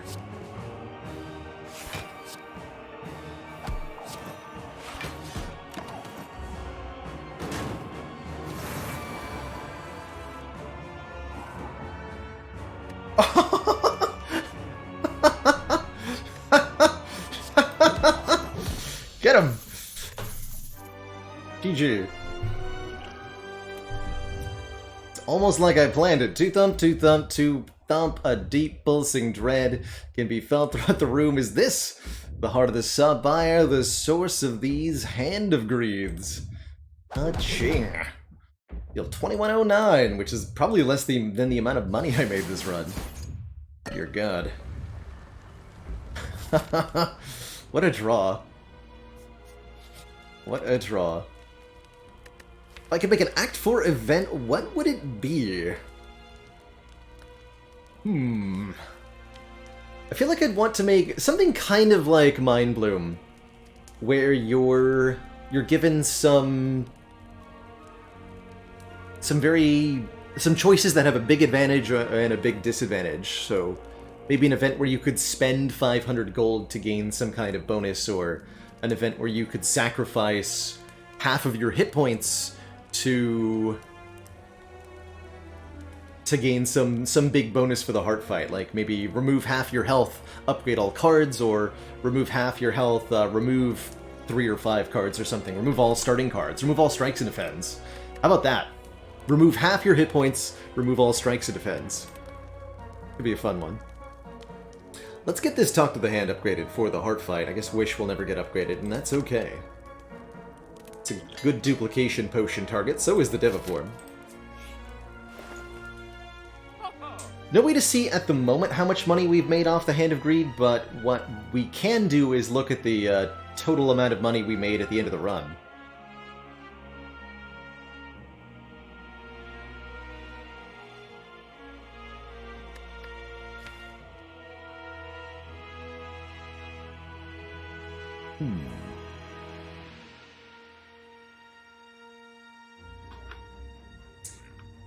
Could remove a card. Could pick up the White Bee statue. That lets me use a potion against Spire Spear and Spire Shield, and then we get one afterwards. Could also swap out one of my potions for either a Power Potion or a Snecko Oil. I think the Snecko Oil is quite good. Draw 5 and re-randomize the hand. I guess that's better than a block pot. Go Snecko Oil, card remove. I don't want any of these cards. We could take a third Hand of Greed. I did remove one, didn't I? No, I didn't. That was last run? Feel confused.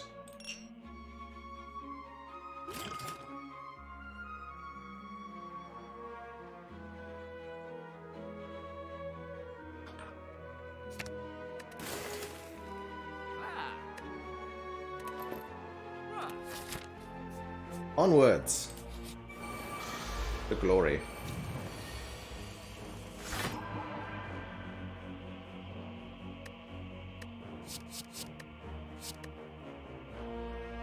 Let's shuffle that miracle too. Given this turn one. Oh, nice. Good.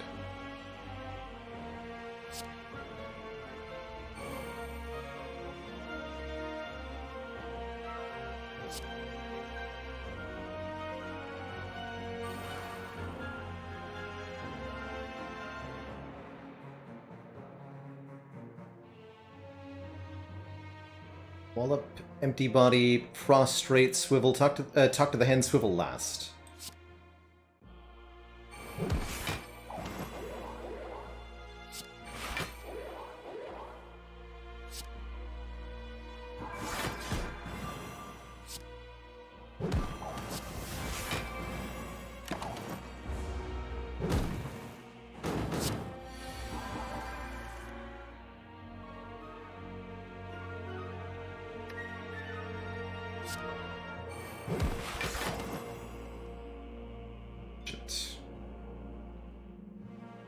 It's a reasonable Snecko Oil. I probably was Wish before Wallop, actually.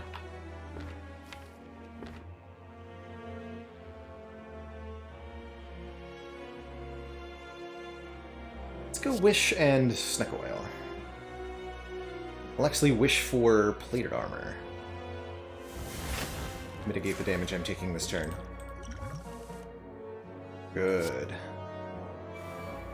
That worked out very well for me.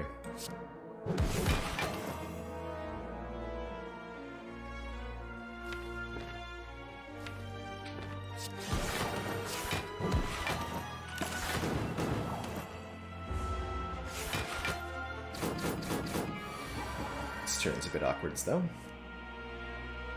Or is it?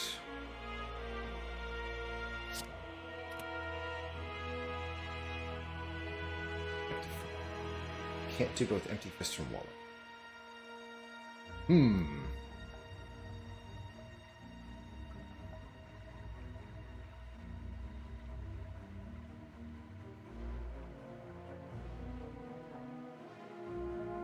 Oh well.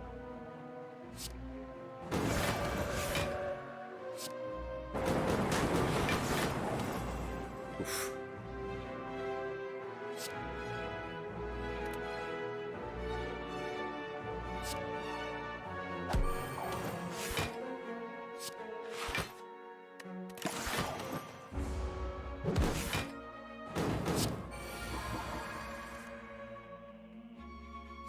Thankfully, everything was fine.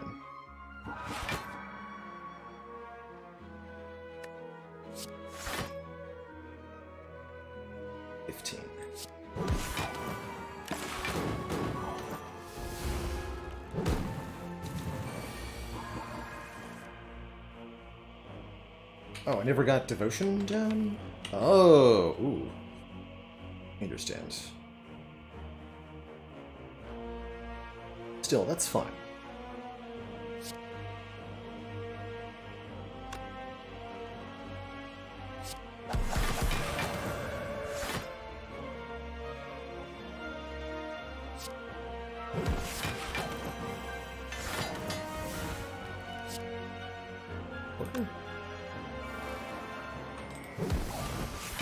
Done a bit more damage there. Don't think it matters. Looking good here.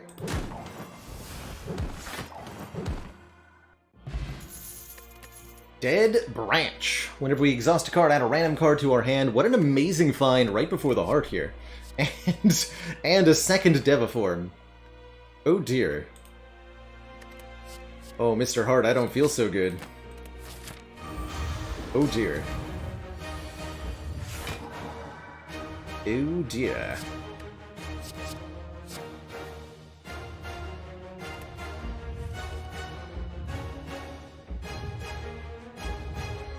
That's gonna be spicy.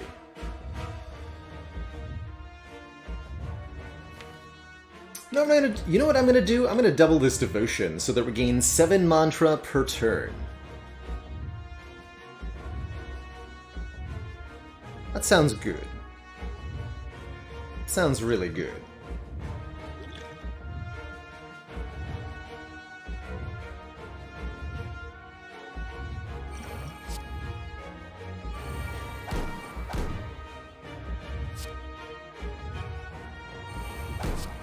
We have a few exhausting cards. Yeah, Wish, Talk to the Hand.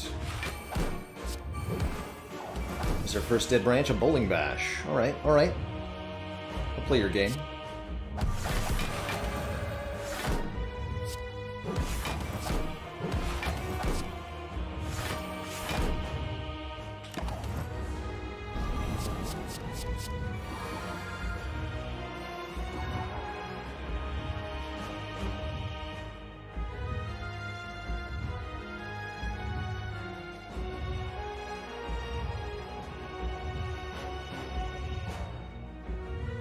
Rude. Ah! Help! Oh dear. But my face! Well, this is why you have hit points. I guess we're in danger next turn.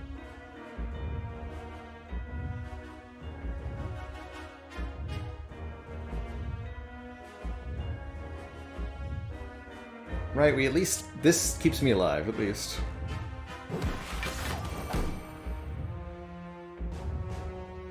Ow.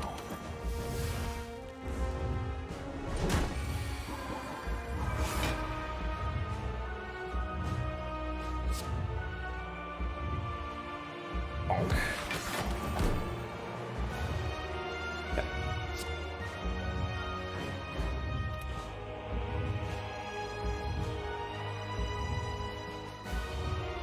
Gotta be careful here.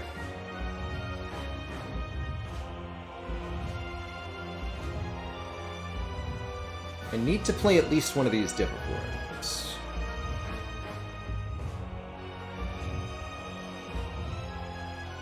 So presumably be 4 block. We go Miracle, Deviform, Fear No Evil, Halt.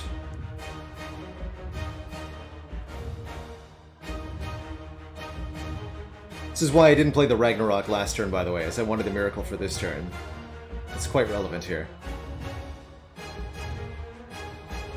The Fear No Evil is 9 block. We take 8, we gain 9, we gain 4. It's 13 minus 8, gain 5 more. Go to 41. Okay, we leave that.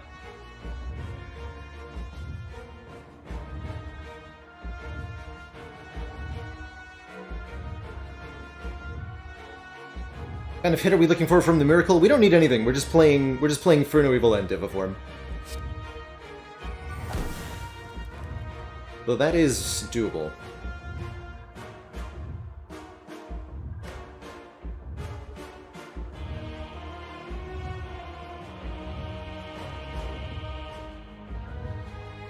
And I do like Deviform, Wish, Third Eye, Halt. How does that work for me?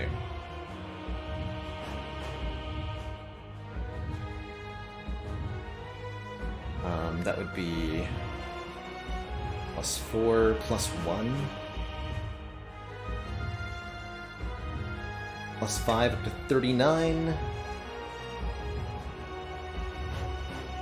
Wish is another plus 4 up to 43. That's also survivable. And I think we do better with that.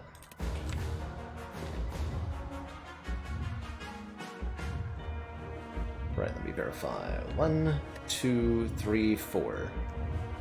We take 8 damage, we gain 15 block. Right? 6 plus 6 plus 3.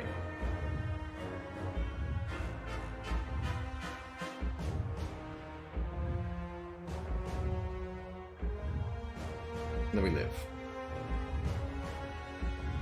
Okay. Let's wish first, because this does exhaust.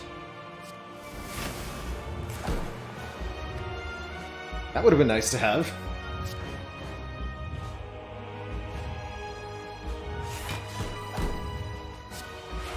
Just verify my math is correct here.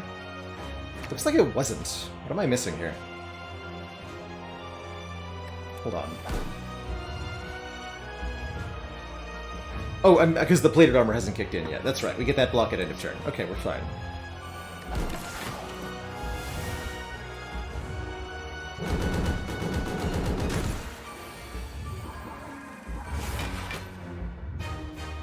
Okay.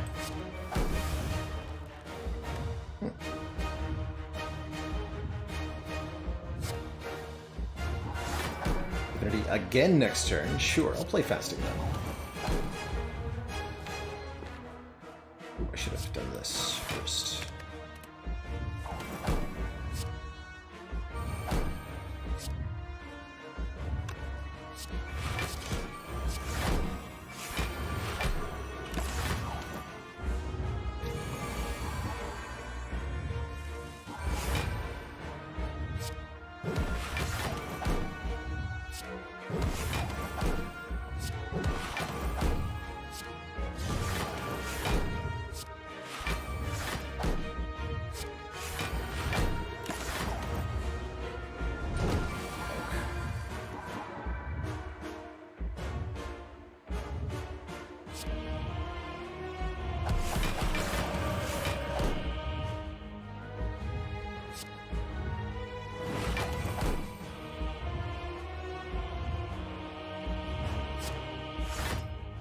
Another cut through fate? Sure. So we should do this now.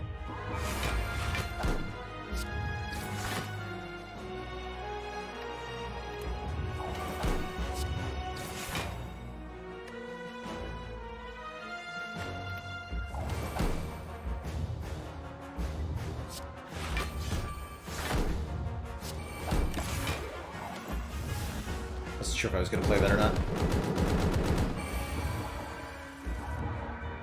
Looking good, though.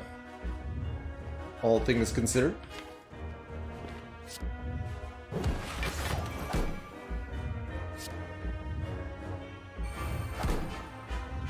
Study's okay here? I'm gonna say no.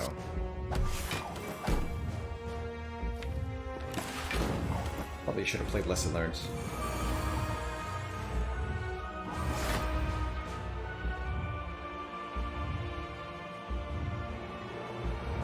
Okay, we go into Wrath again. Or, Divinity again. That's good.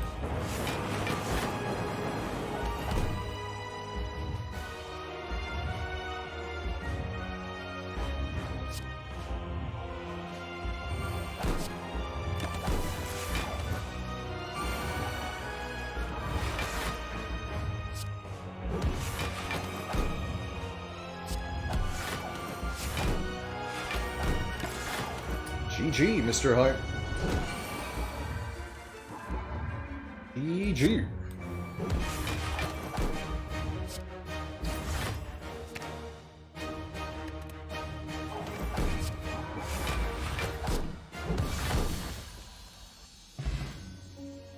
Whew. At max HP carrying yet again. Strawberry, by the way. GG.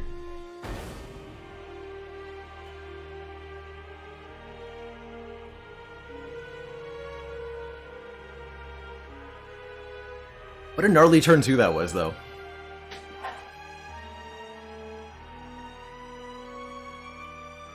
GG.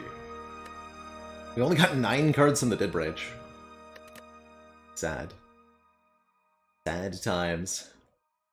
But a good run. A very, very good run. And that makes 3 in a row. Exciting.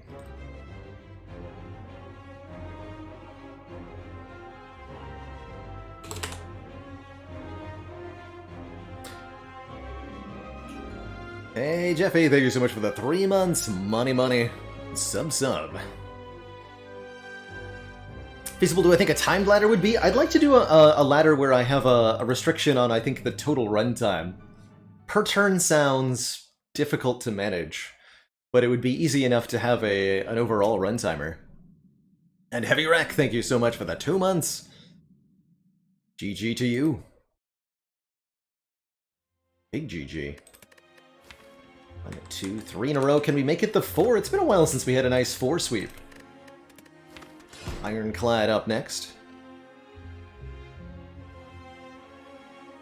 So that was 1,680 gold. Thanks for observing that. I did forget to look there. 2 Deviforms, 2 Hand of Greeds, and a very mischievous Snecko Eye at the end there. Mostly 0 and 3 cost, with a little bit less in between. GG.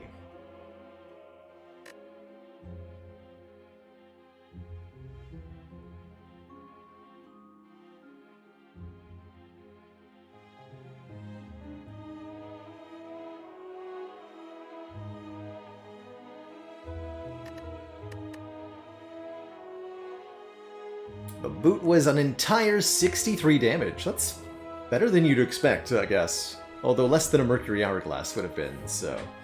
you know.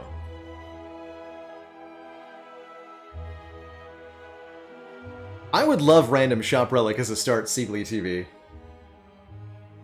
Although I think it'd be a bit weird sometimes. Starting with Prismatic Shard, starting with Frozen Eye could be interesting. I would really like to see what Frozen Eye can do for you against Jawworm. I think that could help quite a bit. Start with Hand Drill. That would also be good against Jawworm. Specifically Jawworm. Hand Drill is great against.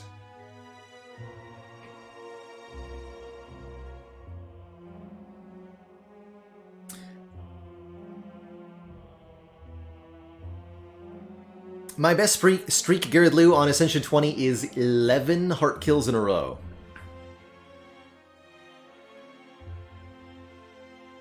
That was a while back in like February or something.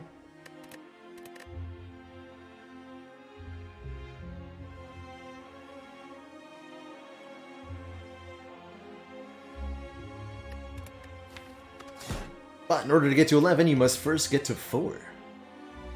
And in order to get to 4, you must first take a quick break, refill your legs, stretch your water, etc. I will be right back, everybody. When I return, the Clad will stride forth. Be right back, everybody.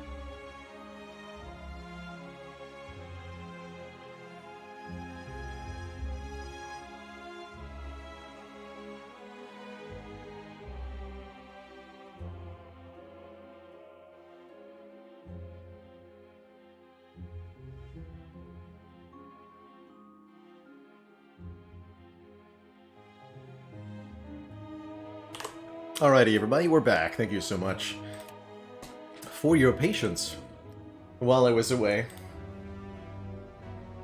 Oh, I love 250 gold starts on Ironclad, especially with a floor 2 store. But is the post-store pathing worth it? Hell yeah it is, because it's 3 elites and 2 fires going into Guardian. Oh, I love that. Oh, that's probably going to be my start bonus then. Take 250 gold to go to this store. That might make for a challenging elite. I'm taking a Niao's Lament. That can't get me a free elite though. Alright. So probably the 250 gold. While we get this run started, why don't we take a moment to focus on the positives in life, dear chat, with a moment of positivity. It's been a little while. So please, if you've got a moment from your recent day or week that made you feel excited, happy, or otherwise good, some exciting news from yourself or someone important to you,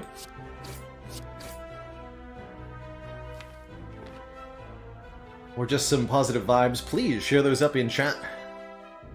Spread some love around.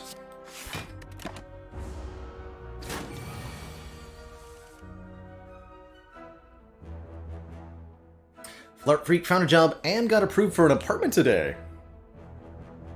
The double-double. Well, that's awesome. Big life changes ahead. Here's hoping Flirt Cat likes the new place. Carabinar says their board game group is finally fully vaxxed, so you're getting together for the first time in an entire year.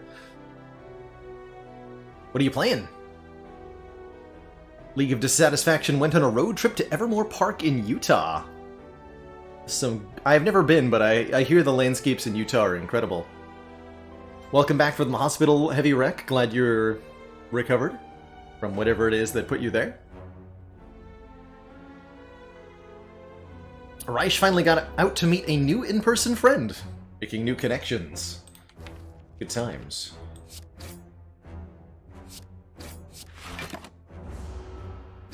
Pudding Brain is having people over to watch a movie tomorrow for the first time since lockdown. Quite a few fully vaccinated groups starting to form. It's good stuff. Infidel Zombie says that your partner needs to get her driver's license for a big promotion, and she passed her driving test on Sunday, so a double grats on a license and a promotion to her. Suave Scorpion got their brother hooked on Slay the Spire. Excellent. Now get them hooked on my stream.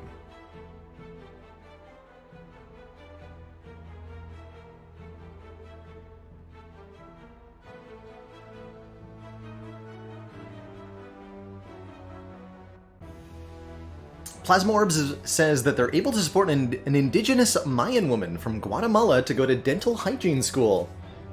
Very kind of you to give such an opportunity to her.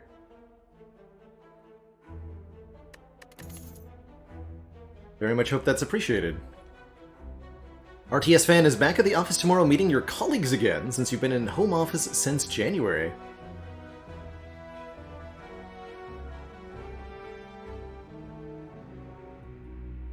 Good stuff. Mr. Baconudo says, tomorrow completes 1 year since you started jumping rope and dieting, having lost 18 kilos. 18,000 grams. That's some seriously awesome body progress. It's a lot of loss in 1 year.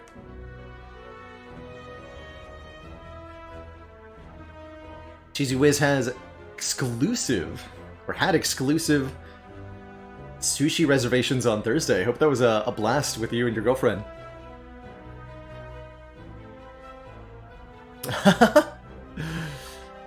I have not looked into a career as a voice actor. I guess that's what I could always do if this Twitch thing falls through. But I have definitely gotten the suggestion to start a podcast or a radio show a couple of times. Real talk, can I take a flex here? I don't think I can. Maybe it's correct. Flex? Like remove a defend at the shop if I do that?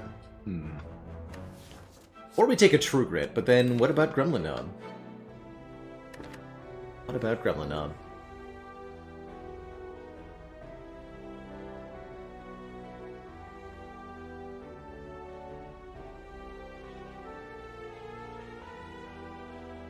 I could definitely see myself making an audiobook at some point. Yes, Slimcat, we did indeed win the Watcher run. A little close, but we got there.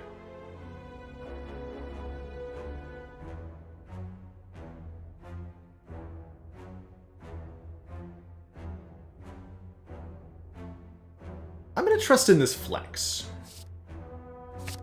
Flex is a zero cost damage increasing card. Oh boy, am I glad that I... Yeah.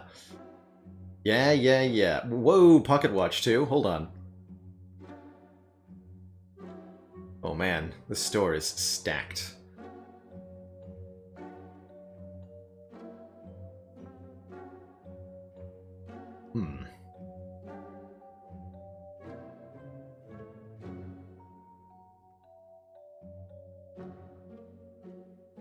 Don't do a lot of book reading these days. I used to be a big fan of fantasy novels of various kinds. Song of Ice and Fire.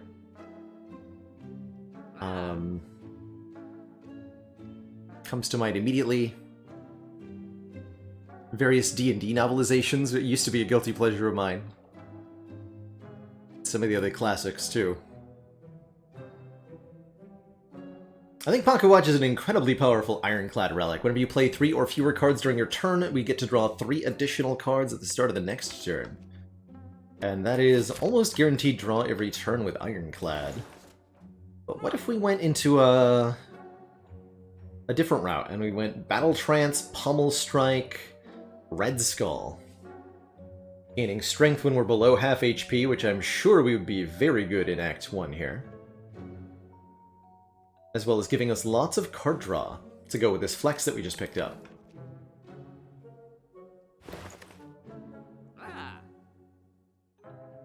I think that's better, especially when it comes to making sure that we can beat this elite.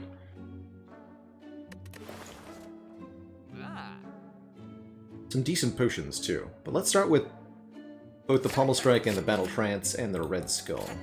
That does leave me enough for Block Potion? Hell yes. Alright, let's go. Good.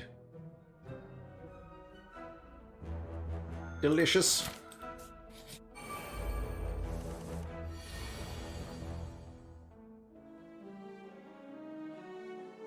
I mean, we got Burning Blood, so this is fine.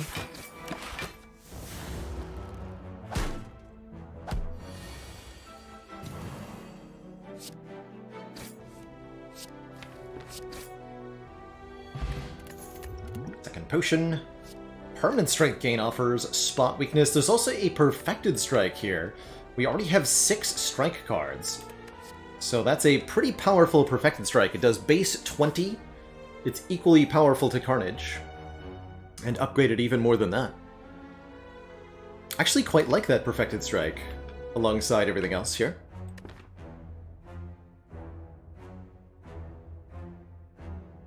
Poor characters A20 hard speedrun. Wow, that would be a hell of a category. Ultimately, I don't think Spire makes for a very good marathon game. When you're speedrunning, right, there's so much text and interacting effects in this game, and when you're speedrunning, all of that is just getting clicked through so quickly that nobody knows what any of the cards do, or what's going on, or why any of it is even impressive. And I don't know how you could make such a run marathon safe, either. Surely that would not be possible. Not quite a KO, that's good though, double count. Looks like we're gonna have full health going into that first fight. Perhaps the Red Skull was a mistake? Question mark? Take 2 here since we're within optimal Burning Blood range. Chonk. Feel like a fool for buying this Block Potion. I take a Rampage. It's an interesting addition here. I don't think we need it because we have a Perfected Strike. Sword Boomerang is okay with Flex, I suppose.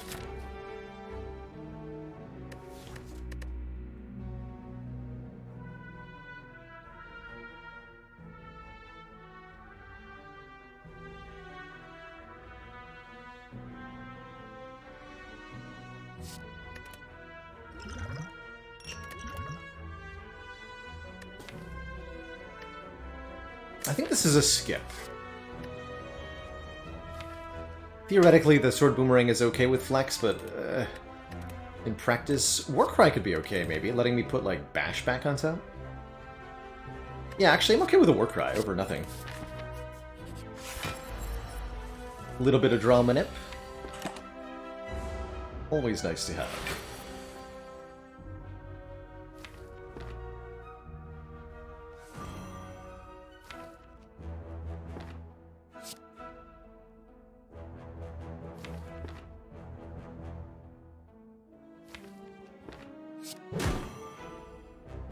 Sleep.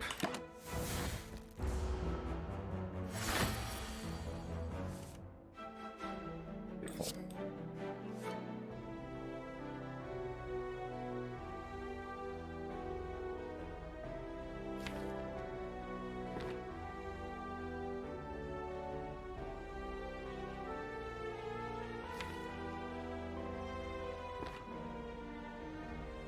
I'm debating whether I play the Bash here.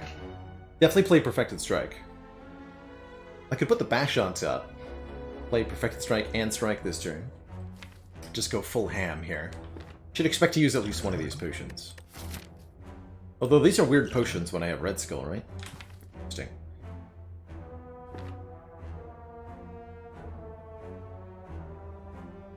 Put the P-Strike on top. Go Bash Strike here.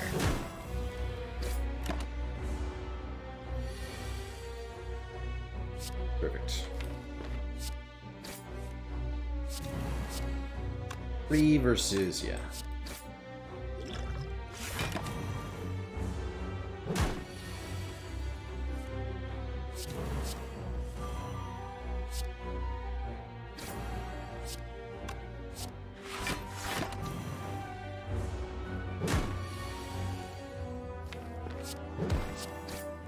Okay, pretty good damage.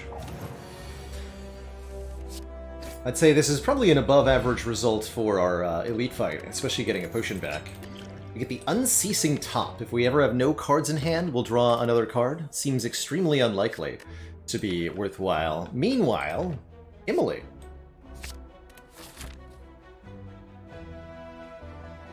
Works for me.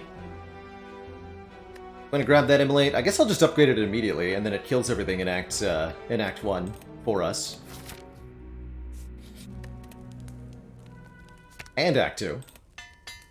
That +7 AoE damage upgrade is just disgusting. And we'll have enough money from the Elite to remove a card at this shop.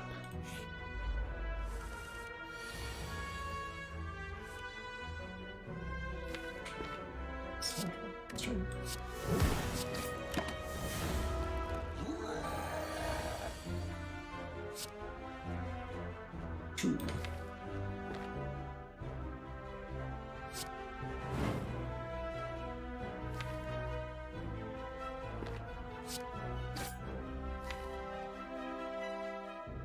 Almost strike, strike, strike kills. That should be basically guaranteed then. Good. Easy number. Frozen Egg upgrades any powers that we see from here on out. For example, Inflame Plus or Fire Breathing Plus. You got it, Skyfish. Yeah, not playing Flex to avoid making the knob gain bonus strength on that turn. Same with the Battle Trance. I think we'll take the Inflame. Some more Strongitude.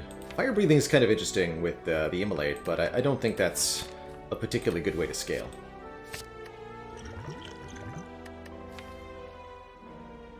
With these attacks, I'm going to keep the Fear Potion. Shuriken. If we play 3 attacks in one turn, gain a point of strength. Ironclad, generally speaking, has a pretty hard time making the Shuriken do anything. Very few zero-cost attacks in the class. There is Anger and, depending on how you count it, Dropkick. That's about it, though.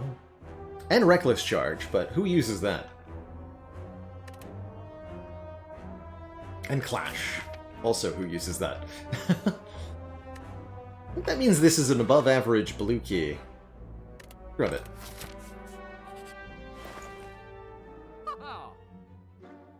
on sale. But what about Disarm? Disarm shuts down Guardian pretty effectively.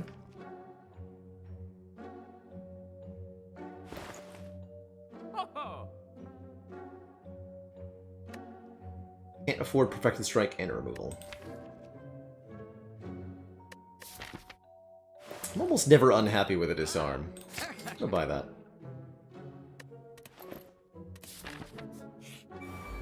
Such a useful card in so many different situations.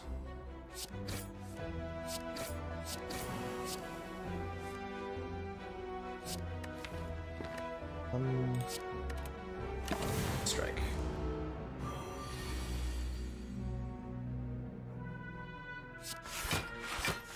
Ow.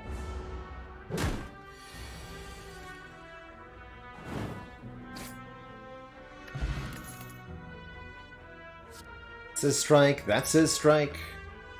Actually, with our strength, I like a twin strike quite a lot, since it also makes the perfected strike do more damage.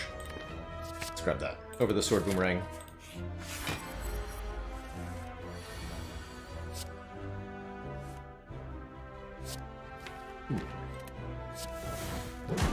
Yeah.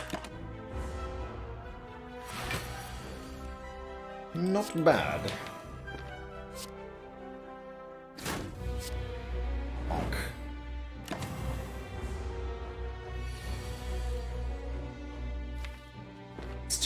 This pair of turns is a little bit awkward.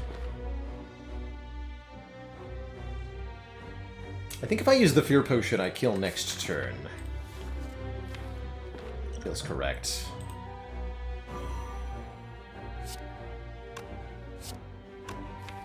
It's gonna be worth it.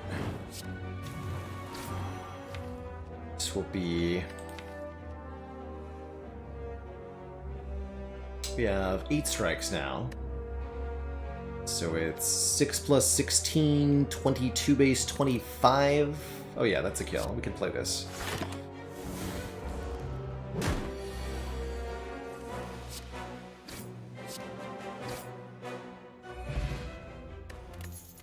Ornithopter will heal us when we use a potion. Still haven't gotten any use from the Red Skull. That's okay. Love a Shockwave. For AoE, weak, and vuln over many turns. Gives me a good reason to remove Bash. Although we are a little bit behind on upgrades now. Things that I would like to upgrade include Flex, Disarm, Battle Trance, and Shockwave, and maybe Perfected Strike too. I believe I'm going to start with this Shockwave for the Guardian fight. Definitely going to need the full 5 turns there.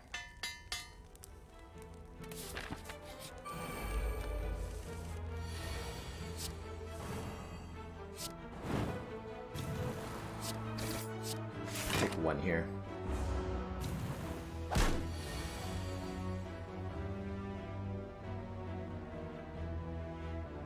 Rude.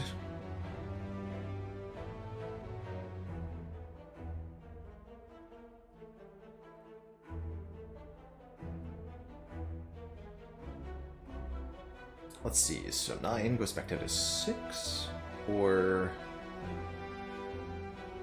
6 either way. Okay.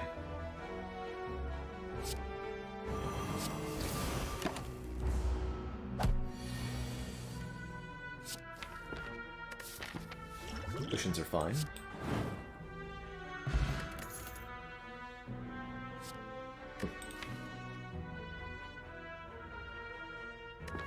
If we want better block, I could take a power through here. We'd be very incentivized to take an evolve if we did that. Power through is block that also adds a bunch of wounds to our hand, good for shorter fights. We have at least some draw power, which makes me think that we can get away with it, but I'm not sure.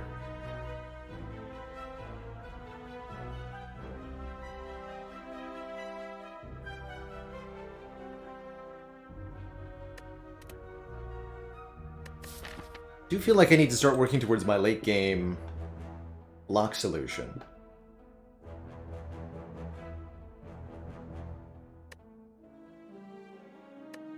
Doesn't really help me against Guardian.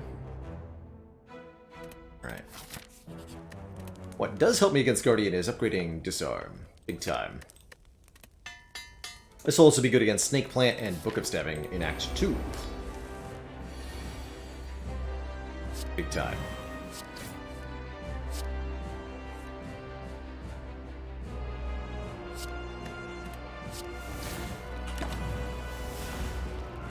And then I don't draw enough damage.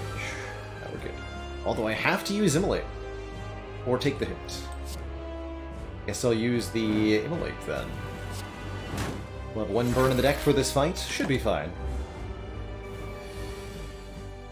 Got Shockwave and Disarm after all.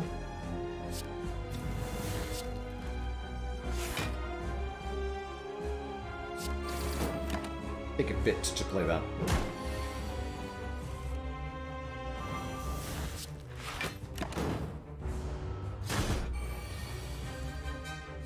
Nice attack. Nerd. 13 plus 37 is exactly 50, so we transform. But do I want to do that? No, I think I actually want to flex Pommel Strike, Twin Strike next turn, so let's go defend Perfected Strike. Avoid Transforming Guardian. You get an additional turn here.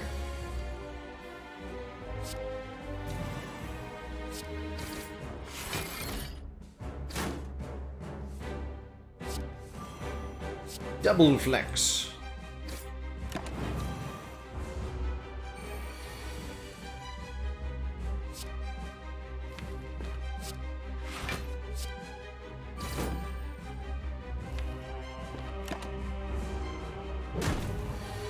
Oh. Almost.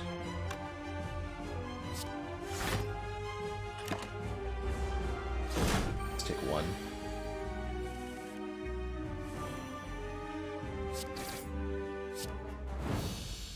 GG.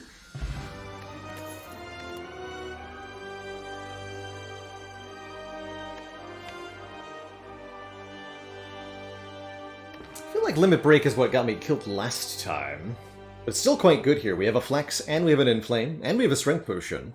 All of which can double. Could also take this upgraded Barricade. And start retaining block from turn to turn. That doesn't do very well now, but we're only one Feel No Pain plus away from Barricade being real good. That's right, and with Red Skull, so if we're below half HP, which is kind of difficult, we have a lot of healing, then the Limit Break will work too. Double Tap not bad either, that's true. Double Tap Perfected Strike, Double Tap Immolate. Double Tap Immolate's really good.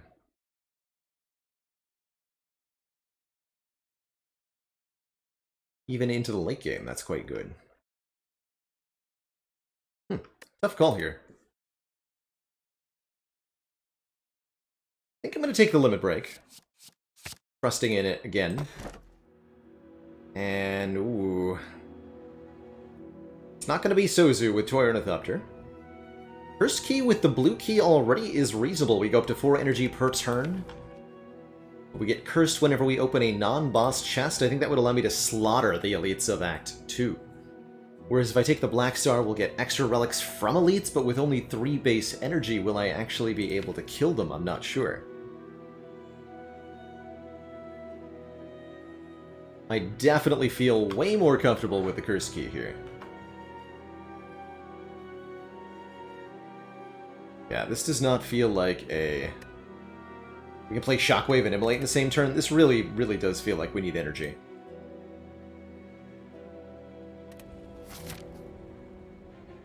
Zippy RM asks, if you Limit Break on the Strength 3 from Red Skull, do you keep it if you heal up in the fight?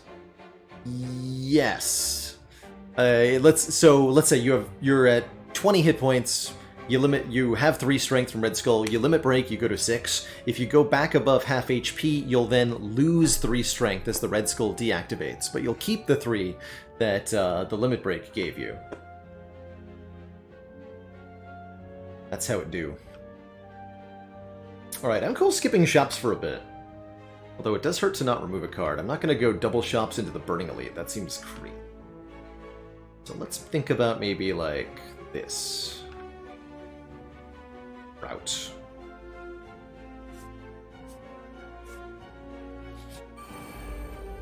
Thieves. Here's Limit Break doing its best. Oh, wait, it's doing something. Alright. Spoke too soon.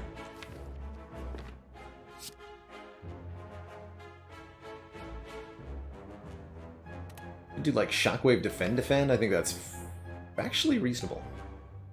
Actually, that is reasonable. I was thinking maybe Inflame Limit Break, but Immolate's gonna kill them either way.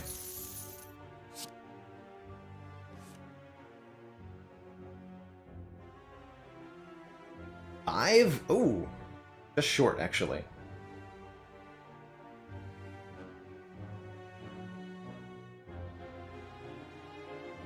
Wow. Literally 1 damage short. If only the flex was upgraded. So do I take 8? No, I think I use the potion.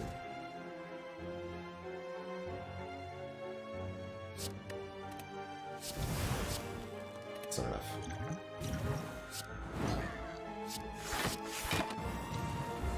That top, though. Yes, and I get a potion back, so super worthwhile. In fact, actively healed because I made the choice to use that strength potion.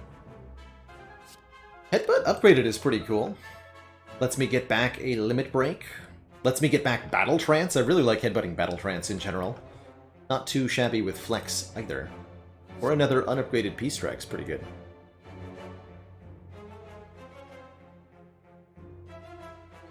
Yes, Panthyron, yes, if you go above half HP with Red Skull mid-combat, it will use an artifact. That's right. Okay, we're offered a Duplication Shrine. Given that I took a Limit Break, a second Inflame seems entirely reasonable. Second Immolate is not bad either.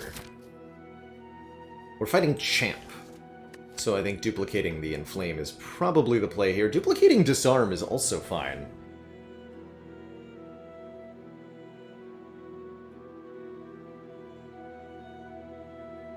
Second Limit Break is what we did last time, and that did not work out well. Let's dupe the Inflame. Or actually, did we dupe Inflame last time? I'm not sure. Event versus combat. We're maxed out on potions, good HP. What's the sec need right now? Like a Feel No Pain? Well, if we would need a Feel No Pain, then we should really look at combats.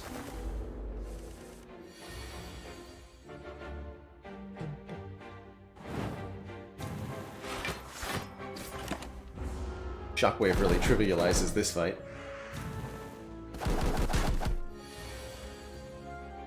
Shockwave, hello?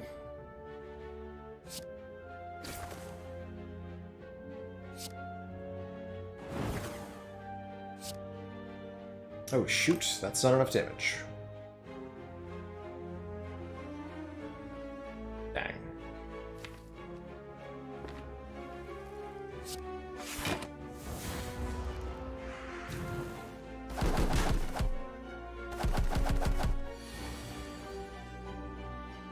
Bruh. Kidding me right now?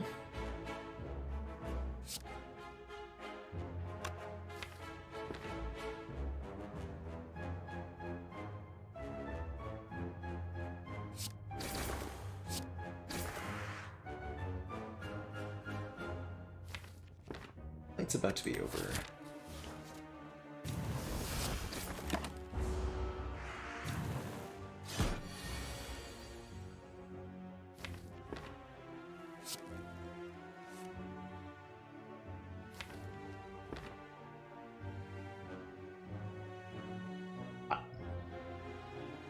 Or? Dang it. Ugh.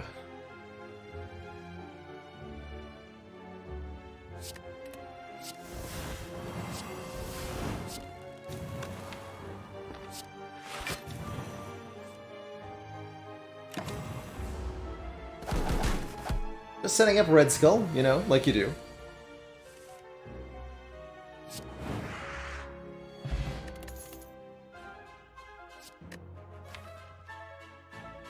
I have a True Grit. It's not an upgraded True Grit, but we might make it one.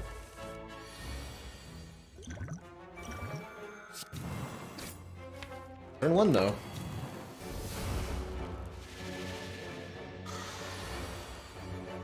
Ooh, that turn 2, though.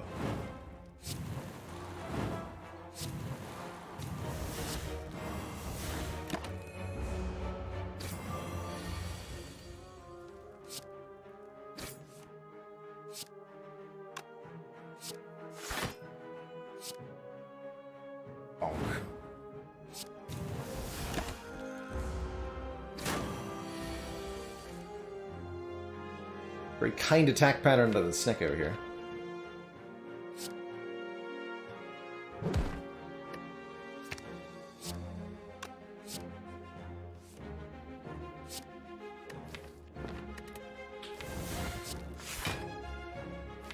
Okay, I'll take 2 to heal 2, with a chance at healing 1 this turn. We get there. Heal 1.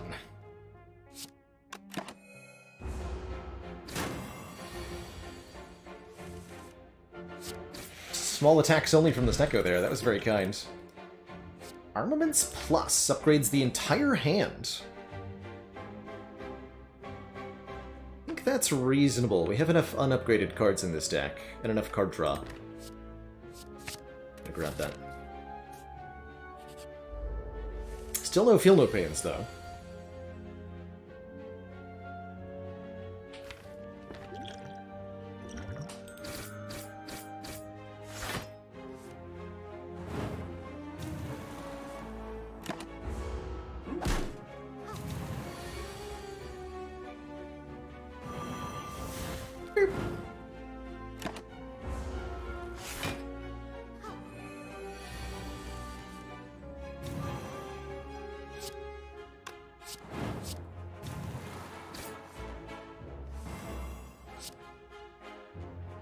Can't draw cards.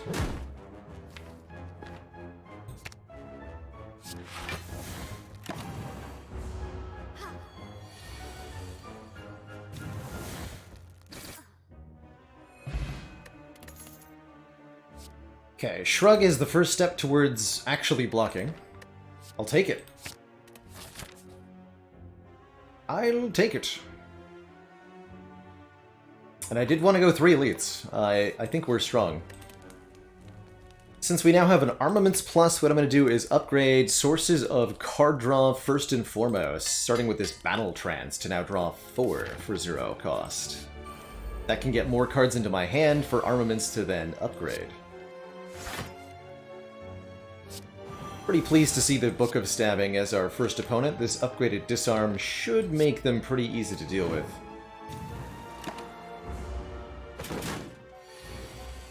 If we can draw it. Which is a bit of an if.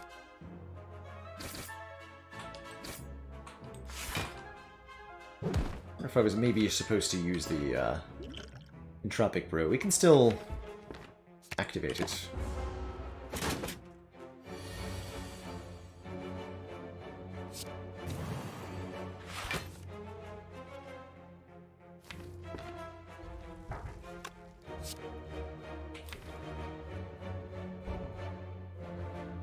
I think we just need to kill quickly then.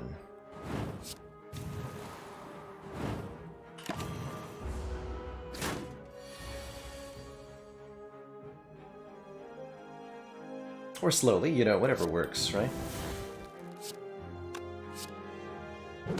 This is not a KO? No.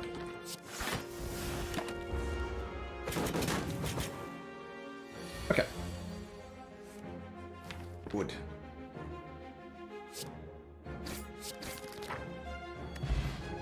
Duvudal. Oh!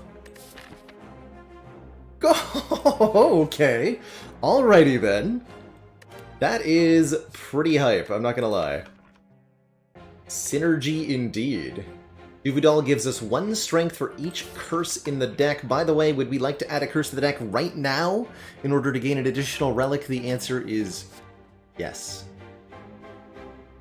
I'll take another Shrug here. Though that evolve was tempting. We didn't take any of the power throughs or anything. We're going to upgrade True Grit?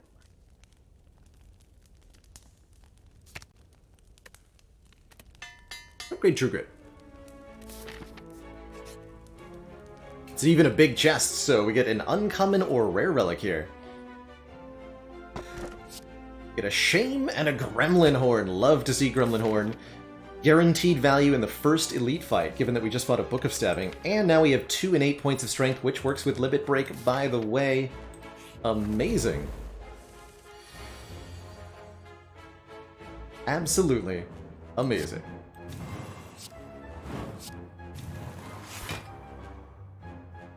see, who am I hurting first? Let's kill the Chosen first, because we have Disarm for Bird.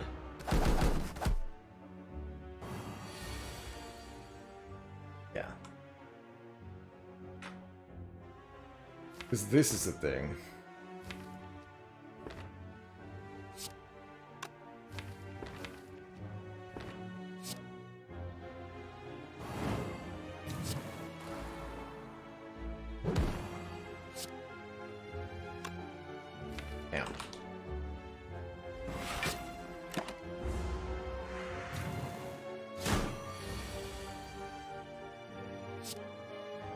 Hi.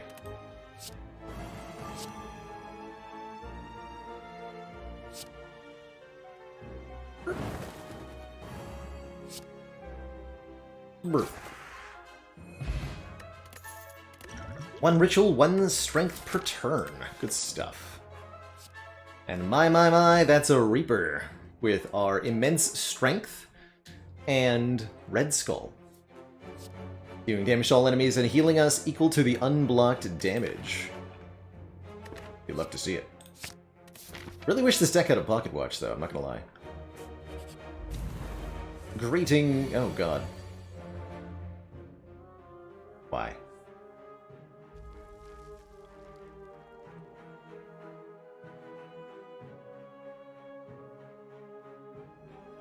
Actually, wait, can I kill one? Bash, strike, strike does... 13, 16, 16?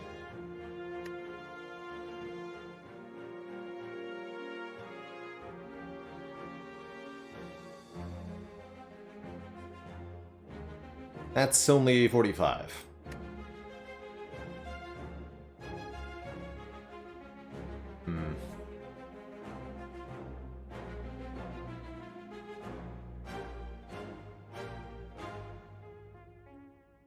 Dang.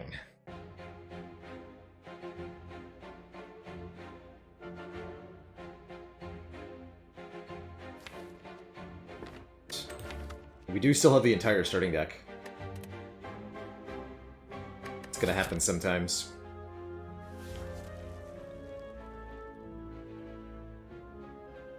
So what's the right play order then? Like Inflame, Bash, Defend, then drink the potions? We're definitely gonna drink potions here. Or is it Bash, Strike, Strike, then drink both potions?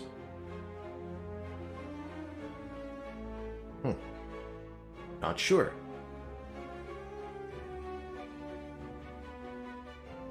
See, the thing is, if when I drink the first potion, I lose 3 strength. So I don't necessarily want to do that first.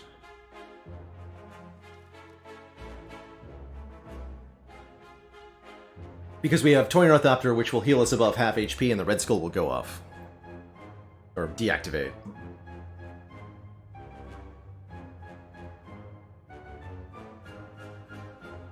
So that creates a bit of an awkward situation here.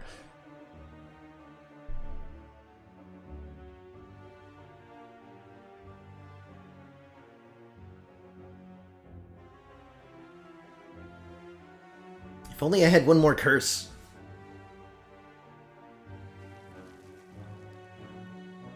Yeah, accepting Flex Potion, and I'm also thinking about, like, Secret Technique for some reason. I'm not sure why I'm thinking about that. So maybe Inflame, Bash, Strike, then drink? Let's try that.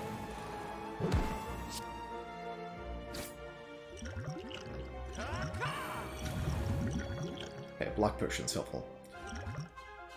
Upgrade pot also would have gotten there, by the way.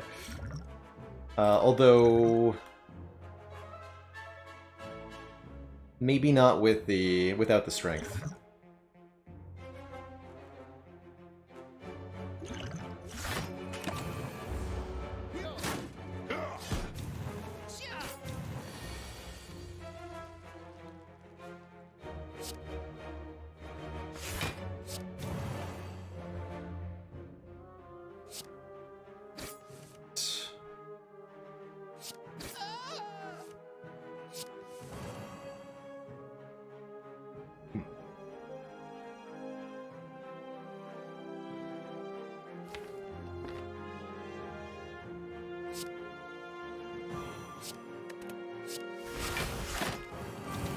Don't forget we got a Reaper in this deck too, so we can get a lot of HP back here. In fact, given the draws, I'm going to count on that to be an enormous amount of hit points for us.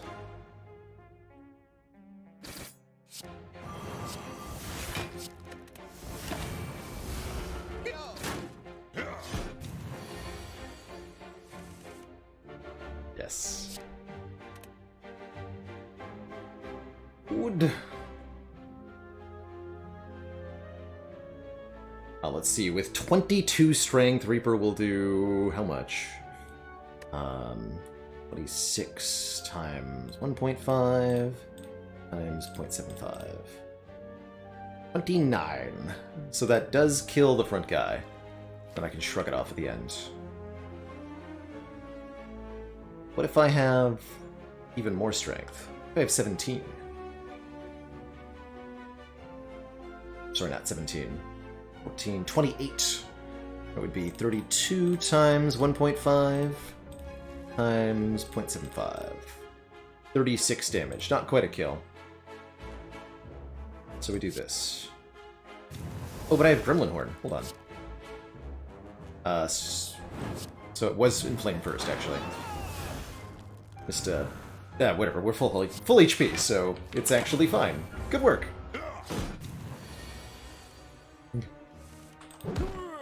You saw nothing. Oh my. Helix prevents the first time we would lose hit points each combat, and is that an impervious? Yes, it is. That's how you block.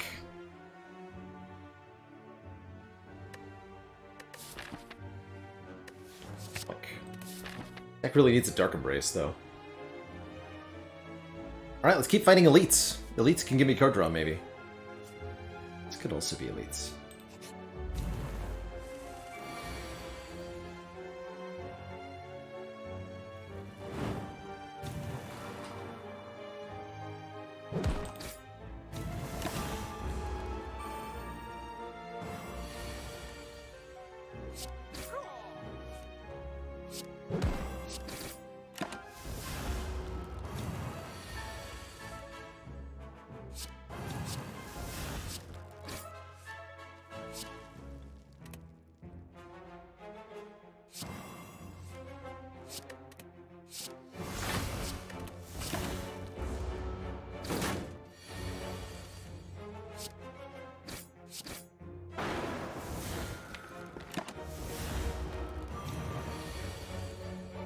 Uh-oh.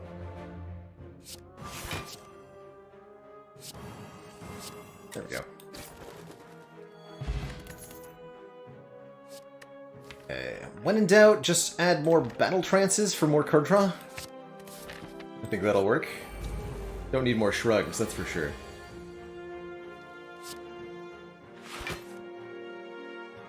Buffer.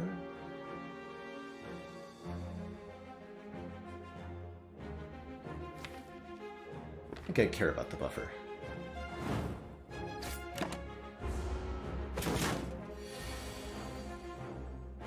It's an awkward double battle trance draw. It's all good though.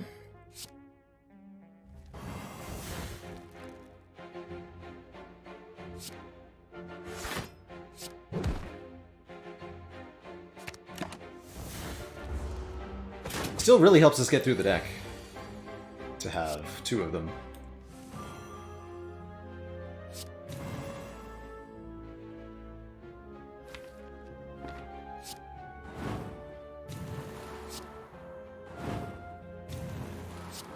I think I just don't even bother blocking here.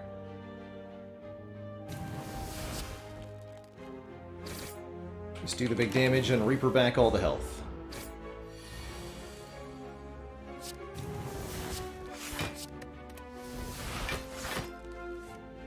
Wait! No! You traitor! How dare you?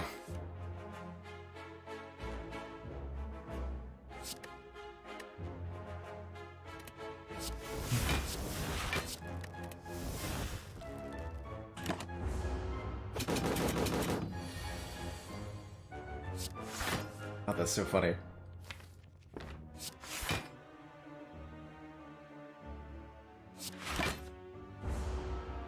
Just cycle the whole deck around. Easy. Dang it.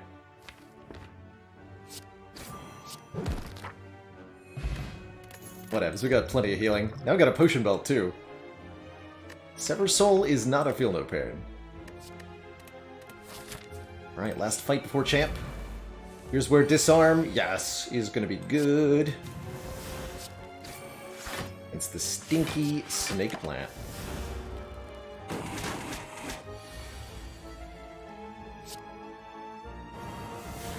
Or Cry the Battle Trance on top.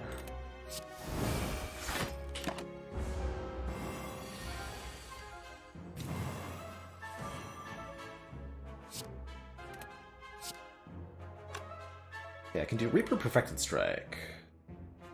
I do like Limit Break into Reaper into Headbutt? I think so. Yeah, I can. Burning Pact! Please let me exhaust cards and draw cards. Burning Pact is both of those things, and therefore exactly the kind of card we need. Especially for the champ fight. Speaking of champ fight, I'm actually not going to upgrade Limit Break before champ. You know why? Because I have an Armaments, and for one of the very few fights where the upgrade matters, we'll just use the Armaments to upgrade the Limit Break instead. I'm going to upgrade the Burning Pact. Since we are so desperately in need of fewer starter cards.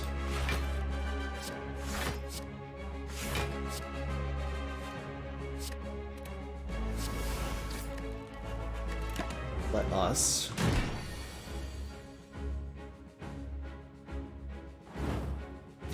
increase our card draw. Okay. So we have two goals right now. One, accumulate strength. Two, send a champ to the Nether Realm by lowering his hit points to slightly above half and then booping him in the face. Excellent draw, by the way.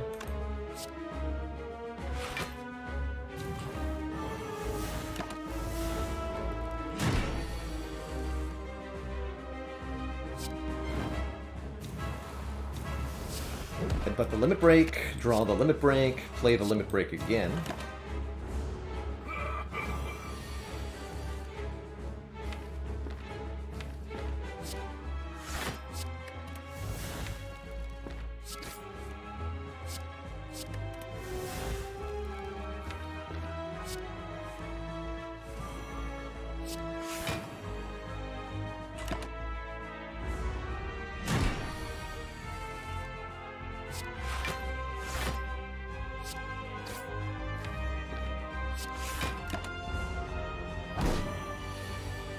Okay, we'll get another off turn next turn.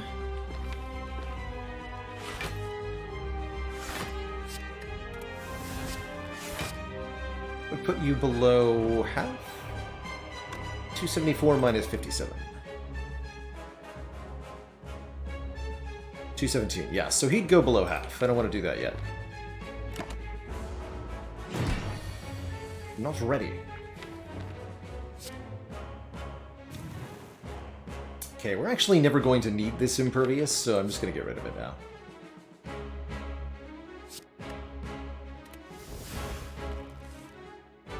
There's Reaper.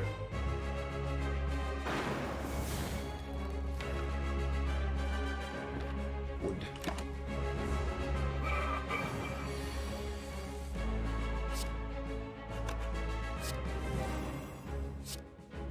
"100 strength.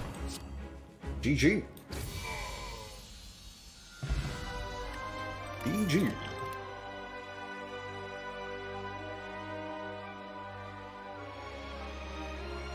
I actually don't even mind offering with a fossilized Helix here. I think they're good together. Blocks. If Helix just blocks the 6 from offering, you still usually have a good time. Although it is a little awkward with 2 Battle Trances, we might run into situations where it doesn't draw us cards. I still love that it generates energy, And draws a ton. Gimme.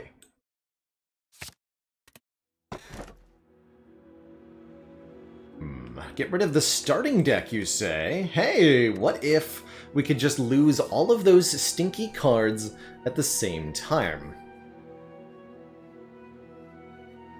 And any powers we get will be upgraded. The other option is to go to 5 base energy, which is at least kind of worth considering with the Unceasing top. By picking up a Busted Crown, which gives us less card rewards, yikes, or the Mark of Pain, which puts wounds into the draw pile, yikes again. That also contributed to our downfall last time. I think turning these useless draws into literally anything else sounds really good. What do we get?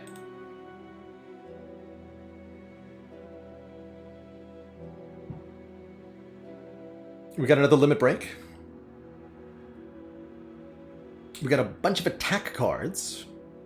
One of them does say strike on it. We did get a double tap too, as well as a bludgeon. Rupture could give me strength sometimes. Oops, no block. That's okay. Double limit break, I'm kind of cool with that. Okay, Burning Elite is here, which means we're fighting 4 elites. Let's go. Have to start on this side, so don't even need to think about the right half of the Spire.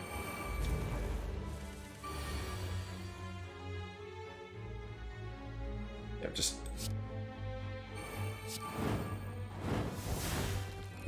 Alright, 1 fight down. Many to go. It's actually not a bad Heavy Blade Plus at all. Grab another Burning Pact, though.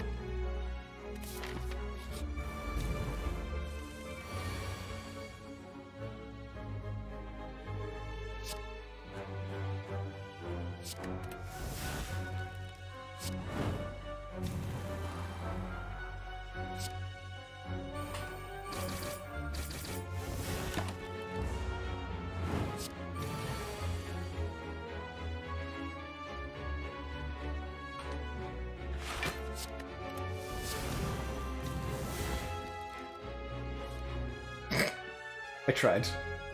Help!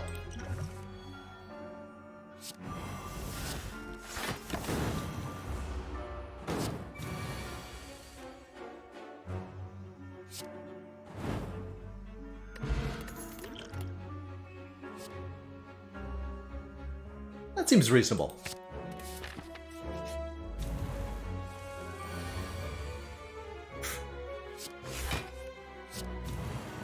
At least headbutt the Shrug. We've got buffer for this, too. I can block for 12, anyway.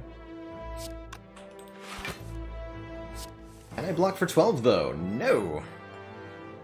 No, I can't.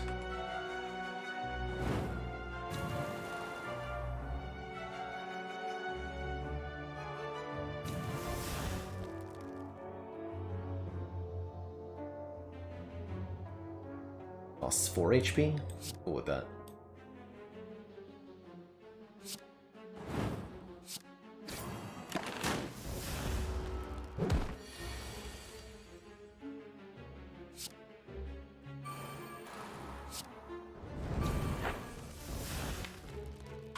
Reapers in the draw pile.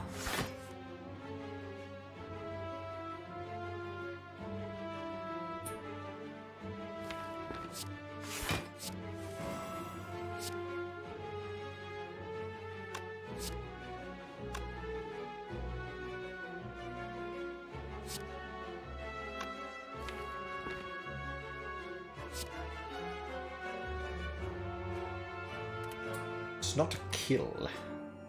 But it is a full heal, so...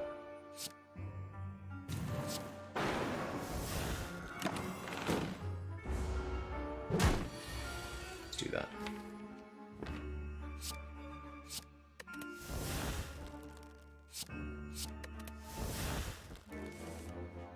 Ha!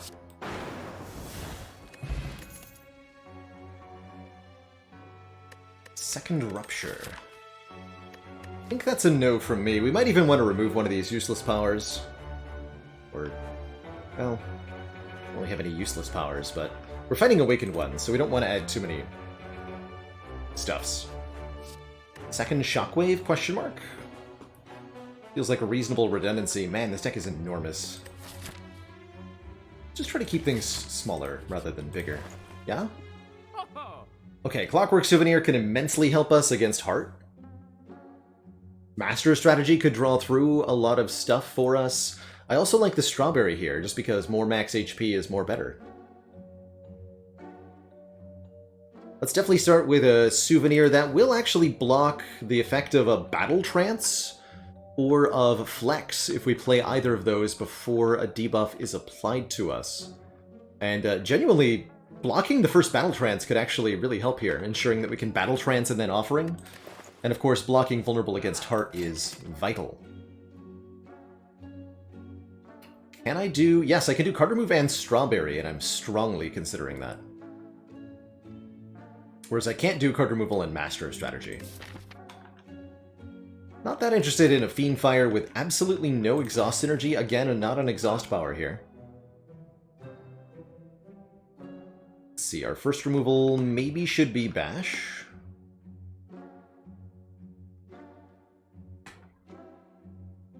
I have 2 Blood for Bloods. How fascinating.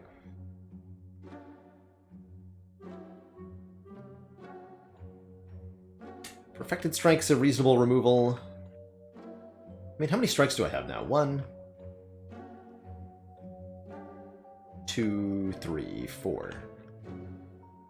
Okay, yeah, Perfected Strike is worse than Bludgeon. Get rid of that. And yeah, I think I am going to take the 7 hit points. It's not a lot of health for the money, but it's pretty good. Maybe Master Strategy. Thinking Ahead is kind of alright here. There's a Master Strategy or a Secret Weapon. And a Mayhem Plus. No thanks, but I appreciate that you thought about me. Yes to Master of Strat. Yes to a Thinking Ahead. Draw 2, put a card on top. It's like a Warcry Plus. Card draw. Card draw.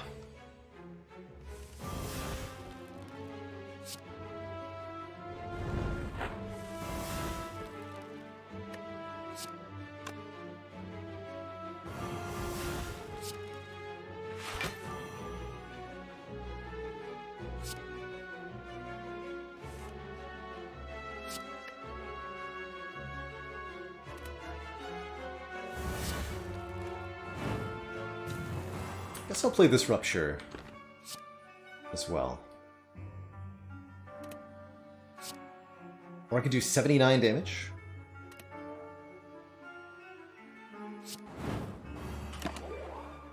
Oh, artifact. For shame!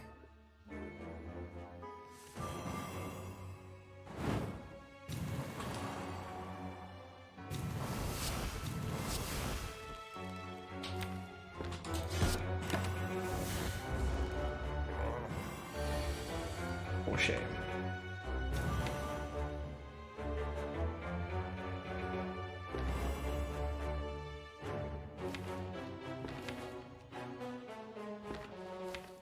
Gems of Phone. Let's Headbutt Pommel into Battle Trance.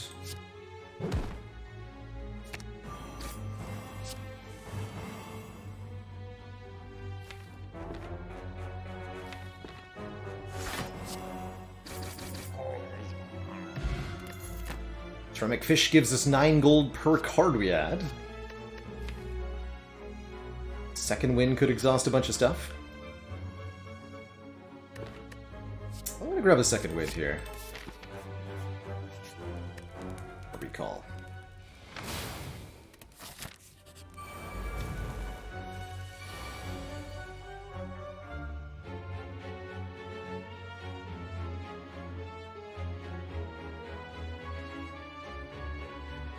This is a bit of a sketchy turn 1. We're a little dependent on our Immolate here, or Reapers once we have Strength. We do have Gremlin Horn in this fight. Okay. Let's start by drawing cards, then. The True Grit. Okay, Inflame Wild Strike does 20. But Inflame Armaments Wild Strike does more than 20. I think I'm gonna color this potion too. Yeah.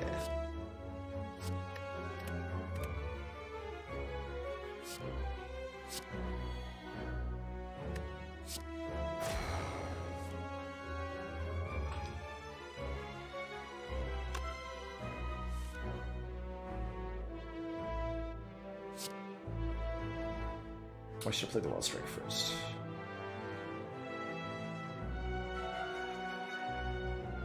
I guess that's fine.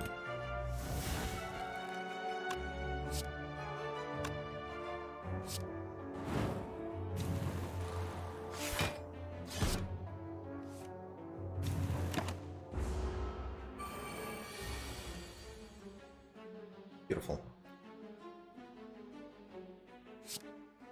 Please allow me to draw more cards this turn. Thanks. She's summoning more daggers, so we'll headbutt Immolate at the end of the turn here.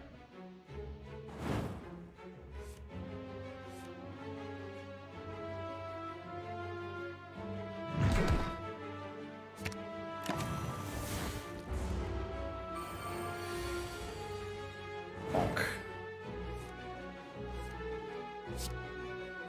Excellent fight. With the oddly smooth stone making our blocks block for slightly more. Could take a third battle trance, but I really don't think that would help me. We are going to open this chest, because I want the curse. I really want that point of strength, and the relic is a bonus. We get a Parasite, which is grand, and the boot. Versus Super Nemesis. Actually relevant? Not bad. Not bad.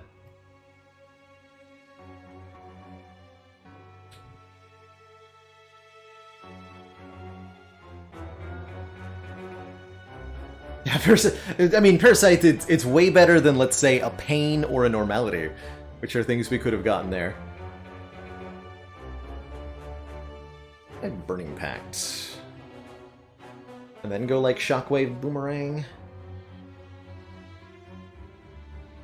If we skip the chest, then the next common relic we get would have been Boot. It depends on whether the Nemesis drops a common relic or a different rarity relic.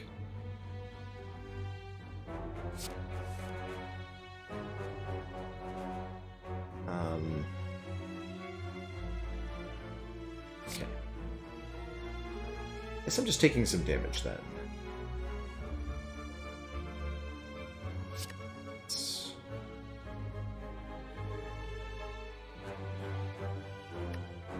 Surely we're not drawing through this deck twice.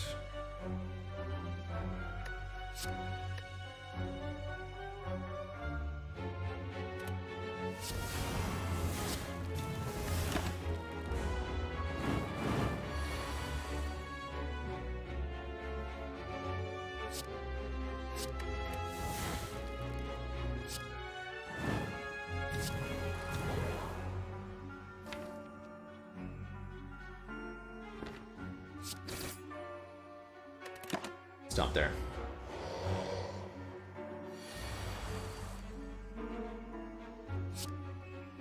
The double block.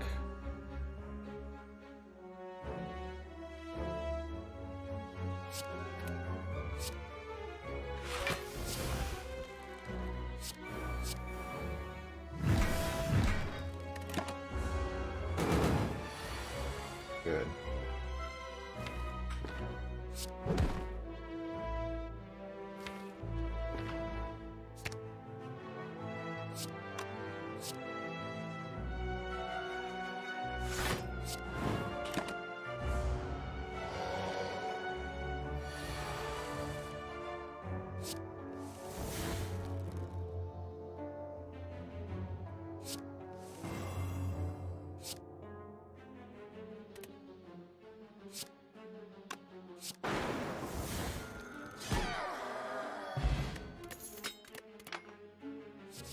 Hell yes to second disarm. This deck has 40 cards, and we're fighting Awakened One, so we really need some help if we're going to play more than one power. Disarm is definitely going to help. Cool. Okay, we have all 3 keys. We have a decent list of relics. We've got full health and a reasonably full potion belt. I think our odds are acceptable moving forward.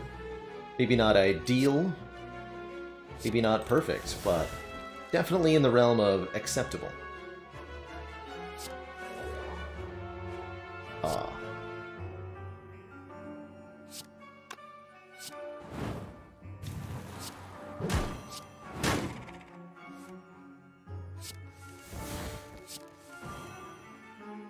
Look at that turn, by the way. We just drew 19 cards on turn 1.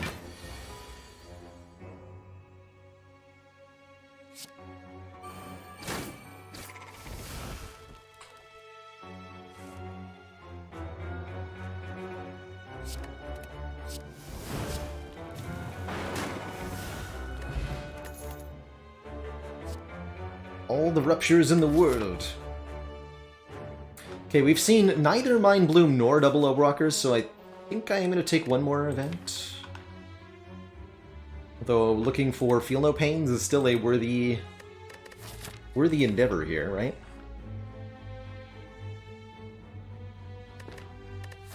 Odds we get a Feel No Pain from this combat are so low, though. Pick the event. The Merchant.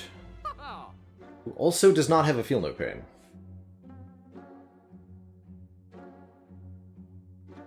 I see.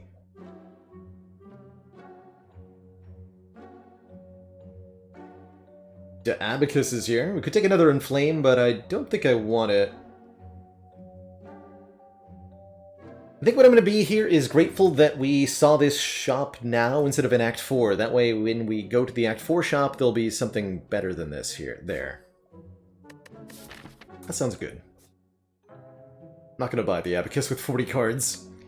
We could remove 1 card here, and it would be enough that we could afford another removal at the next store. But I think what I'd rather do is hold on to the cash. I think that would be my preference.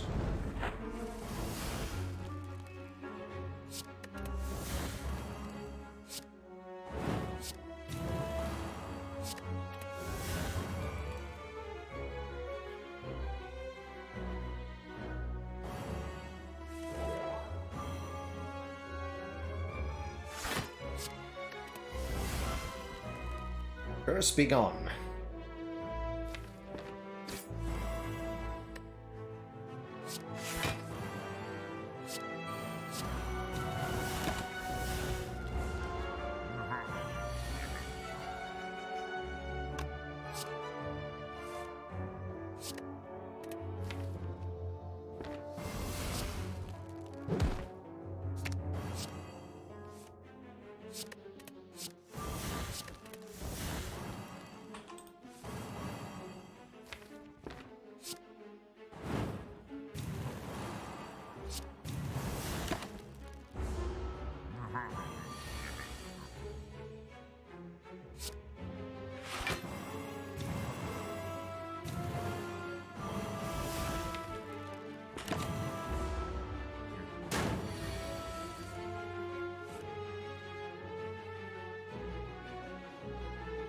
Shame about this not being upgraded.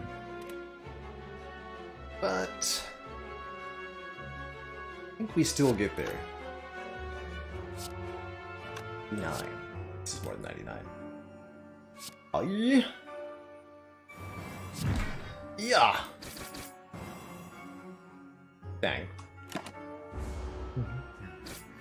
So close there.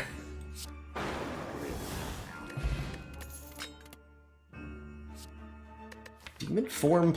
You know what? Yeah. That actually sounds pretty good.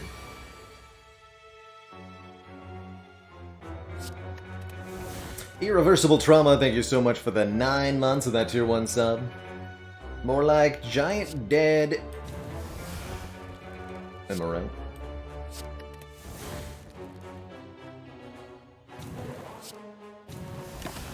I'm gonna keep the buffer, because this could be 30 damage. It's not. I'm gonna lose my buffer to 2 damage? No. No. Why? to 1 damage. Curses.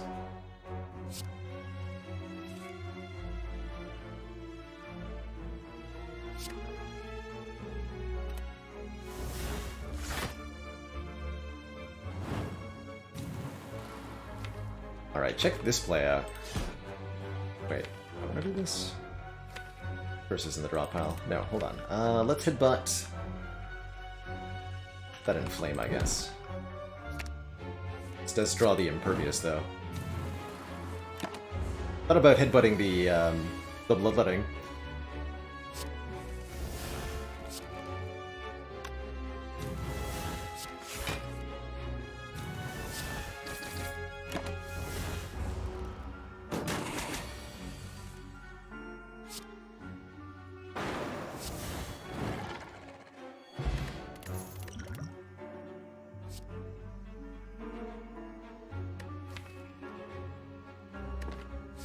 I'm gonna take another one of these. I think this is a... With how much card draw we now have, I think this is pretty good.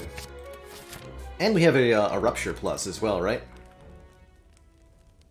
Okay, we should at least upgrade one of these Limit Breaks for the end game here. Partially because we have Headbutt. Yeah, helps Demon Form get into play, that's right. That is correct.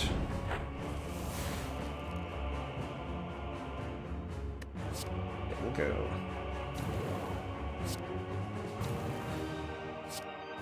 I'm gonna destroy a Rupture.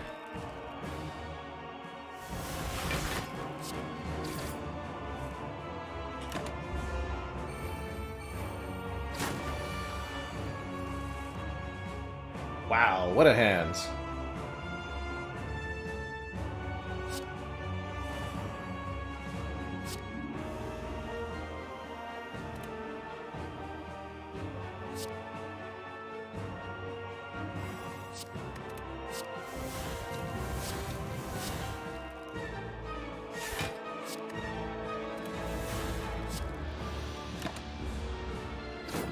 That, accumulate for this turn.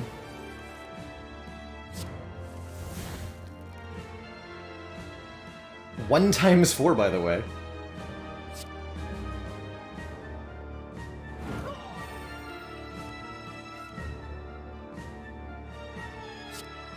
Technically don't need to play any of these powers, but I think I'll play the Demon Form.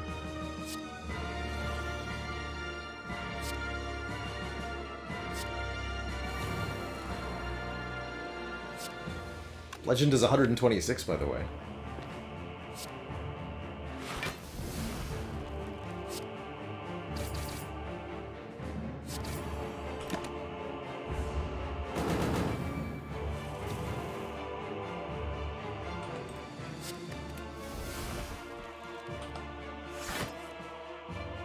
Nice.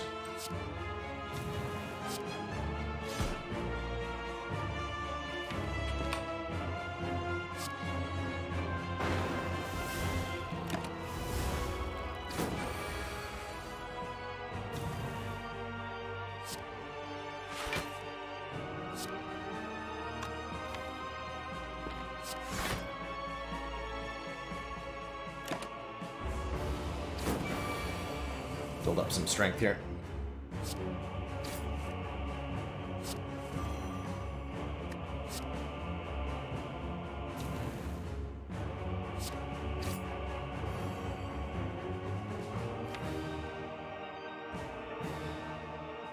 Destroy everything except the Burning Pact.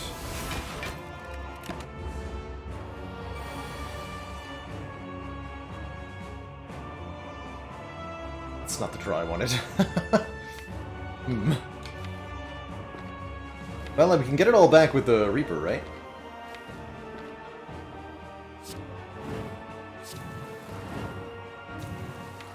Technically draw a card, but it wouldn't help me.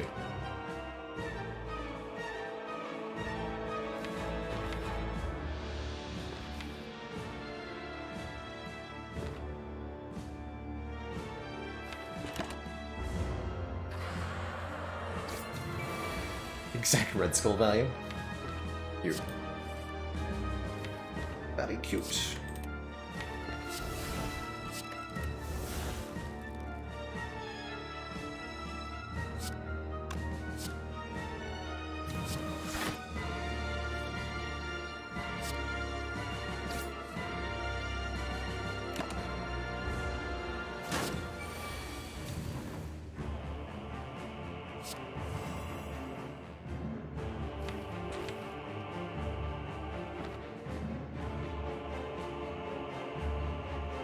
Can't even headbutt.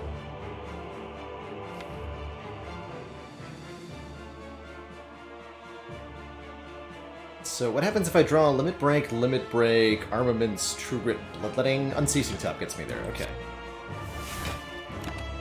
Wait, but we have Void. Oh, good. Heal me! GG. Next up, Donu and Dekka, the Shape Meisters.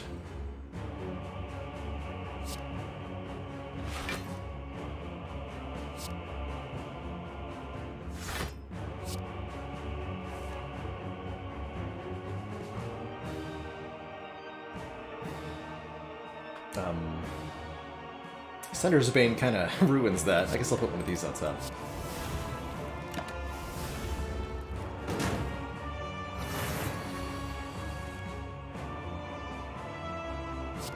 Let's use the artifact on this battle trance.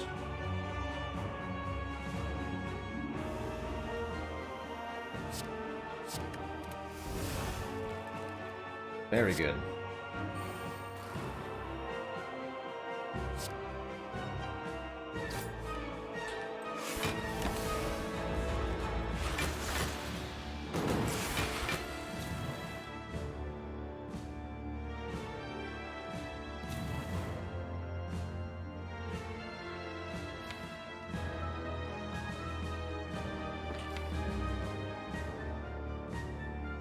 Where's the other Reaper?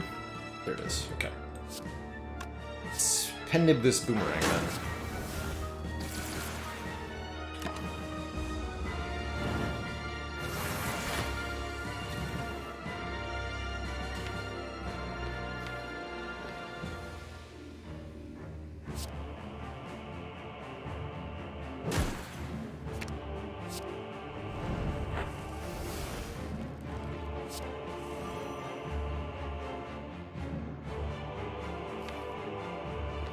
Okay.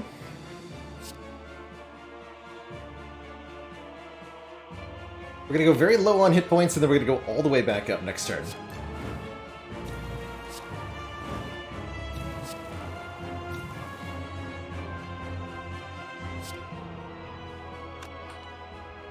Do anything. But I'm not gonna play the Wild Strike.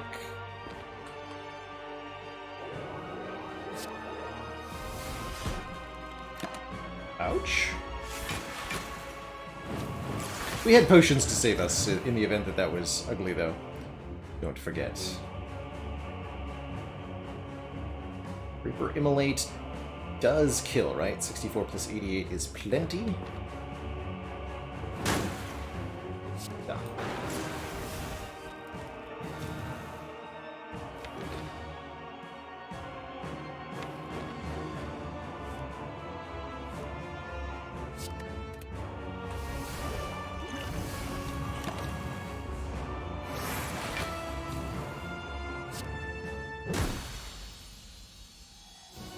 Alright. This weird Ironclad is still at full health somehow. Two thump, a deep pulsing dread can be felt throughout the room. Is this the Heart of the Spire? Is this source of all of this Ironclad card draw that doesn't involve a single Feel No Pain or a single Dark Embrace? Cards that we would have happily added a dozen times over, yet we simply haven't seen them. And so we're finding other ways to win. It's pretty cool. Give me an upgrade on... like, genuinely Master of Strategy, maybe? I could see upgrading Double Tap being good, too. Upgrade Sword Boomerang to hit one more time. Upgrade the Offering to draw two more. It's a upgrade the Offering to draw 2 more. That's better than upgrading the Master strategy, surely. Alright, Shopkeep, what do you got? Brimstone.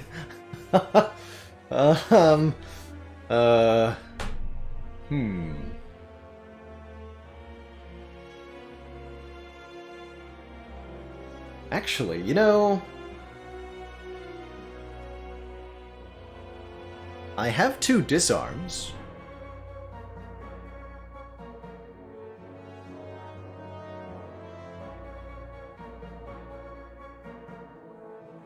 Brimstone says, at the start of your turn, gain 2 strength and all enemies gain 1.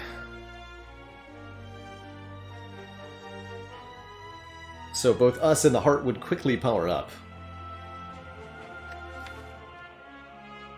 That's extremely good for a deck that has limit breaks. Is it really worth the possible streak loss? Well, consider it this way. It's a possible streak loss regardless. This deck is not a guaranteed heart kill. We're going to be dependent on draw order just as we will be if we do take the Brimstone.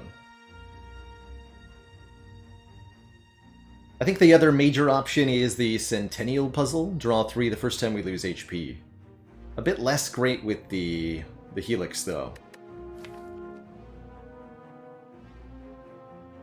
But the Brimstone might give us an earlier kill on the elites and might allow us to take down Heart much quicker as well by getting the strength scaling up very fast.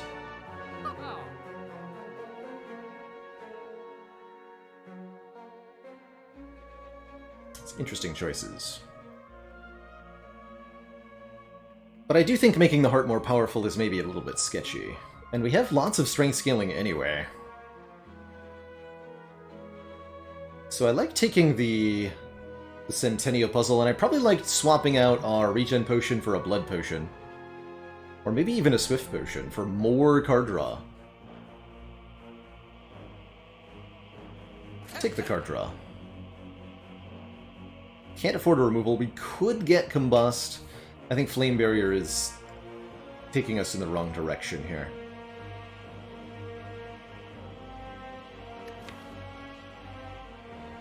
Offering will activate Centennial Puzzle, as will these Bloodlettings, if it does damage to us. Not if the Helix blocks it, though. So it's just a question of which potion is better than Regen. This is 20 HP, Blood Potion is 21 hit points, Swift Potion is... well, card draw.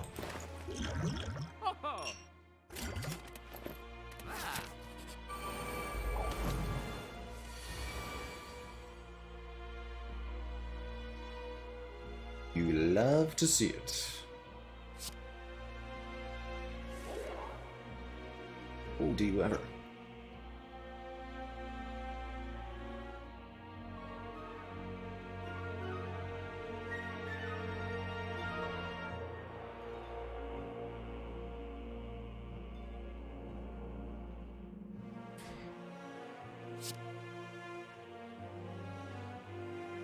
Can't draw more with Bloodletting precisely because of that Helix. This doesn't do anything, but it does give me a lot of energy so that I could do Inflame, Enslame, Impervious, and we'll see what Battle Trance draws.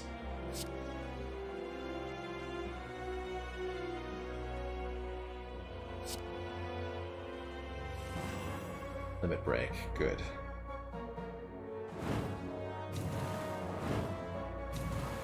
Guess that means we'll be Frail next turn, and I'm okay with that.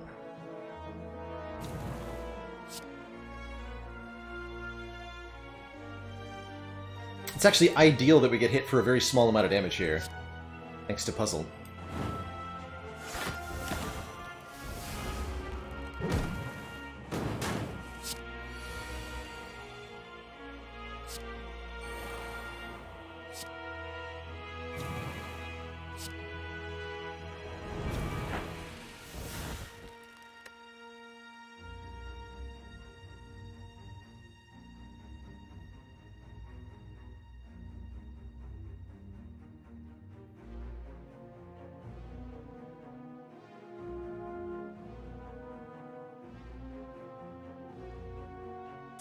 Disarm, double tap, bash, 4 energy, 3. Does 29 times 2?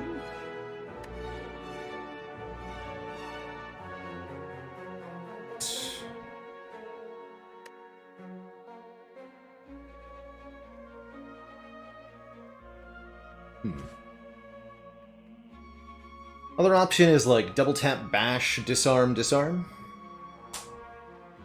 Yes, you can change which direction you're facing whenever you target either Spire's shield or Spire's spear. With a card, your character will turn to face that enemy. The one that you're not facing deals 50% bonus damage to you, so considering which enemy to face towards or against is an important part of the planning in this fight. Potions also work as long as they target the enemies, so weak and fear and fire potions can all turn you around. So can the poison potion, but if a potion doesn't target an enemy, it will not turn you.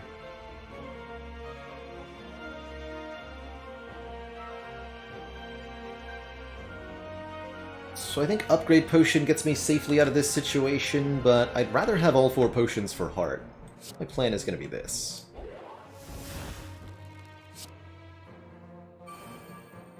Actually, draw first. Okay.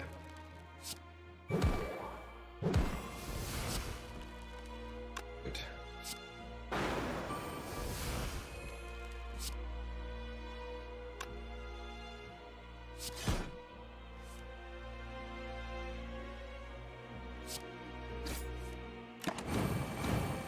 Rupture activates off burns, by the way. So we become stronger.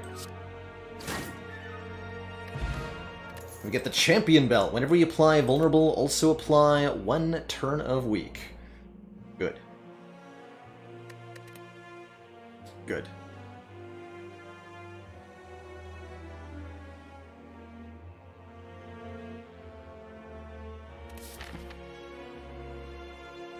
Okay.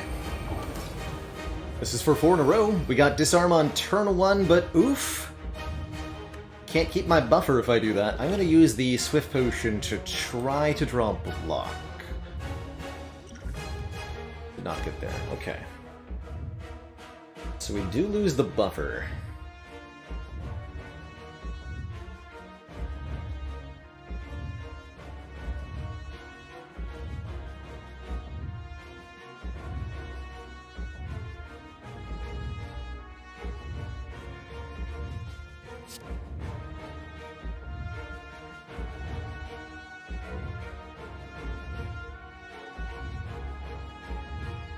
That does mean we get to Power Potion and Blessing of the Forge this turn, though.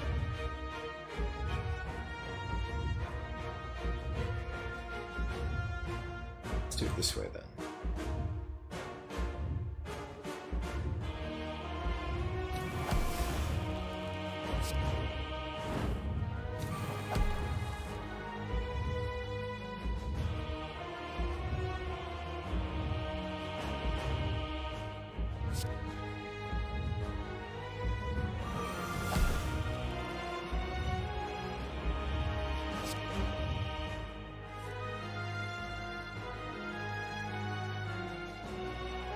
Okay.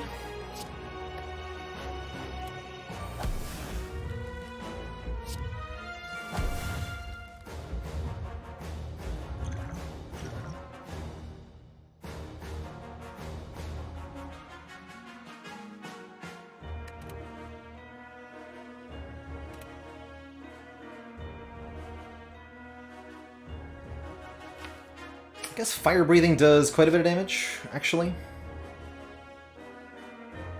Talon Size helps keep me alive, but only by 4 per turn.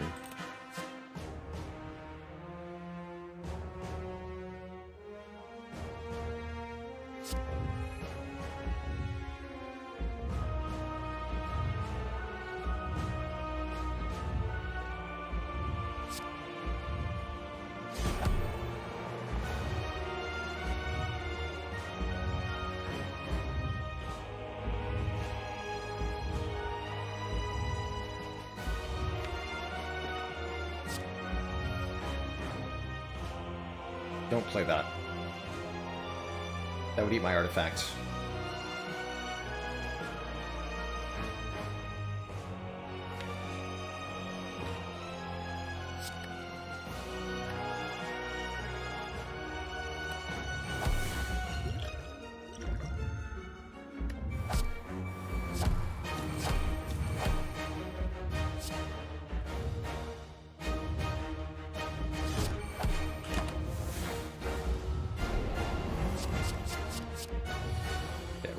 multi-attack first anyway.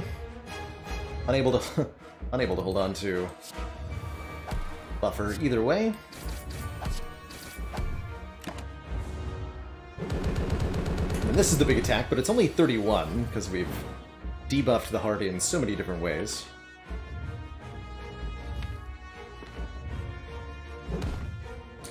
Just take the Reaper back, thanks. We're at enough strength already.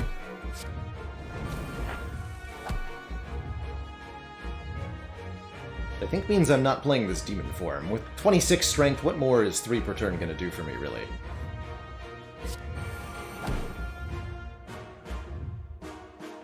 Precisely.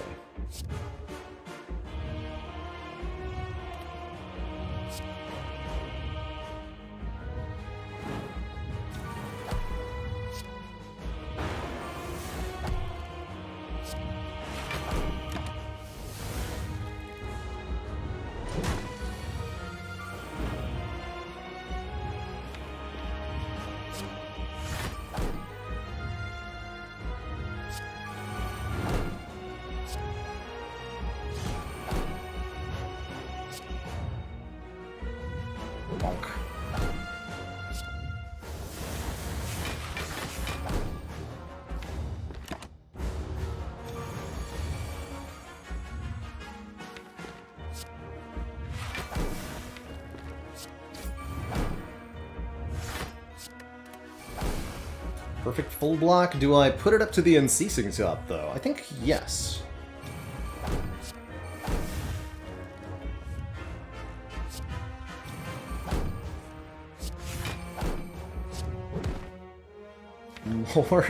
More energy.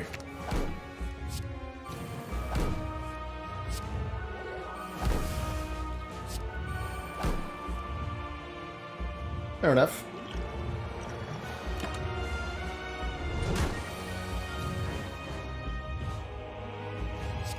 GG, Mr. Hart. GG. Count that as number 4.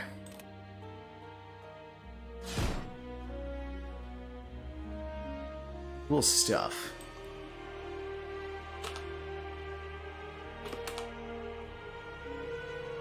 GG, everybody.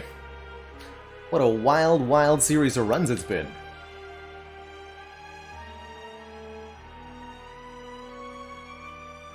GG.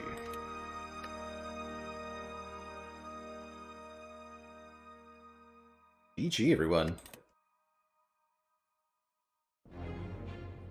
Duvoudal definitely carrying that one. Those 3 points of strength on turn 1 of every combat, ensuring that unlike the previous Ironclad run, if you look at the decks, they're probably not even that different. Ironclad. 2 limit breaks, 2 offerings. This had 2 limit breaks and an offering. We had Burning Pact, 2 in Flames, 2 in Flames. Although 26 cards, 42 cards, there's a lot more stuff.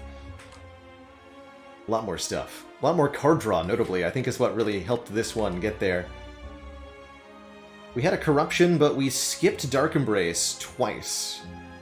And I think that was a grievous mistake. It was even upgraded one time, right? I took a Power Through Plus over a Dark Embrace Plus.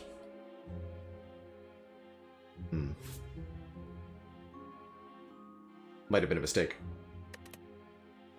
Oh well. We got a win on this one, and that's something to be proud of. This one, rather. Hit a Black Blood run win? What? Cool. Yeah, Reaper definitely helped. Kind of curious how the previous... What did we take? We were offered a Black Blood. We took an Astrolabe instead. I got Ghostly Armor, Armaments, and Corruption. I wonder if we'd taken the Black Blood, how we would have done. Healing a lot more. Higher health. I mean, that wouldn't have helped me. We were at full health going into Shield and Spirit and we just died. Okay, Black Blood would have not have helped that. Good talk. Good talk. Alright, 3 excellent runs today. I think that's where I'm going to end the Spire for the day. At 3 glorious wins. With the rest of stream... I think I personally am in a mood to play just a wee bit of the old Monster Train. and maybe complete one more of the expert challenges in that game.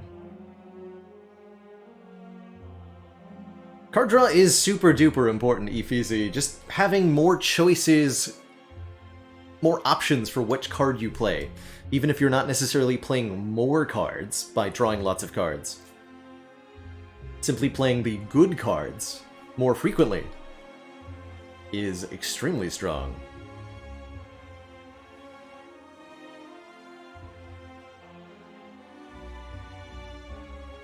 If you can ensure that every single one of your turns is great, you're going to have a good time.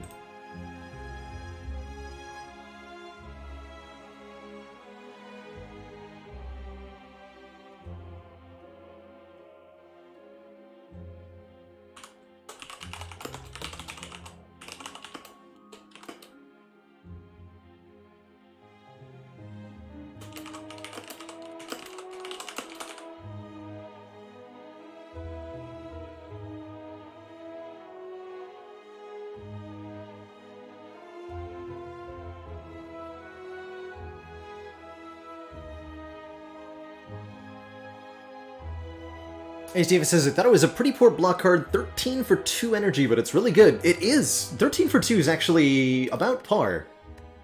If you look at each character's card library, and look at their 2-cost block cards.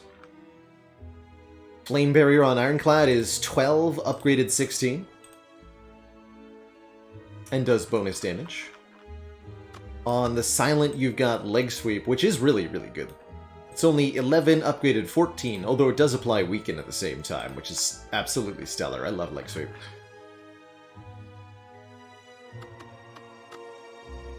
Equilibrium is 13 to 16, which is actually more than Glacier is, right? Even accounting for the Frost Orbs, Glacier is 11, upgraded 14, whereas this is 13, upgraded 16, so more block. At least if you don't have any focus, more block than Glacier is. And then for Watcher, your 2 energy block is Protect. And that's also 12 to 16. So it's about on par with everybody else's 2-cost block, but they've all got a different, like, secondary effect on it. There's also Swivel, which is only 8 to 11 for 2 energy. I think Equilibrium is excellent. The retain effect is really, really nice.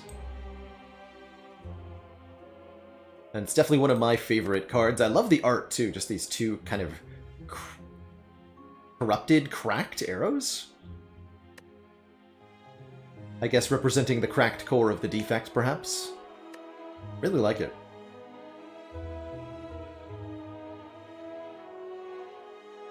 Defect's got some sweet card arts. I love Loop. That Golden Infinity. What's with these weird blue waves, though? What is that?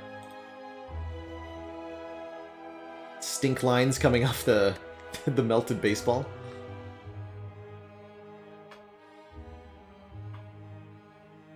Some beautiful cards.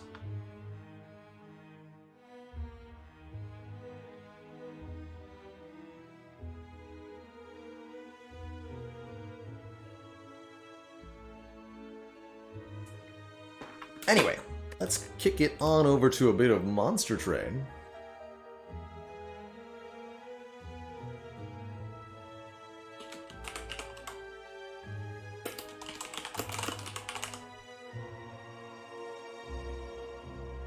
Change my category too.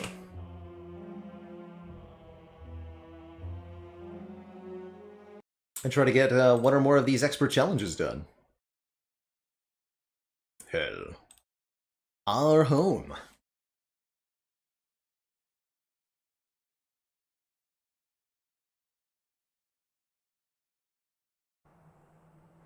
So if you've not seen it before, Monster Train is a really, really wonderful deck-building roguelite, inspired in some ways by Slay the Spire.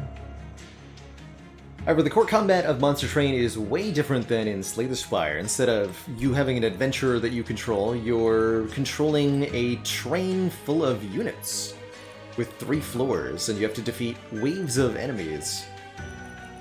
We're currently working our way through the expert challenges of Monster Train, which means we're playing a run on the maximum difficulty with some additional modifiers. Oh, jeez. Let's take a relatively easy one. Overcharged. Overcharged gives us 2 Ember per turn and 2 bonus capacity.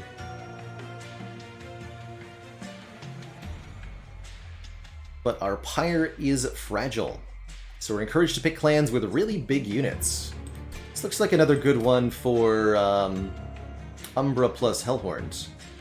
Let's see, which combo of those have we not won with? For the logbook, we need a Hellhorned Umbra win with the Shardtail Queen and with Penumbra. Let's try to get one with Penumbra. This big lad.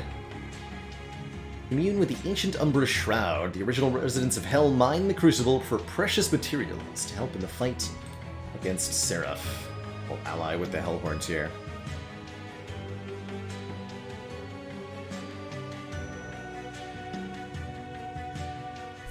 And I'll just make a quick command for the challenge.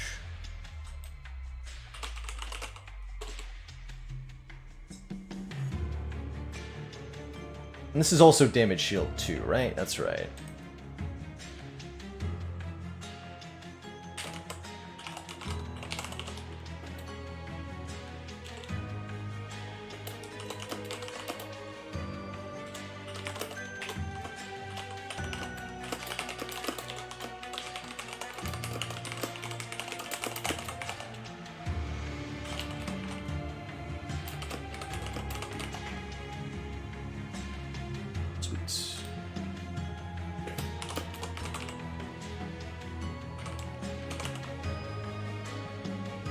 Alright, let's embark.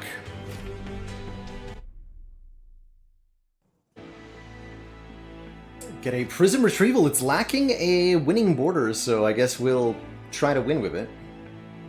Well, as 2 Rituals of Battle to apply lots of rage. Or start with the Shade Splitters. For morsel generation and some torches to hit backline enemies. Not the worst set of starting cards. And what are our champ options? We are offered the monstrous version. Or Arc Attack, which adds plus capacity to the floor. So a winning border, great question. In Monster Train, the game keeps track of which cards you have won the game with, which cards have been in a deck that won, and which cards haven't. And you can visualize that by the border around the card.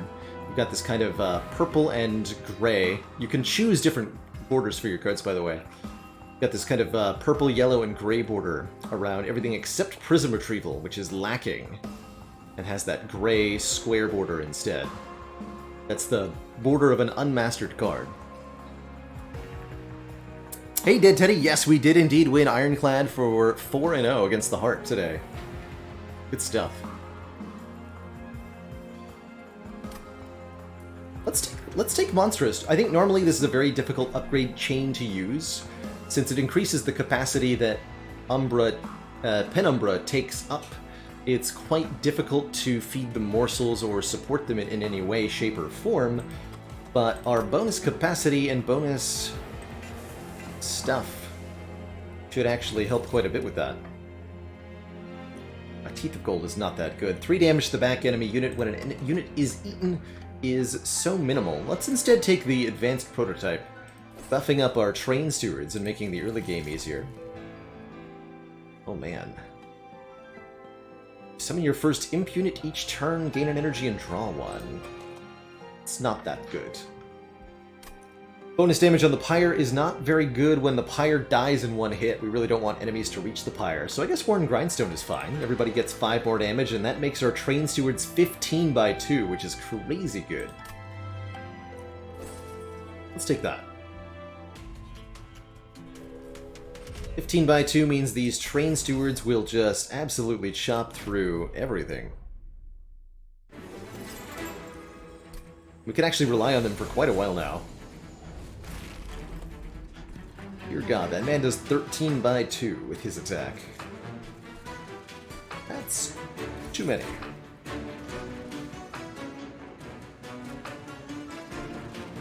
So, enemies will come into the train each turn. Each turn, they'll fight any of our units on their floor, and then after that, they will advance up to the next floor. Generally like to set up on either the top or the bottom. The middle gets -1 to capacity, but that's less relevant with our bonus. We'll put Penumbra up top, using the morsel to absorb that top floor Ember Drain. And let's make them very angry. This is what, 20 damage? 35? I can actually kill both of them with a steward here. No, he'll exactly die to the second 13. Never mind. Put you here then.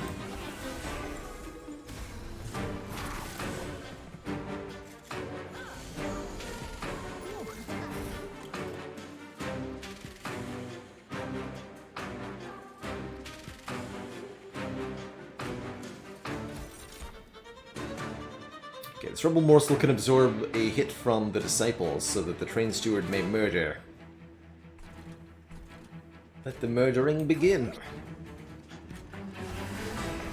Okay, that gets all the enemies on this floor, including the Collector, for bonus money. I'll just pick these nerds off.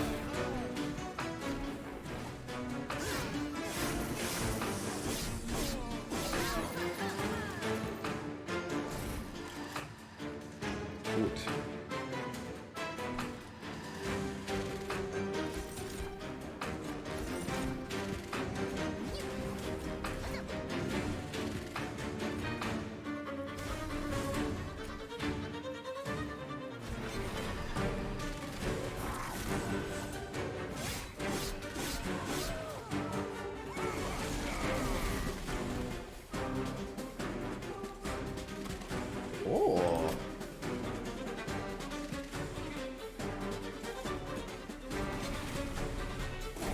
Make the big steward. 35x2. Heck yeah. Get him, stewards.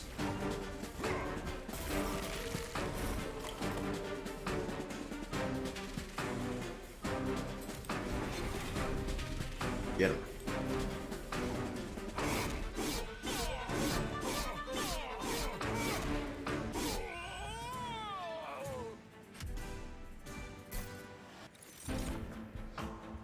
More capacity.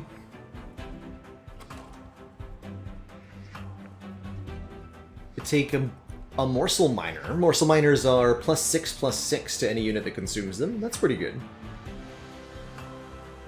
Or a Mine Collapse. I think I'll take a Making of the Morsel, just one copy. Ascend could let us overstack a floor. Branding right for armor generation. Let's take some Ascend.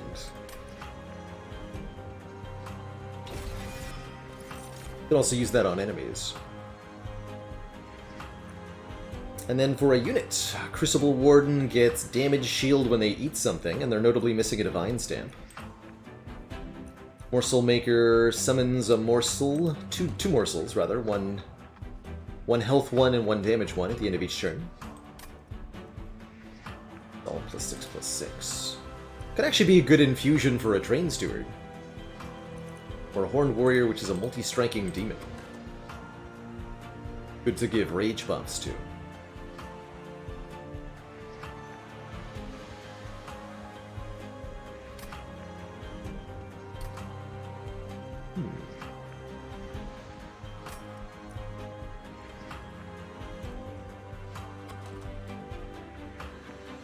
Let's get the Crucible Warden. I'm trying to get the stamp on that. We'll go Merchant of Steel first. Question mark? Yeah, I'm gonna go Merchant of Steel second. Get an Umbra unit here. We are offered Holdover. Holdover Hidden Passage could be a thing. A card with Holdover puts itself back on top of the deck when played. Ooh. Conserve energy between turns with this, with bonus energy per turn. That's pretty powerful. 5 armor in every unit's pretty good too. Or the Shadow Box. If you play 20 morsels during combat, you get to do the big thing. Take that Unbroken Horn. That's hella powerful. Oh man, and we get a morsel made. Feed on units with... So this instantly devours any morsels that are created. And the infusion gives that effect to whatever you infuse it to, allowing you to feed basically any number of morsels to one unit. As well as getting big stats per devour. Let's grab that morsel made. I might infuse it into the Crucible Warden or something.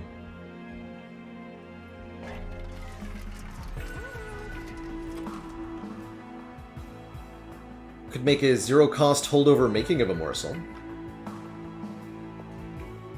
To go with that. I think that's actually entirely reasonable.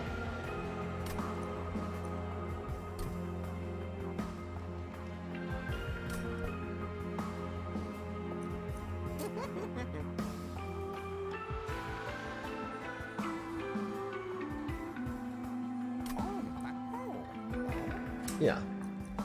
It's not the best morsel gen in the world. It's not bad, though. So that card is now free and gets drawn every turn once we start playing it.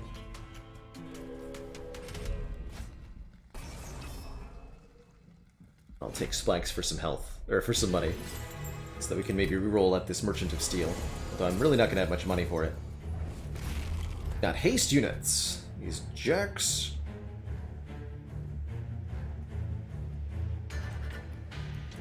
Up to the top floor.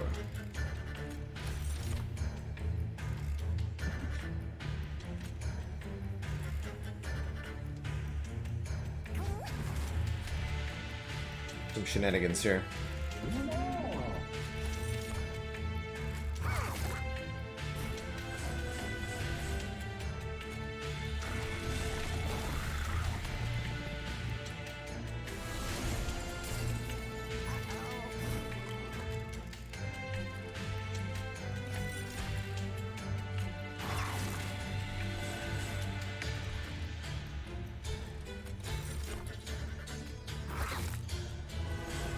The trample kills all of them except for this enemy, because they have damage shields.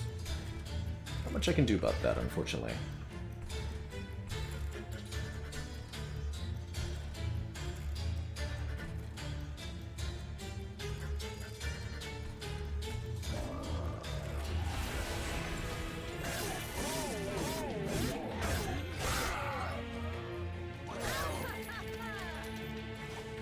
Wait a minute. Oh god. That almost killed me. So if this enemy gets to the top... Okay, we're fine. I was gonna say, if this enemy gets to the top, we do die. That's right, I have a Fragile Pyre, I gotta remember that.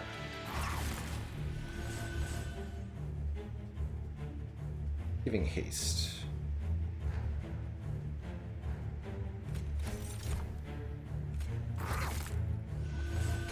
Better to kill you then.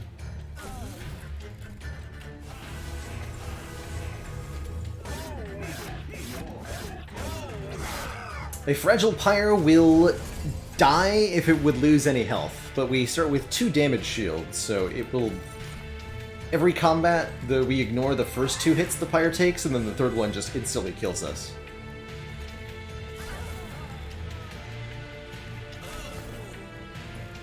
It's a fun life.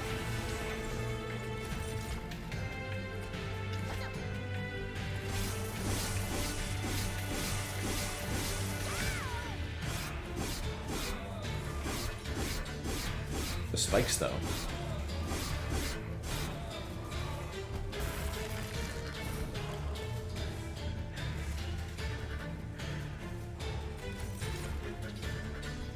Or Prism Retrieval. Why are you so bad? Feel darkness. Feel it.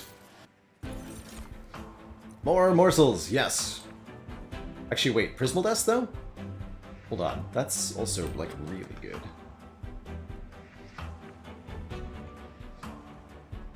Tough call. I need this.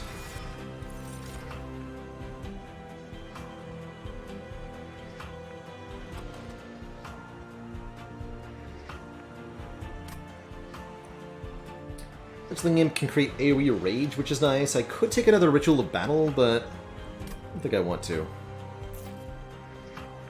I have not ever played RimWorld, Haters NC. It's a game that's been on my radar a few times, but never actually decided I want to play it.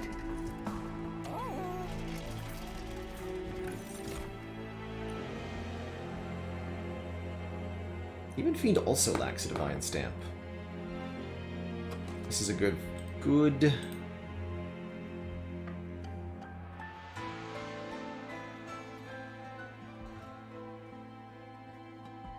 This is a good one for that.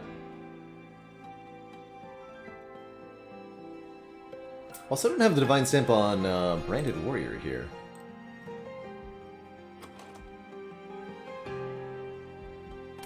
I have a Demon Fiend.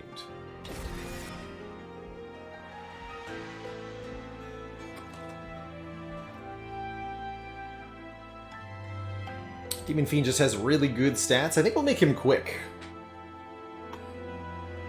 And then look to maybe figure out a way to give him multi-strike somehow. We'll put some damage shield on the Crucible Warden, who will be our frontline tank.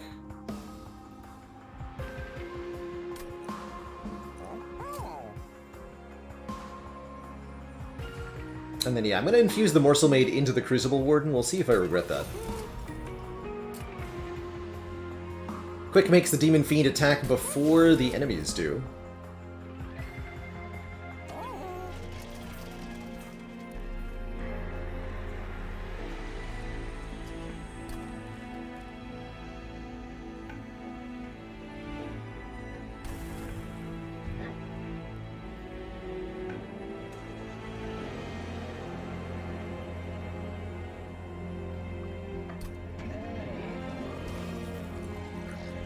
Do I want to spell chain anything?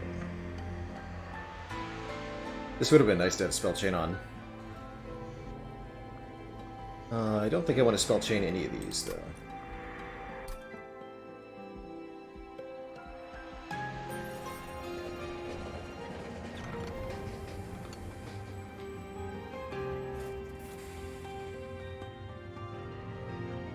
Can't offer Pyre Health, but we can gamble here. 2 chances at an artifact? Sure. Dang. Not waste our time. Minus 50 gold, huh? What a concealed caverns. Dang.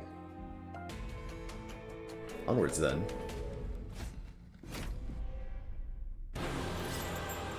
Yeah, main reason to put the morsel, what's-its-face, into the Crucible Warden is so that we can get the damage shield on the Crucible Warden.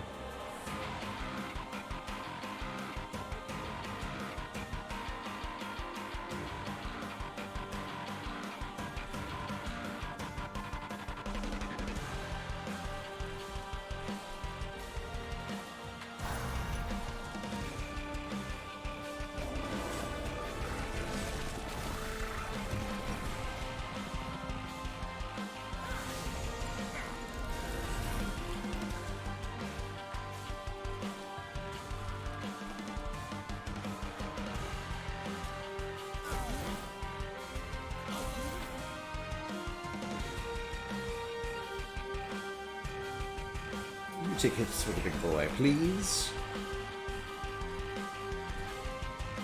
You're just gonna die, but that's fine.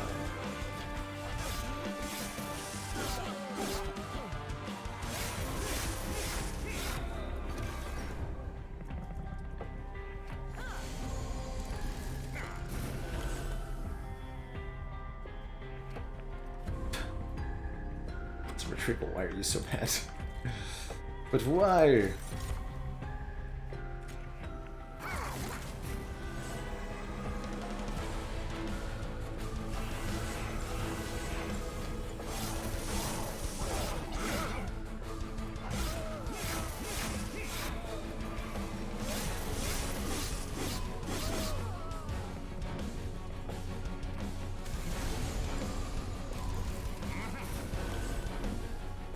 Ooh, there.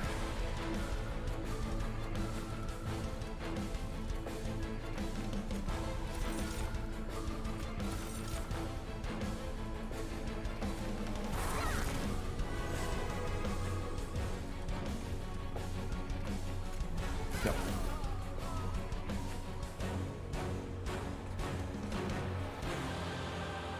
That's fine.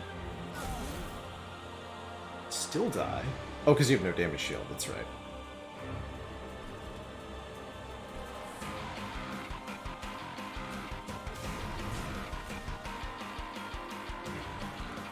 This won't.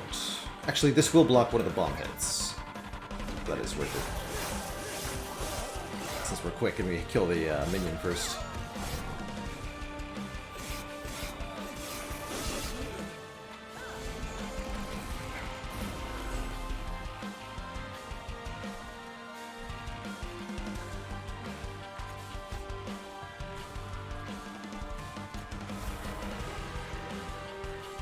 To the top!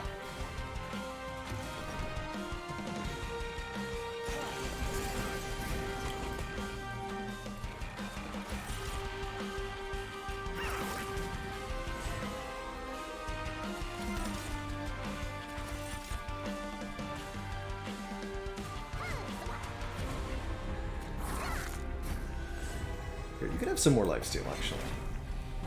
Not sure that'll actually matter with the damage shield, but we're doing it now.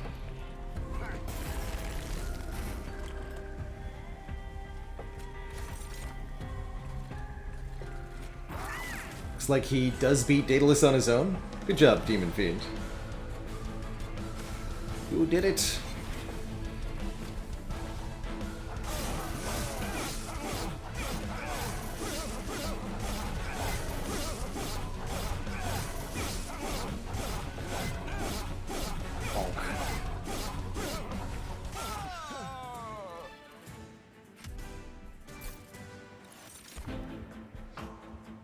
Last stand doubles the amount of rage.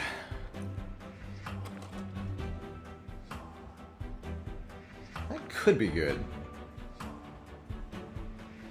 Not sure that I trust it. Which Seraph are we fighting? Seraph the Cleanse. Okay, let's not. Let's not. How am I going to scale up then? Spike of the Hellhorn is just so weak. It's not enough armor. Skip all that then.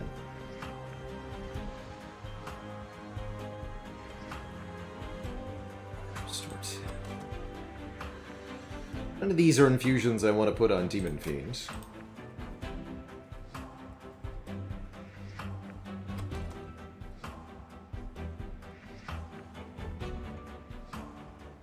But what about the Steward Bros? I should have actually made a Super Steward. But I want to get the stamp on the Demon Fiend, so...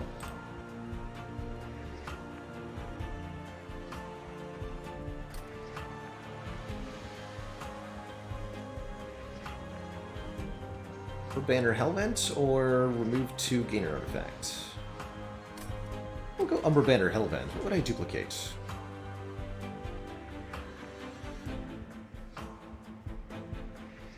Maybe my Demon Fiend, depending on what I get? Okay. Let's see what we can do. And I'm going to take plus card draw. We've already got bonus energy and bonus capacity. So let's make it 6 cards per turn. Please. Make it 6 cards per turn. Okay, that's the temple here. Spell Chain and Purge. Spell Chain Double Rage could have been hilarious. And I'm gonna... Let's see. keep upping Penumbra. If I do that, I can't put them on the same floor as the Crucible Warden. Maybe I'll path into Architect. We get a lot less stats, but we create more capacity instead of removing it. That's a good idea here. Let's cross-path it a bit. Void Construct, interesting. I mean, Morsel Maker's pretty good.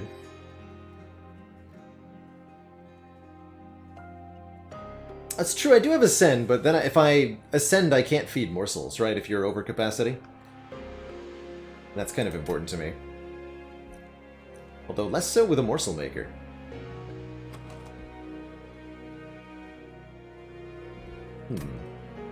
Certainly I'm not taking this construct, right?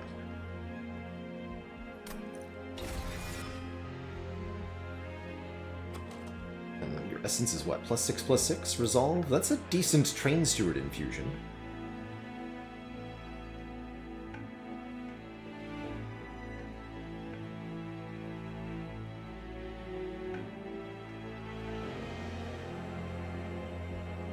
I think we'll keep them as they are. Let us instead duplicate... a holdover making a morsel?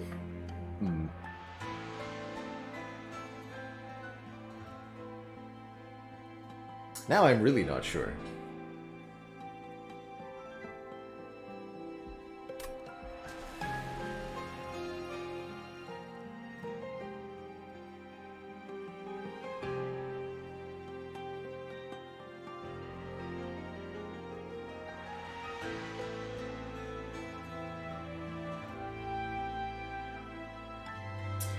If you have 2 hunger units on the same floor and you play a morsel, I imagine only one of them gets to eat it, right?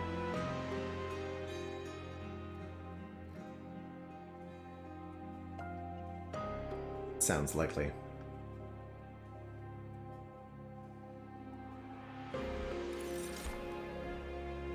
Okay. Heaven's Seal is a bit of a challenge. Enemies that survive my onslaught. That could get me killed really easily, actually. Flipped Guardians. It's a bit of a YOLO, but I want the artifact. If we fail to kill an enemy and it reaches the pyre, well, we're gonna have a bad time. Oh, is Preble actually doing something? What are you kidding me? Neat. Very exciting.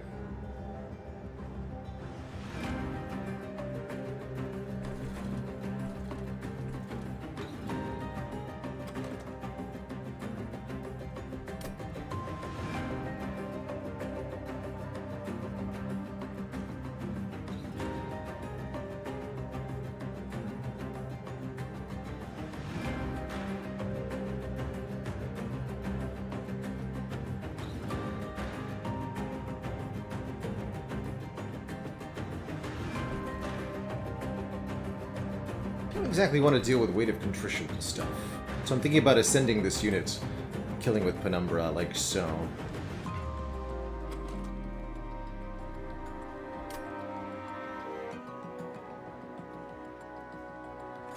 I'm gonna do that.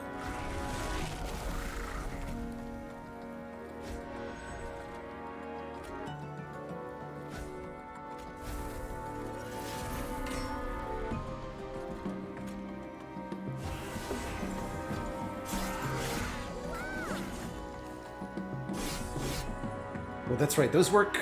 Oh no. I made a terrible mistake.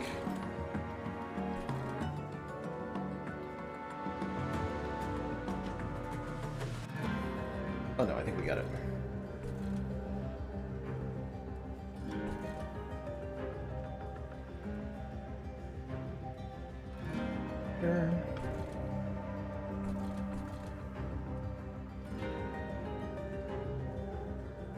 If I send my units, do they get healed also? No. No, it's only non-boss enemy units. Need to do 105 damage next turn. think I can make that happen. But I need to make room on this floor, so... this.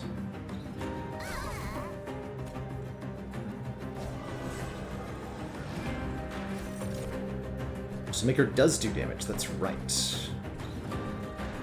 Or Morsel Miner, rather. That damage to the guy with Trample.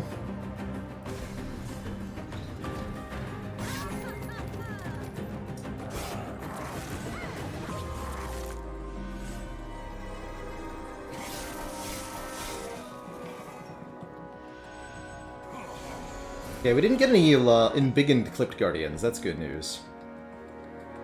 See that you're still alive.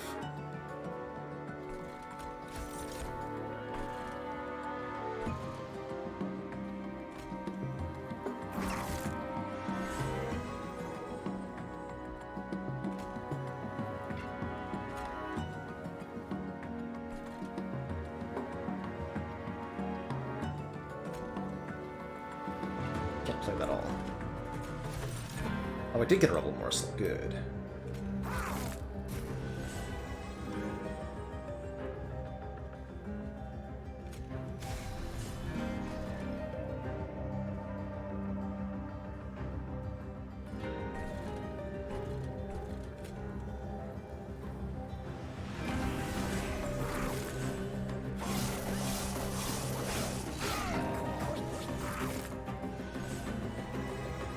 Somehow this is working.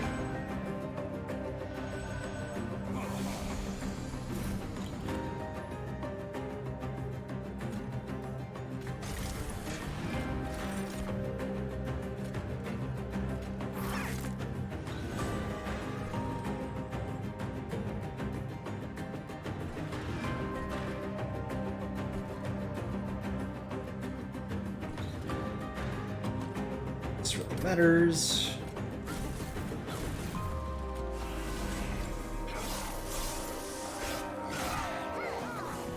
Ethlyn, thank you so much for that generous tier 2 sub and those 18 months of support.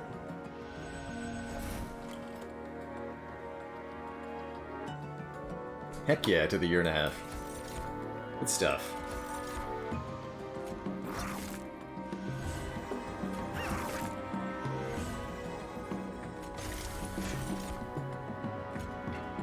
Look at this damage shield accumulating.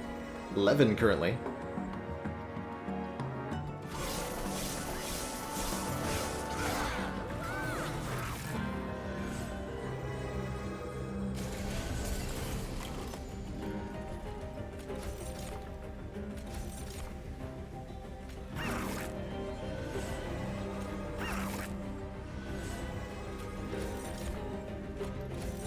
Become strong.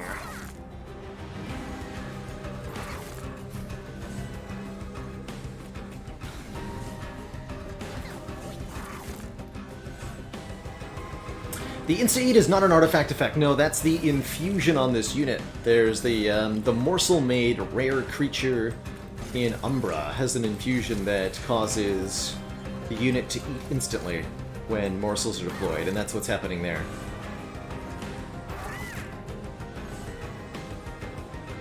GG.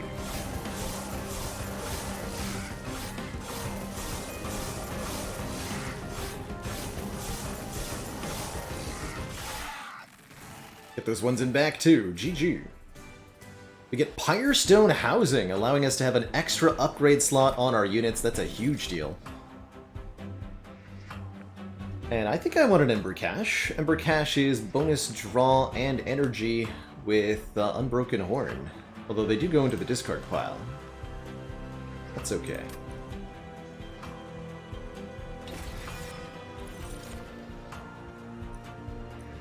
One Horn's Tome. Apply Fragile and Multi-Strike to a unit. If that unit is covered in Damage Shield, then what's the problem?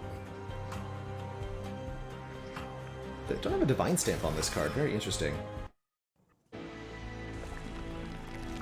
And I guess if we got extra upgrade slots, let's go to the Merchant of Steel, question mark? Although I would like some removals. These torches are pretty bad. Urzel's Horde and a Concealed Caverns is very good.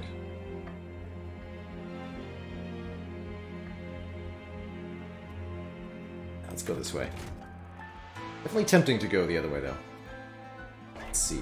The upgrade offered is endless. Not about that. Although an endless Crucible Warden could at least make for a resilient tank. We should consider it, at least. Rage on the Demon Fiend is fine.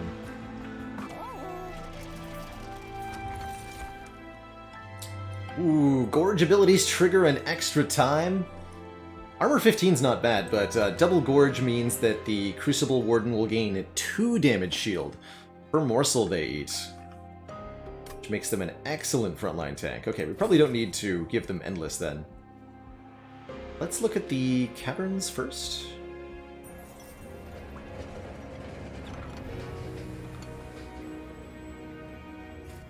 Which clan's Rail Spike do you take? Trigger feeding on a morsel unit 2x times. That's a shame I can't actually really... Well, I could use that. Just not on the floor with the Crucible Warden. Sap and Frostbite, not bad either. Actually, 1x Sap would be really good with our Unbroken Horn. So I'll probably take one of these two.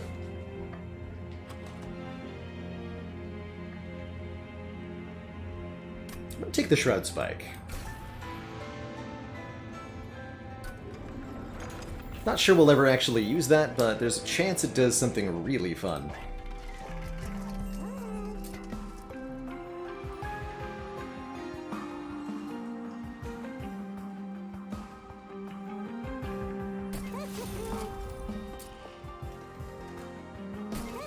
Sprinkle some upgrades around.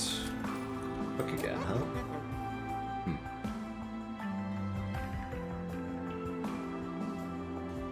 Interesting.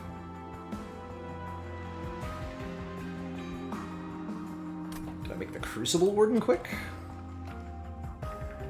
Guess that's fine.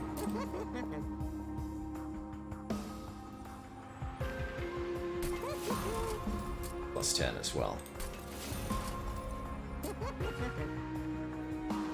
Morsel Maker should be resilient to spikes, so we'll give them some health too. And next up, I'm gonna grab some money here from the middle. Stealthy Boss. No, we're fine with Penumbra, right?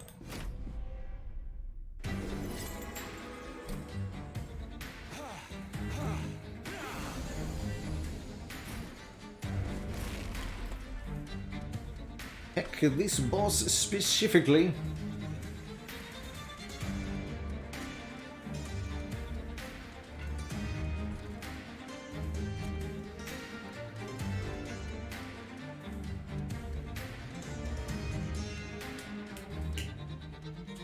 I drew Prism Retrieval on turn 1 again.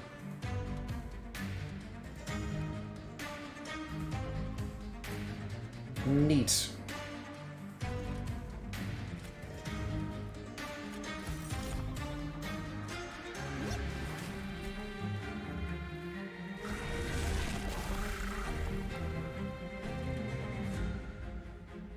We're gonna put our Daemonious Fiends. They'll be good against these stealth boys.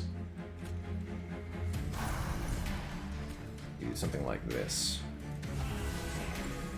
I want a unit. I don't want to draw either of my banner units, so let's not play that.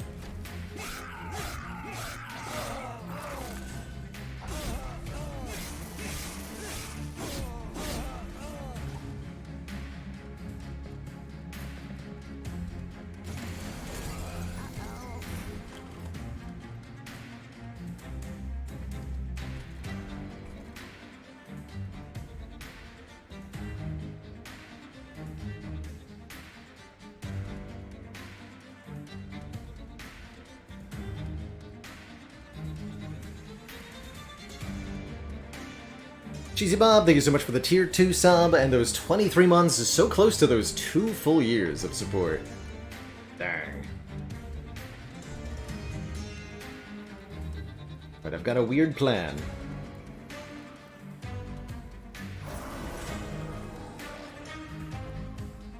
And Punk User, thank you so much for that Prime sub. Welcome to the Cozy Council. Here, you eat that morsel a bunch of times, sir. Oh, you're still dying? Oh, right, 20... foolish! Fair enough. Yeah, foolish. I thought he would live. Not quite.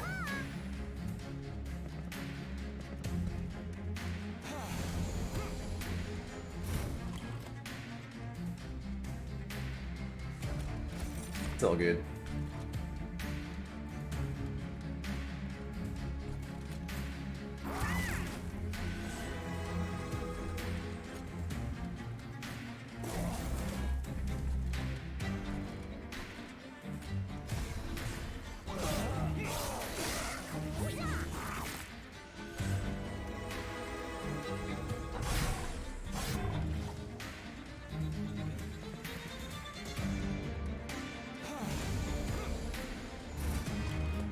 I'm so glad to hear that, Punk User. I think it's a more consistent game than it used to be.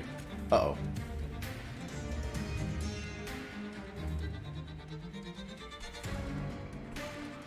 We ascend you. Okay, and we're gonna be fine.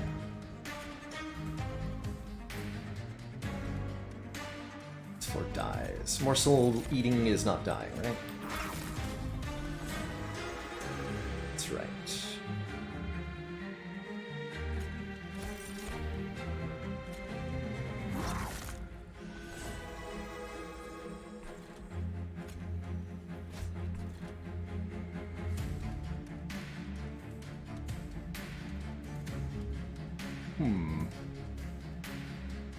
We do have 2 damage shield on the pyre, so this is fine. But very sketchy.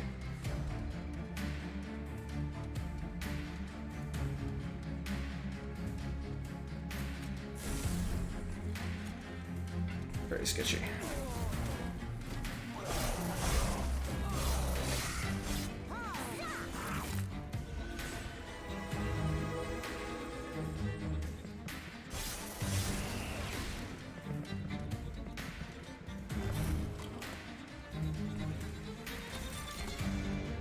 Ooh, I can't feed anymore. That's okay.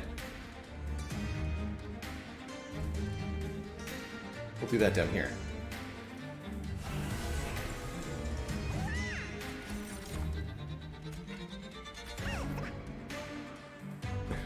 The cute noises? So cute!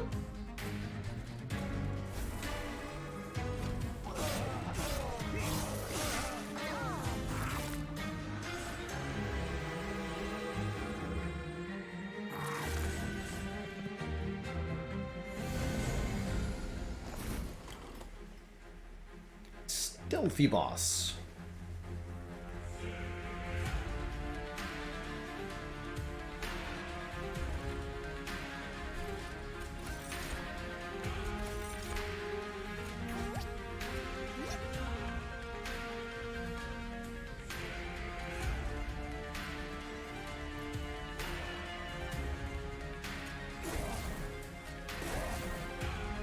There we go.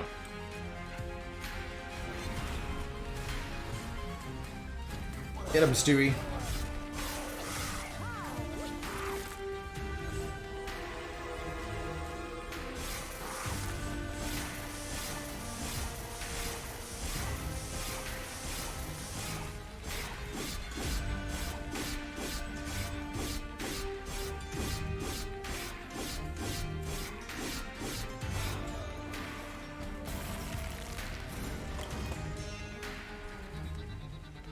Bigify. So, giving it multi-strike and fragile means it attacks twice but dies in a single hit. However, damage shield protects the fragility, just like it does on the pyre, so good times ensue. Chomp chomp. Delicious.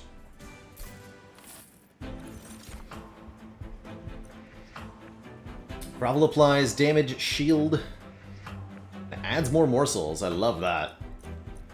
Or 2 uncommon or rare morsels. I particularly like the damage. Gravel applies damage shield to a target of our choosing, which can help us protect our backliners. I want to be able to move stuff to the front with March of Shields. I'm going to go with nah. No thanks. I almost feel like I have to go for a removal here.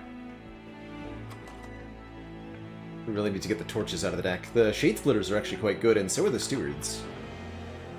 Gravel does not work on the Pyre, no. Tragically.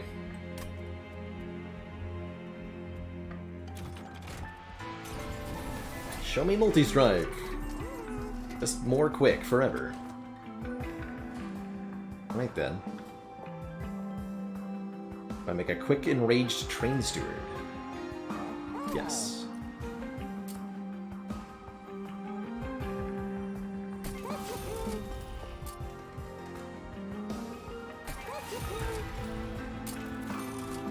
There's multi-strike.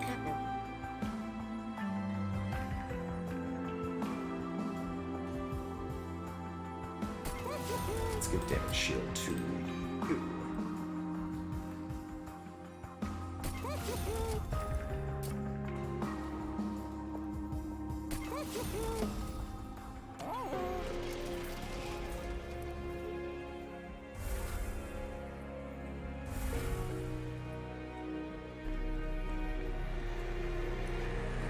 Intrinsic. Intrinsic One Horn's Dome? No. Intrinsic Prism Retrieval? Maybe?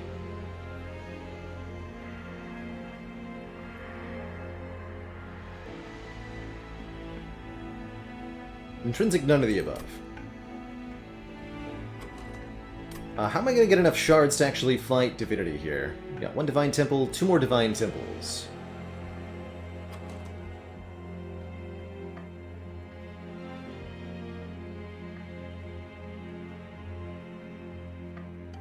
I could infuse one of my stewards into the Demon Fiend to get a removal. It's questionable.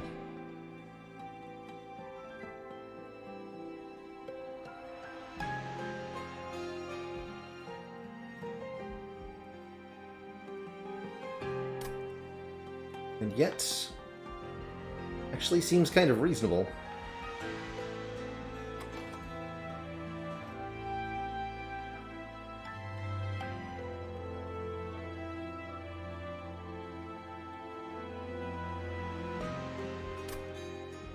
Since I have to increase my shard count anyway, sure.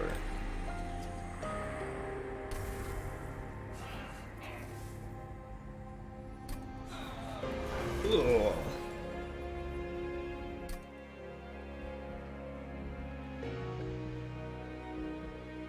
Onward.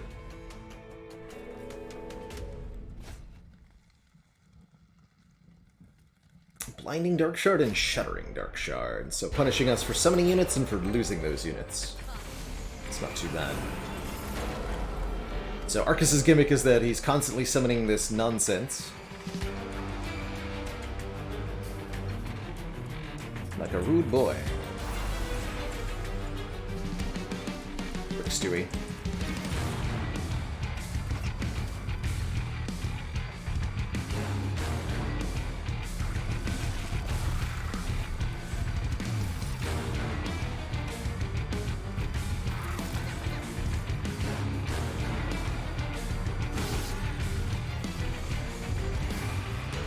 Oh, I did this actually, no, we have the capacity this time. It's fine.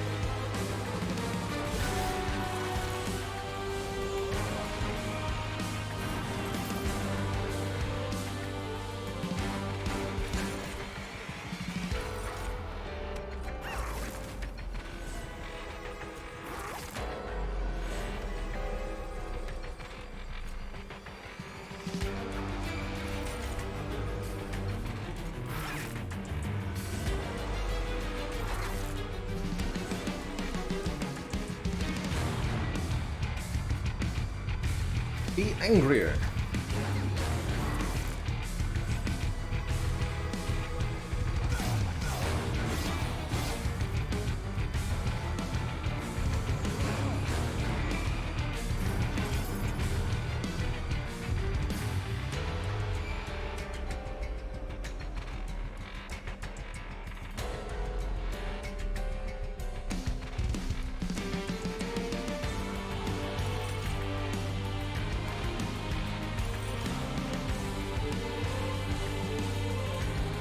Also quick, right? Yeah.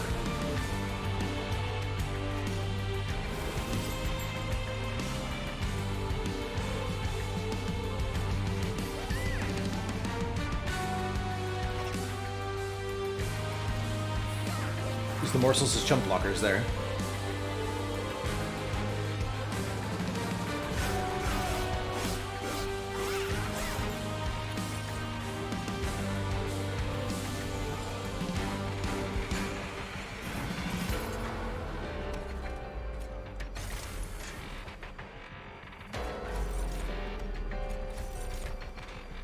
She gets some more damage down here now.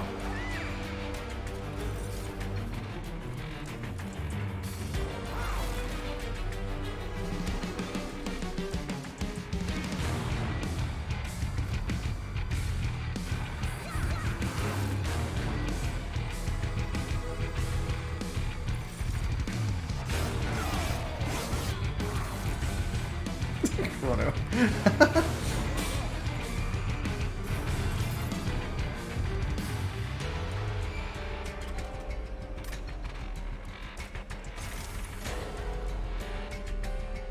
Die anyway.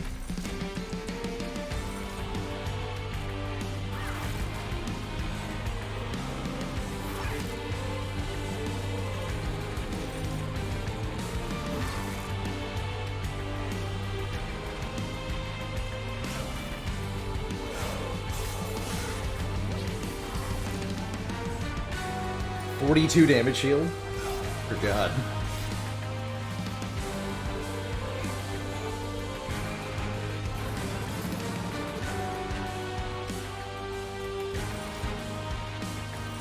What if the Demon Fiend just wins?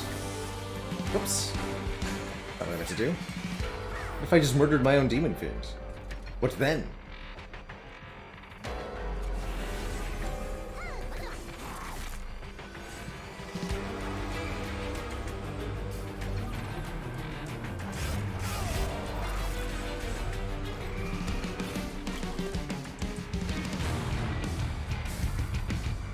Dang it, I was hoping for... Oh well. I was hoping for something different.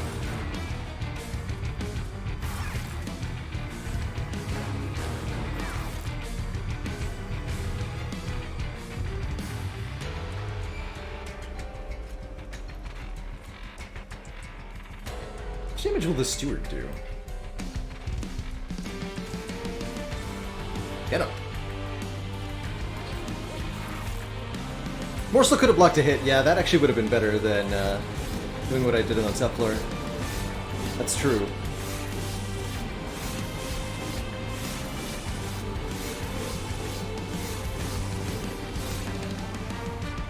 I'm hoping that...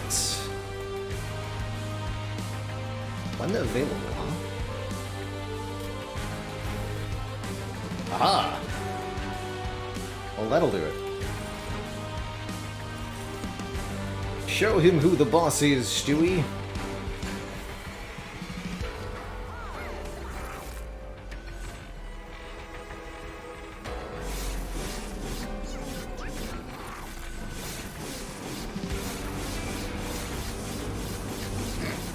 This is so good.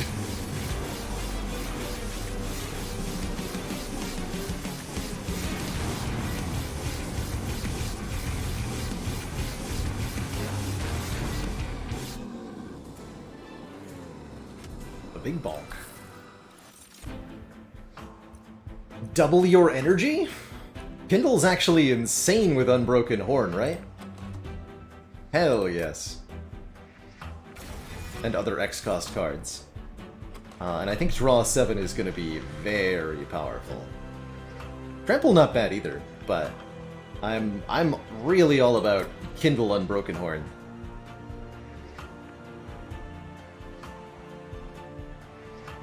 There are definitely things that can kill this deck from here. Do not fear. Do not worry. It can happen.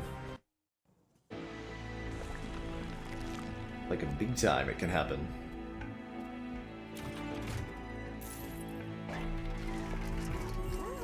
Remove consume. Oh. Wait a minute. What about this?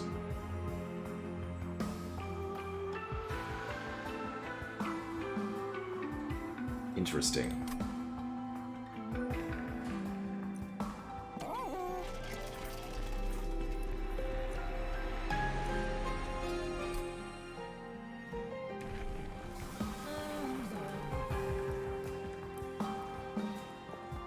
We need the better capacity.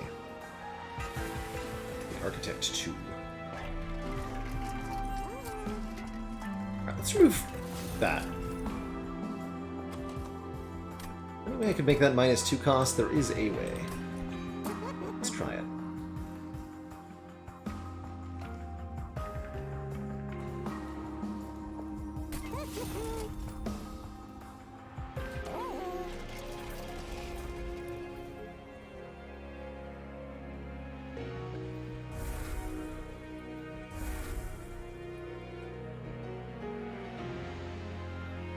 And I'll have to take one of the upgrades here, but that's doable.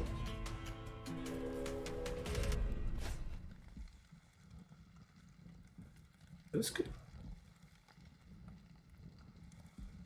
Oh, I think we're fine. Built wings are definitely nasty. They have extinguished deal damage.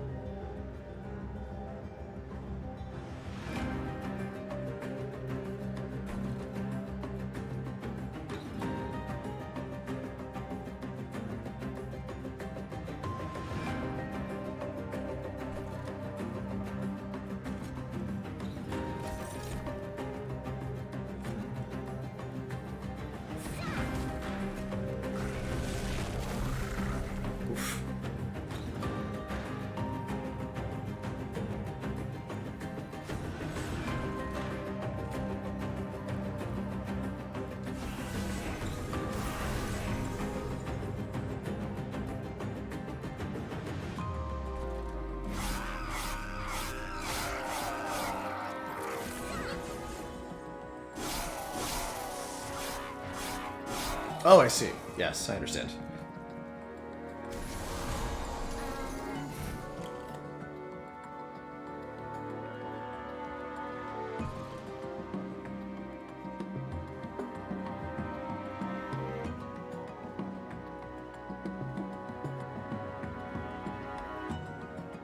Team by 3. This dude.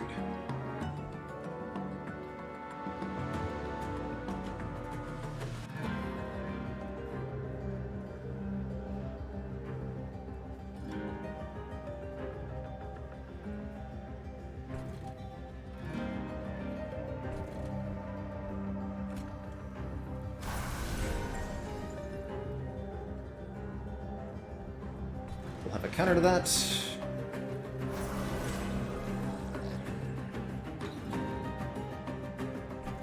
Steel 4.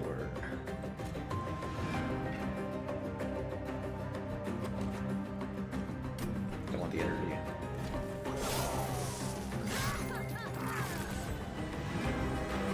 Okay, that's enough damage shield to ignore those multi-strikers. That's good.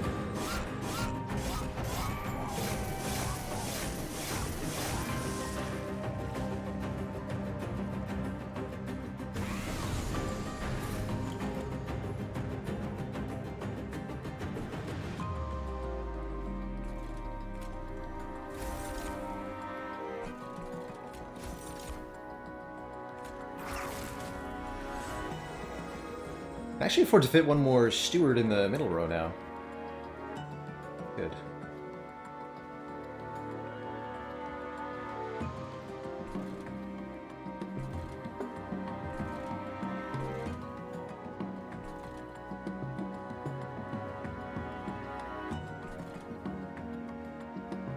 That's a lot of health.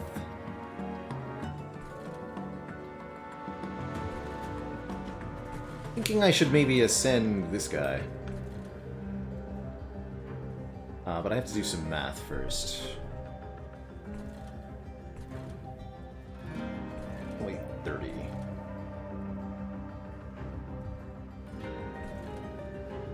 The calculator.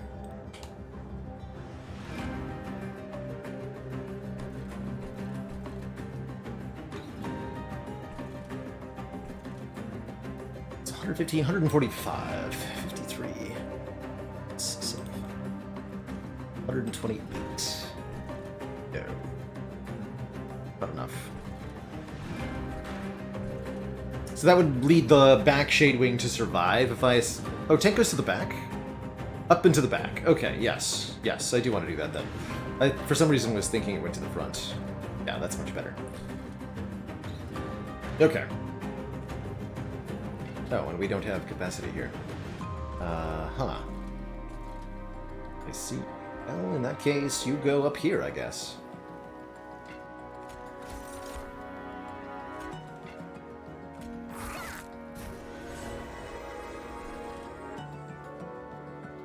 Yeah.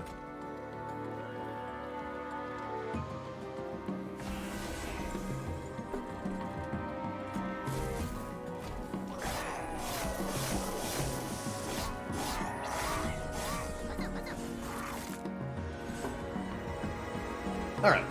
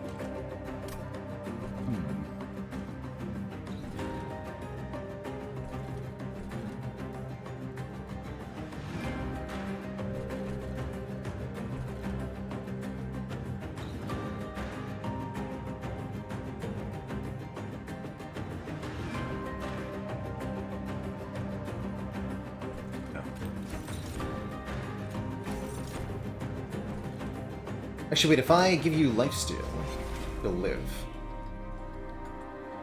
Good.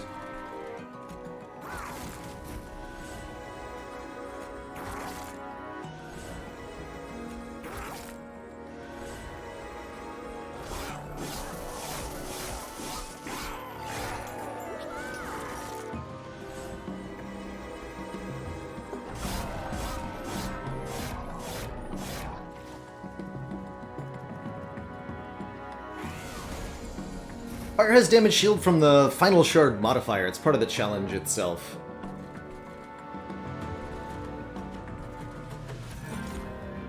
Oh god. That's fine though. The double ritual of battles will get us there.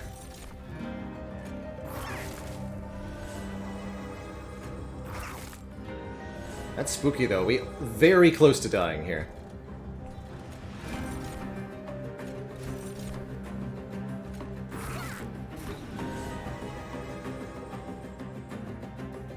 Probably makes the most sense to put the rage on the train steward.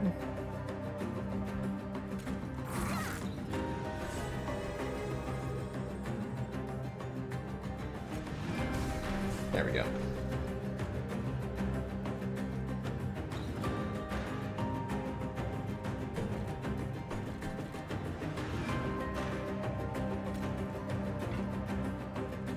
Ikus, thank you so much for the Prime sub in those 4 months. Craig Azaman.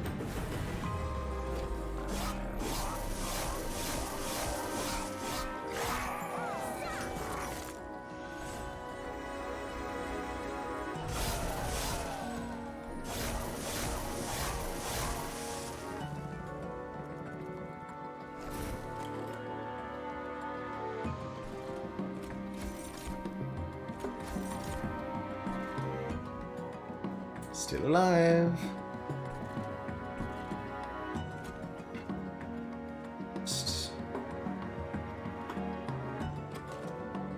One-Horn's Tome is coming up.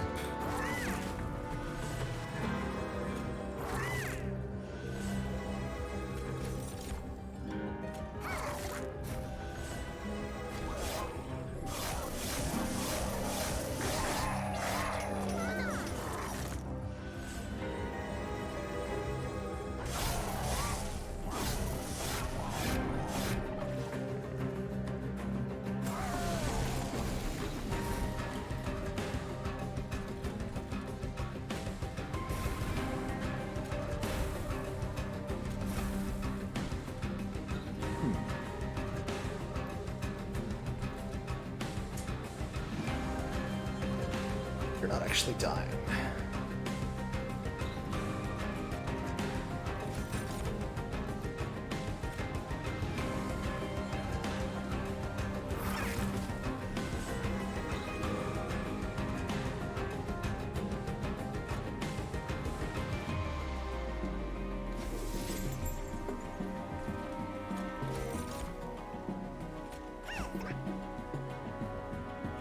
Eat.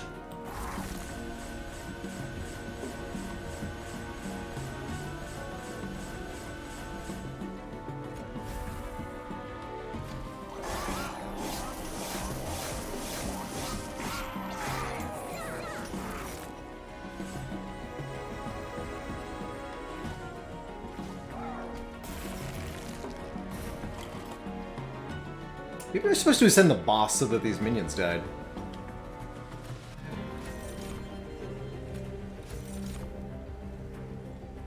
I think we actually would have been able to kill them.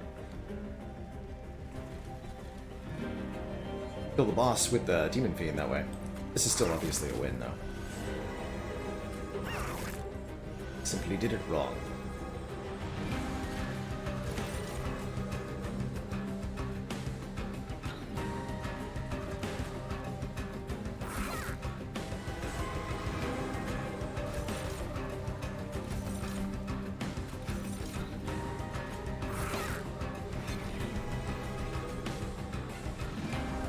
We'll die on the Templar.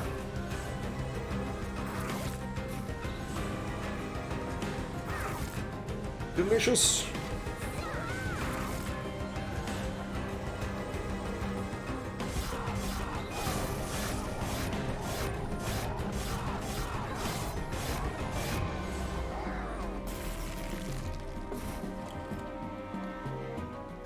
GG easy.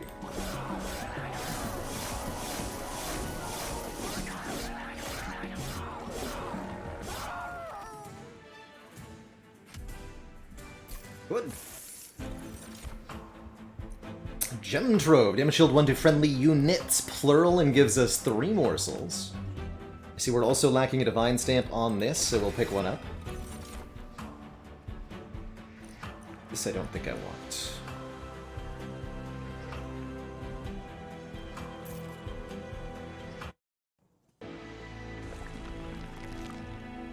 Move to Merchant of Steel, or would I rather duplicate something? Duplicating the One-Horn's Tome seems like a very good idea. Actually, duplicating the Kindle, maybe. Do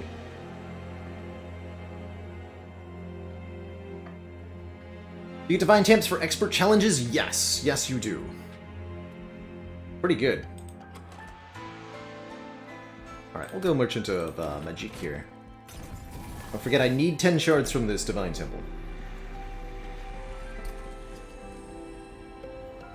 Spell Chain Kindle. Oh, right, that's a thing. Amazing.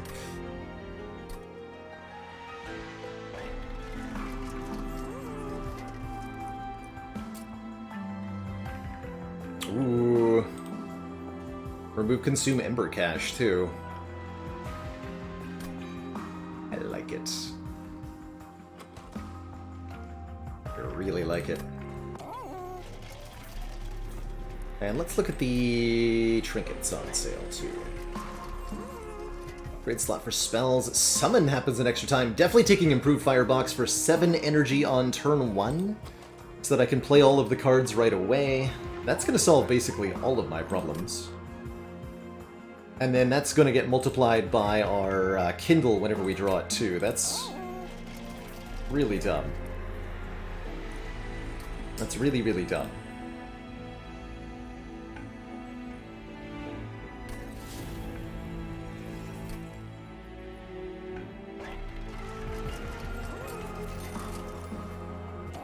Is there anything spectacular I could do with...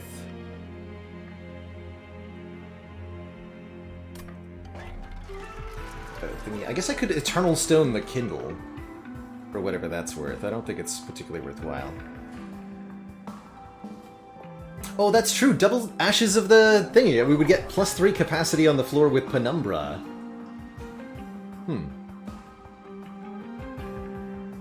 That's actually quite helpful. That means we can put all of our units on the same floor.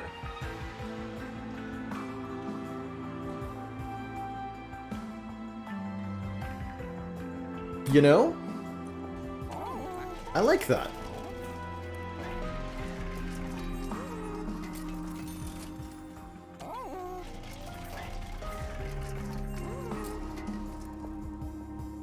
I really like that.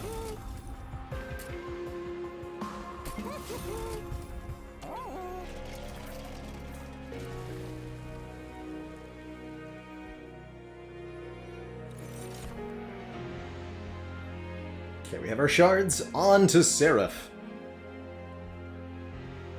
Now, cleansing our multi-strike could be a little tricky.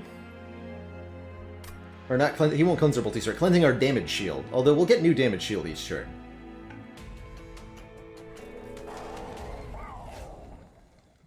Each turn, Seraph will remove half of any buff and buff stacks on us and debuff stacks on the enemies.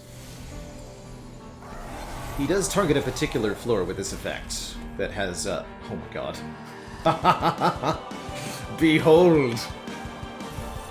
The Embering! 52 Ember. On turn 1.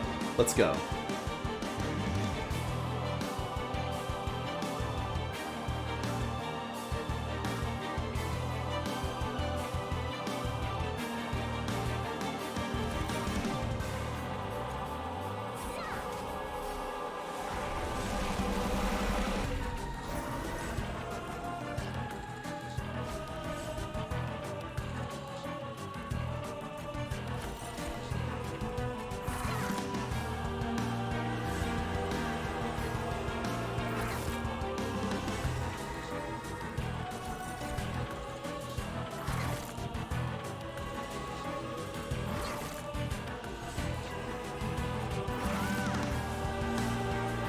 Beautiful.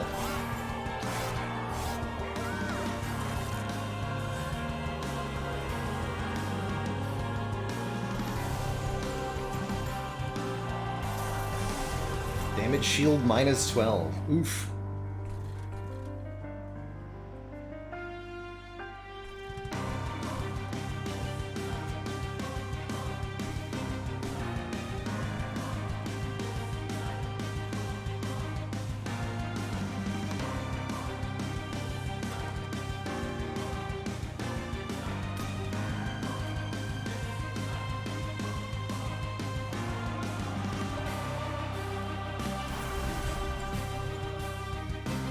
Sure about that location, but it's all good.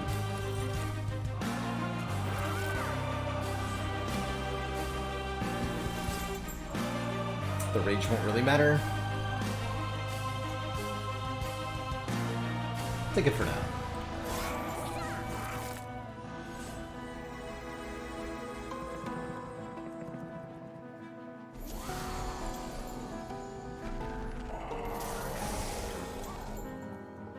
Forget to make the one-horn stones cheaper.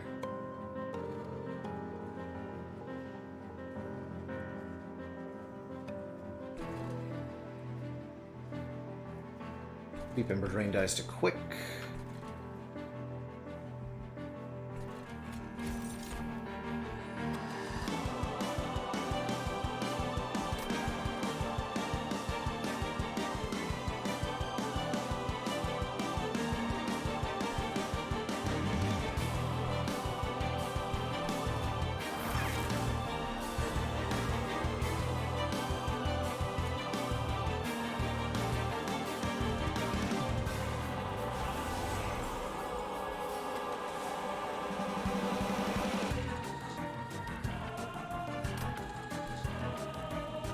Prism retrieval could be pretty funny. Actually, let's do this.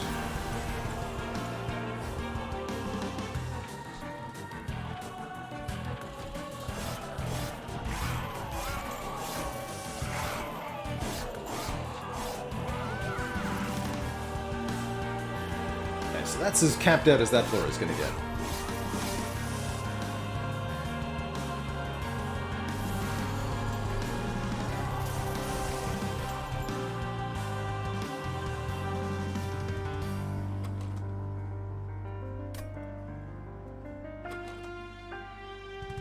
That does work on you, huh?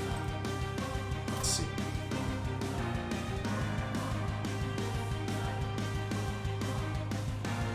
Disappointing.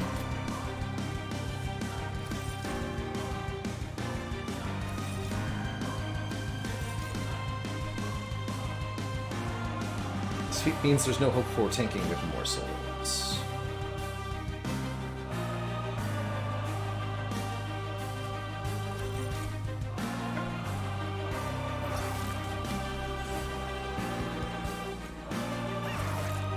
Yeah, I put remove consume on the excavated ember generator. Did indeed. Or multi-strike.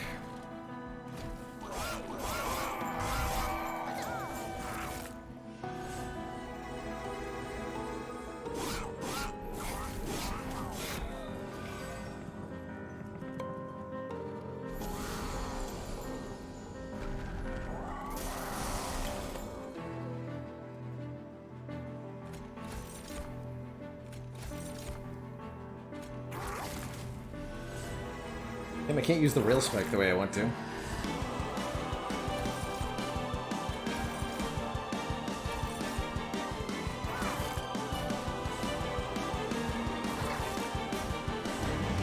Let's head up a bit.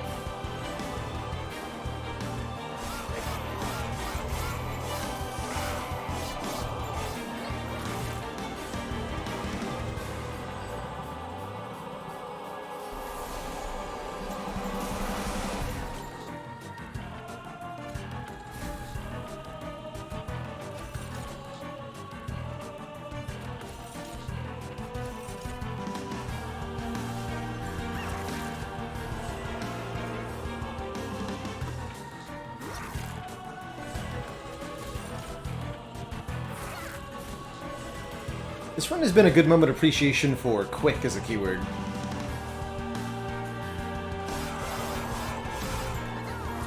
Everything just dies before it gets to take any actions.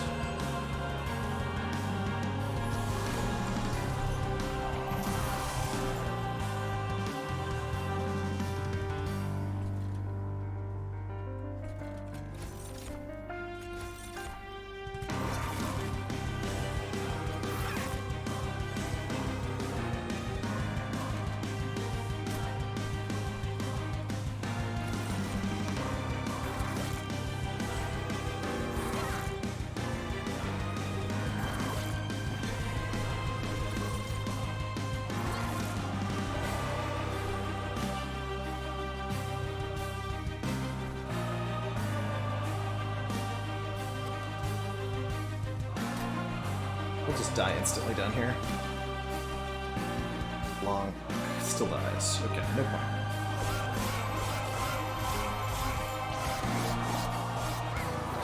Wanted Prism Retrieval to be good, but alas.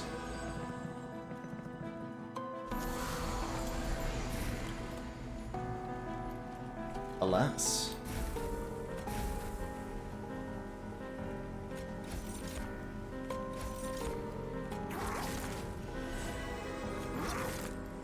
Okay, we're done purging damage shields, so we can just accumulate it now.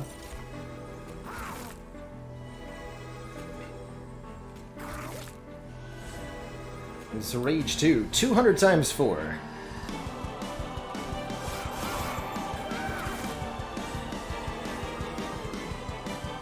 Throw the steward in the rail spike. Come on. Spike is not gonna get thrown.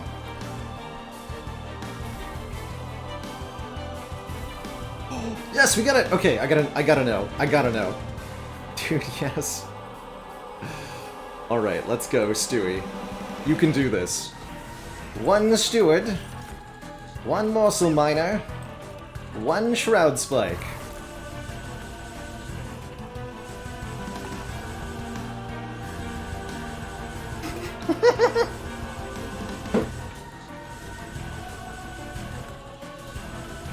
Behold!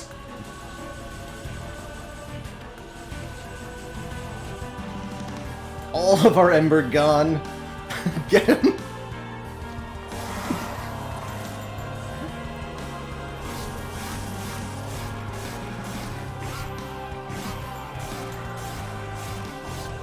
Nice try with your sticky lifesteal, Seraph.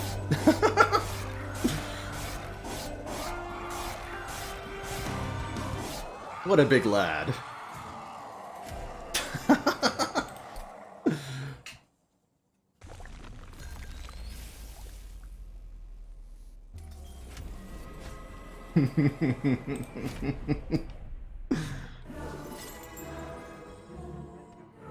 Alright, Last Divinity has different status effects on each floor. Our relatively low number of packed shards will make this a fairly easy fight for us, I think. And we drew this on turn 1 again, hell yeah! Let's go. Let's go. So, Last Divinity has, in order to get here at all, to this final battle, you must have over 100 packed shards accumulated through your run. And the more shards you have, the more powerful the boss is. Each floor has a different effect. The top floor does a sweep, so I really don't want to set up on top. I think we're going to go in the middle, and thanks to our Ashes of the Fallen, we'll have plenty of capacity to work with, plus no need to deal with any Ember Drain nonsense.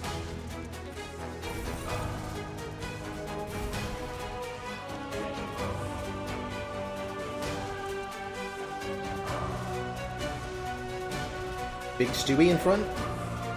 Yeah.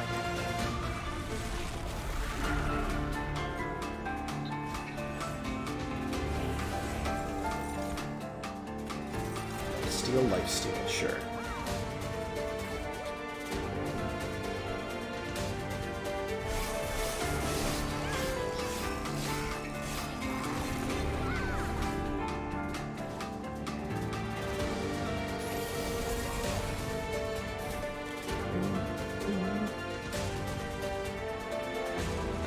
Oh!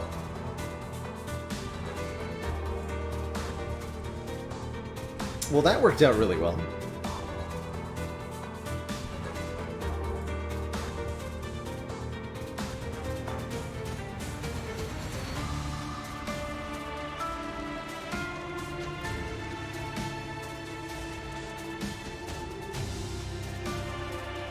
Neat. It's true, there's no room for the Demon Fiend. Well, actually, no, that's not entirely untrue. Well, yeah, we haven't deployed the other guy yet. So we get to do some fun things. I think that means not playing One Horn's Tome, because I don't have the unit to put it on. Which is fine, because I can do some other stuff. Alright, don't do that. What if I did this?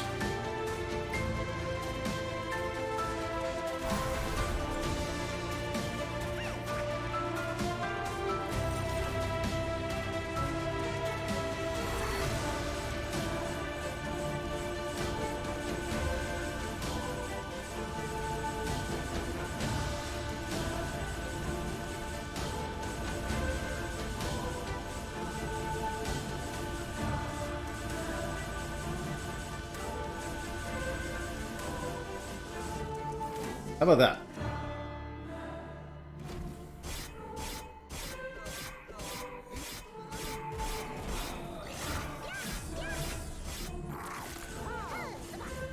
Wait, top floor though? Hold on.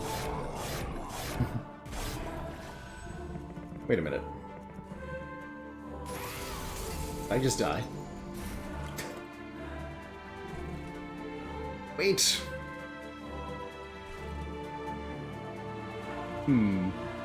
Why not do that on top? Great question. I, for some reason, thought I wouldn't have a problem up here, but it has occurred to me that I do in fact have a problem now. I might actually have to restart this combat. Yeah.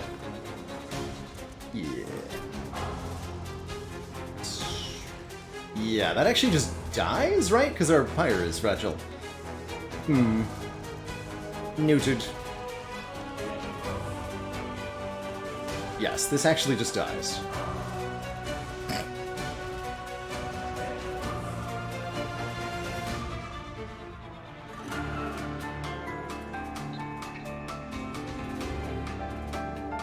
Crucible Lector plus Rage plus Steward. There's no way I can kill all 4 of these units. Right? And then, what is happening here? Hello?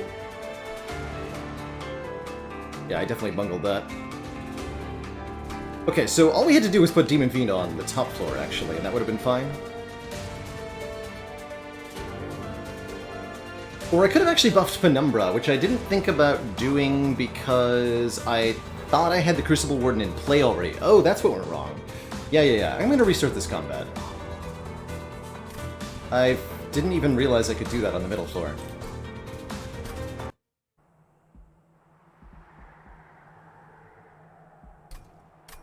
Yeah, resume. Don't like to do that, but I don't want to do this challenge again. Okay, that's Beast Mortar then. Same order with everything else.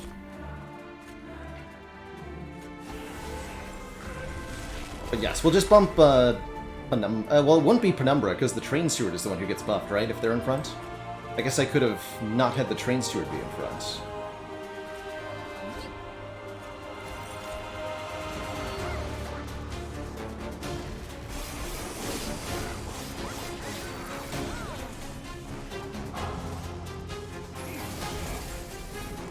I was so hyped by this draw. Didn't even notice. The sword having multi-strike is actually relatively beneficial here anyway, right?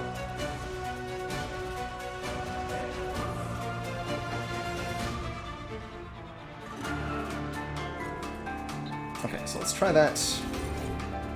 Try that here then.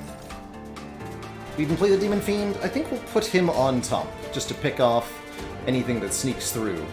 He'll take a few rounds to die to Divinity.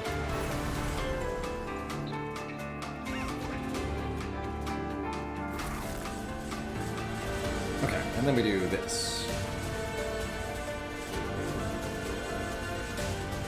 Big Stride.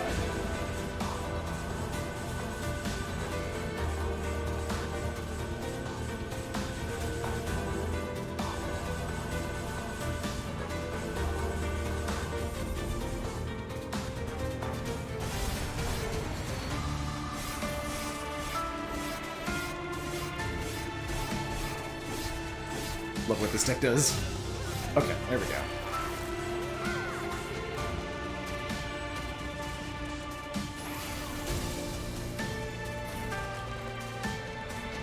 And then we'll put the Warden in front of them to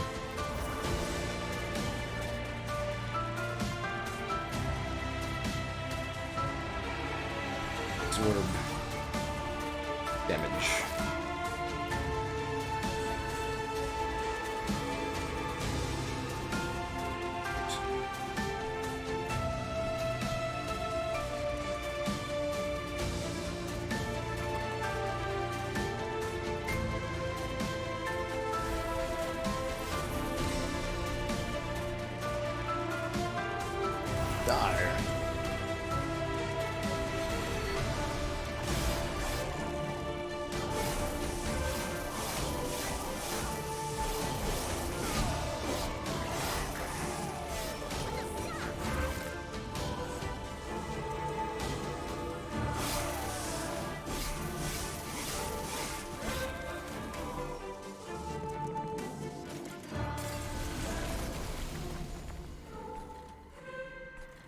Well, this can keep you alive.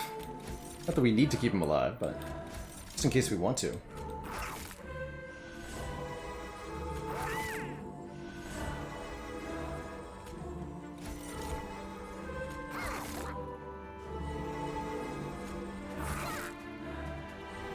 And we do, because I see that units are getting through again.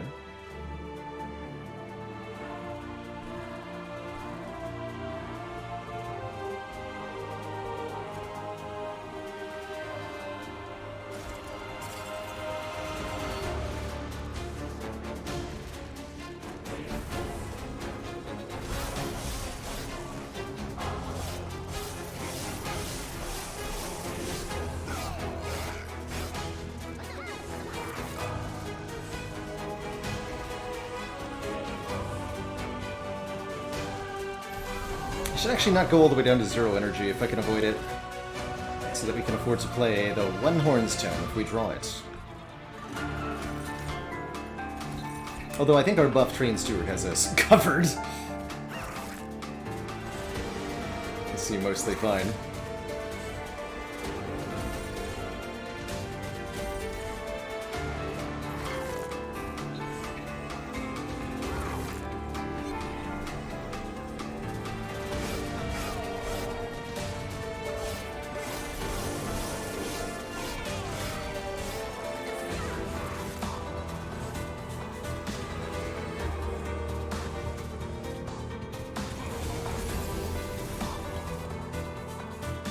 Strike and spikes.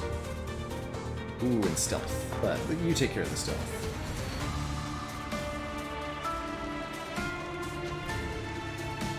Okay.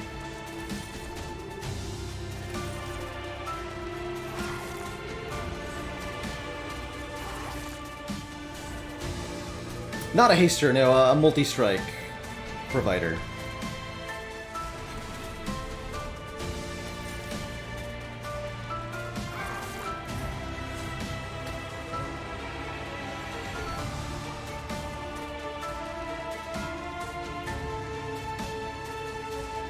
It's got Stealth 2.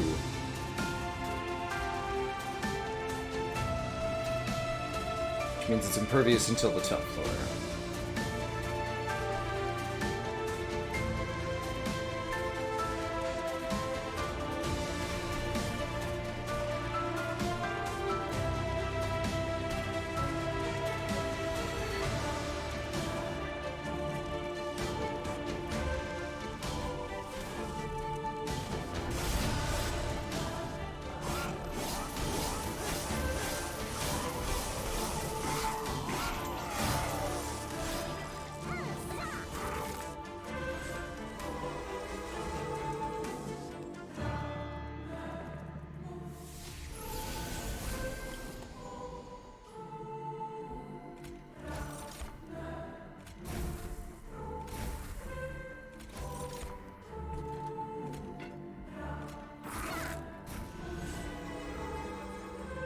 This is no reason not to have this steward in the mix as well.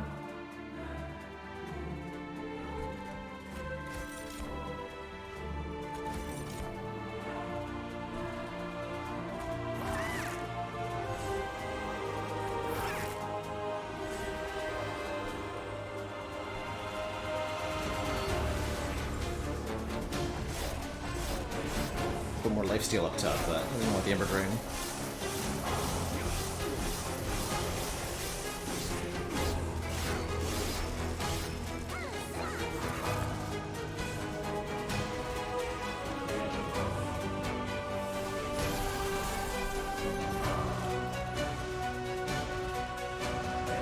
Here we go. We're in fact dying.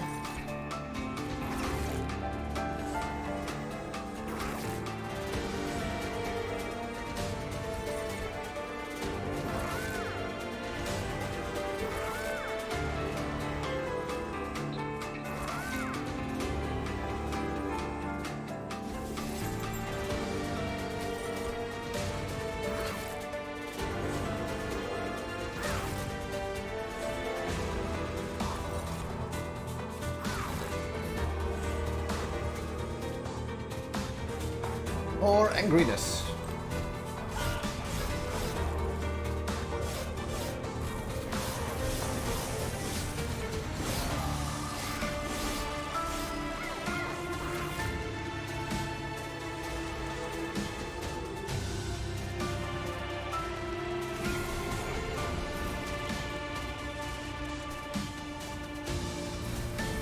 Oop, not that far.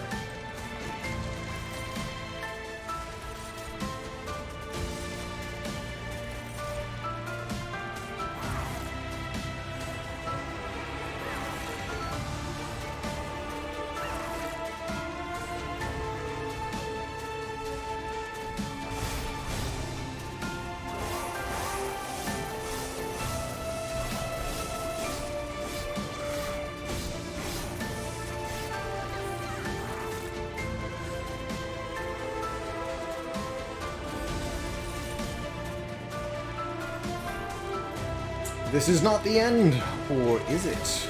GG.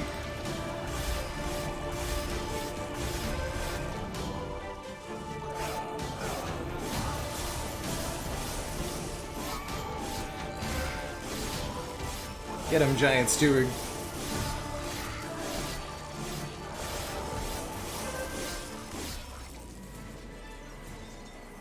But damn if that Umbra Spike wasn't super cool. GG. That's a whole bunch of very important Divine card masteries, too. Including the extremely elusive Prism Retrieval. Never do I ever have to play with that card again.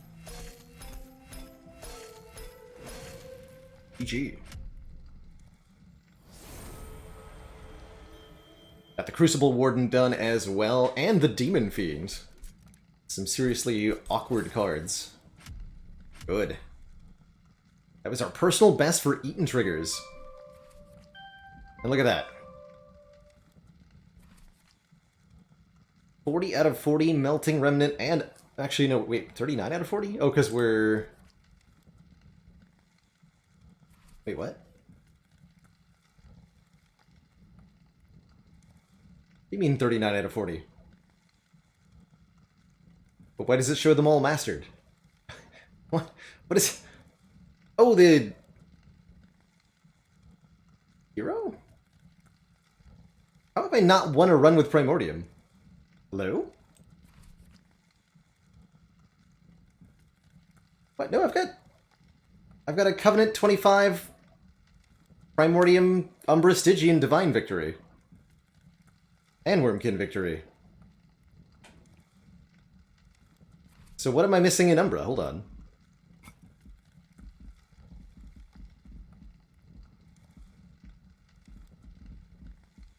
That just shows the Forge upgrades.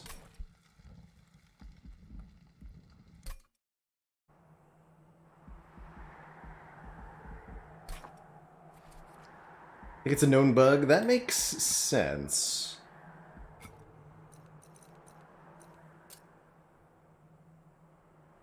Mastered.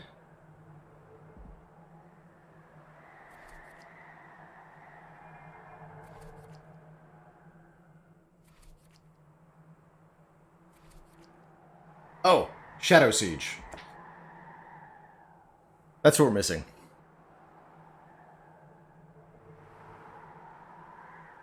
Mostly because I've never been offered a Shadow Siege.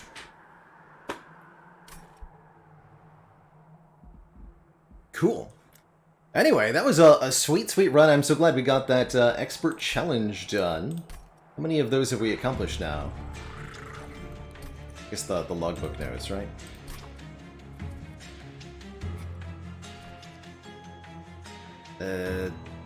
Pink. Pink out of 25. Alright, whatever. In any event, that is going to be it for me tonight. It's been a lovely, lovely day of Monster Train and Spire. Really happy to have that 3-0 start to our Spire streaking. And a wonderful Monster Train run besides. We will be back tomorrow, not later than noon Eastern Time. Don't forget you can be notified when we're live on the Discord. Also, shout out to the Game Boat, the top voted game on that poll linked up in chat will get played on stream this month.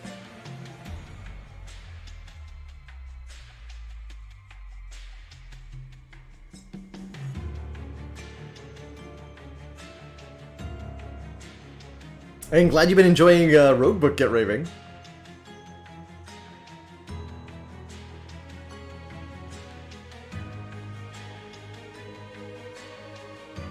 GG and good night, Ekaton. Chronometrics. It's chilly. More better. Hoya-kun. And everybody else, thanks so much for watching. Ta-ta for now. And I'll see y'all next time. Toodaloo, everybody.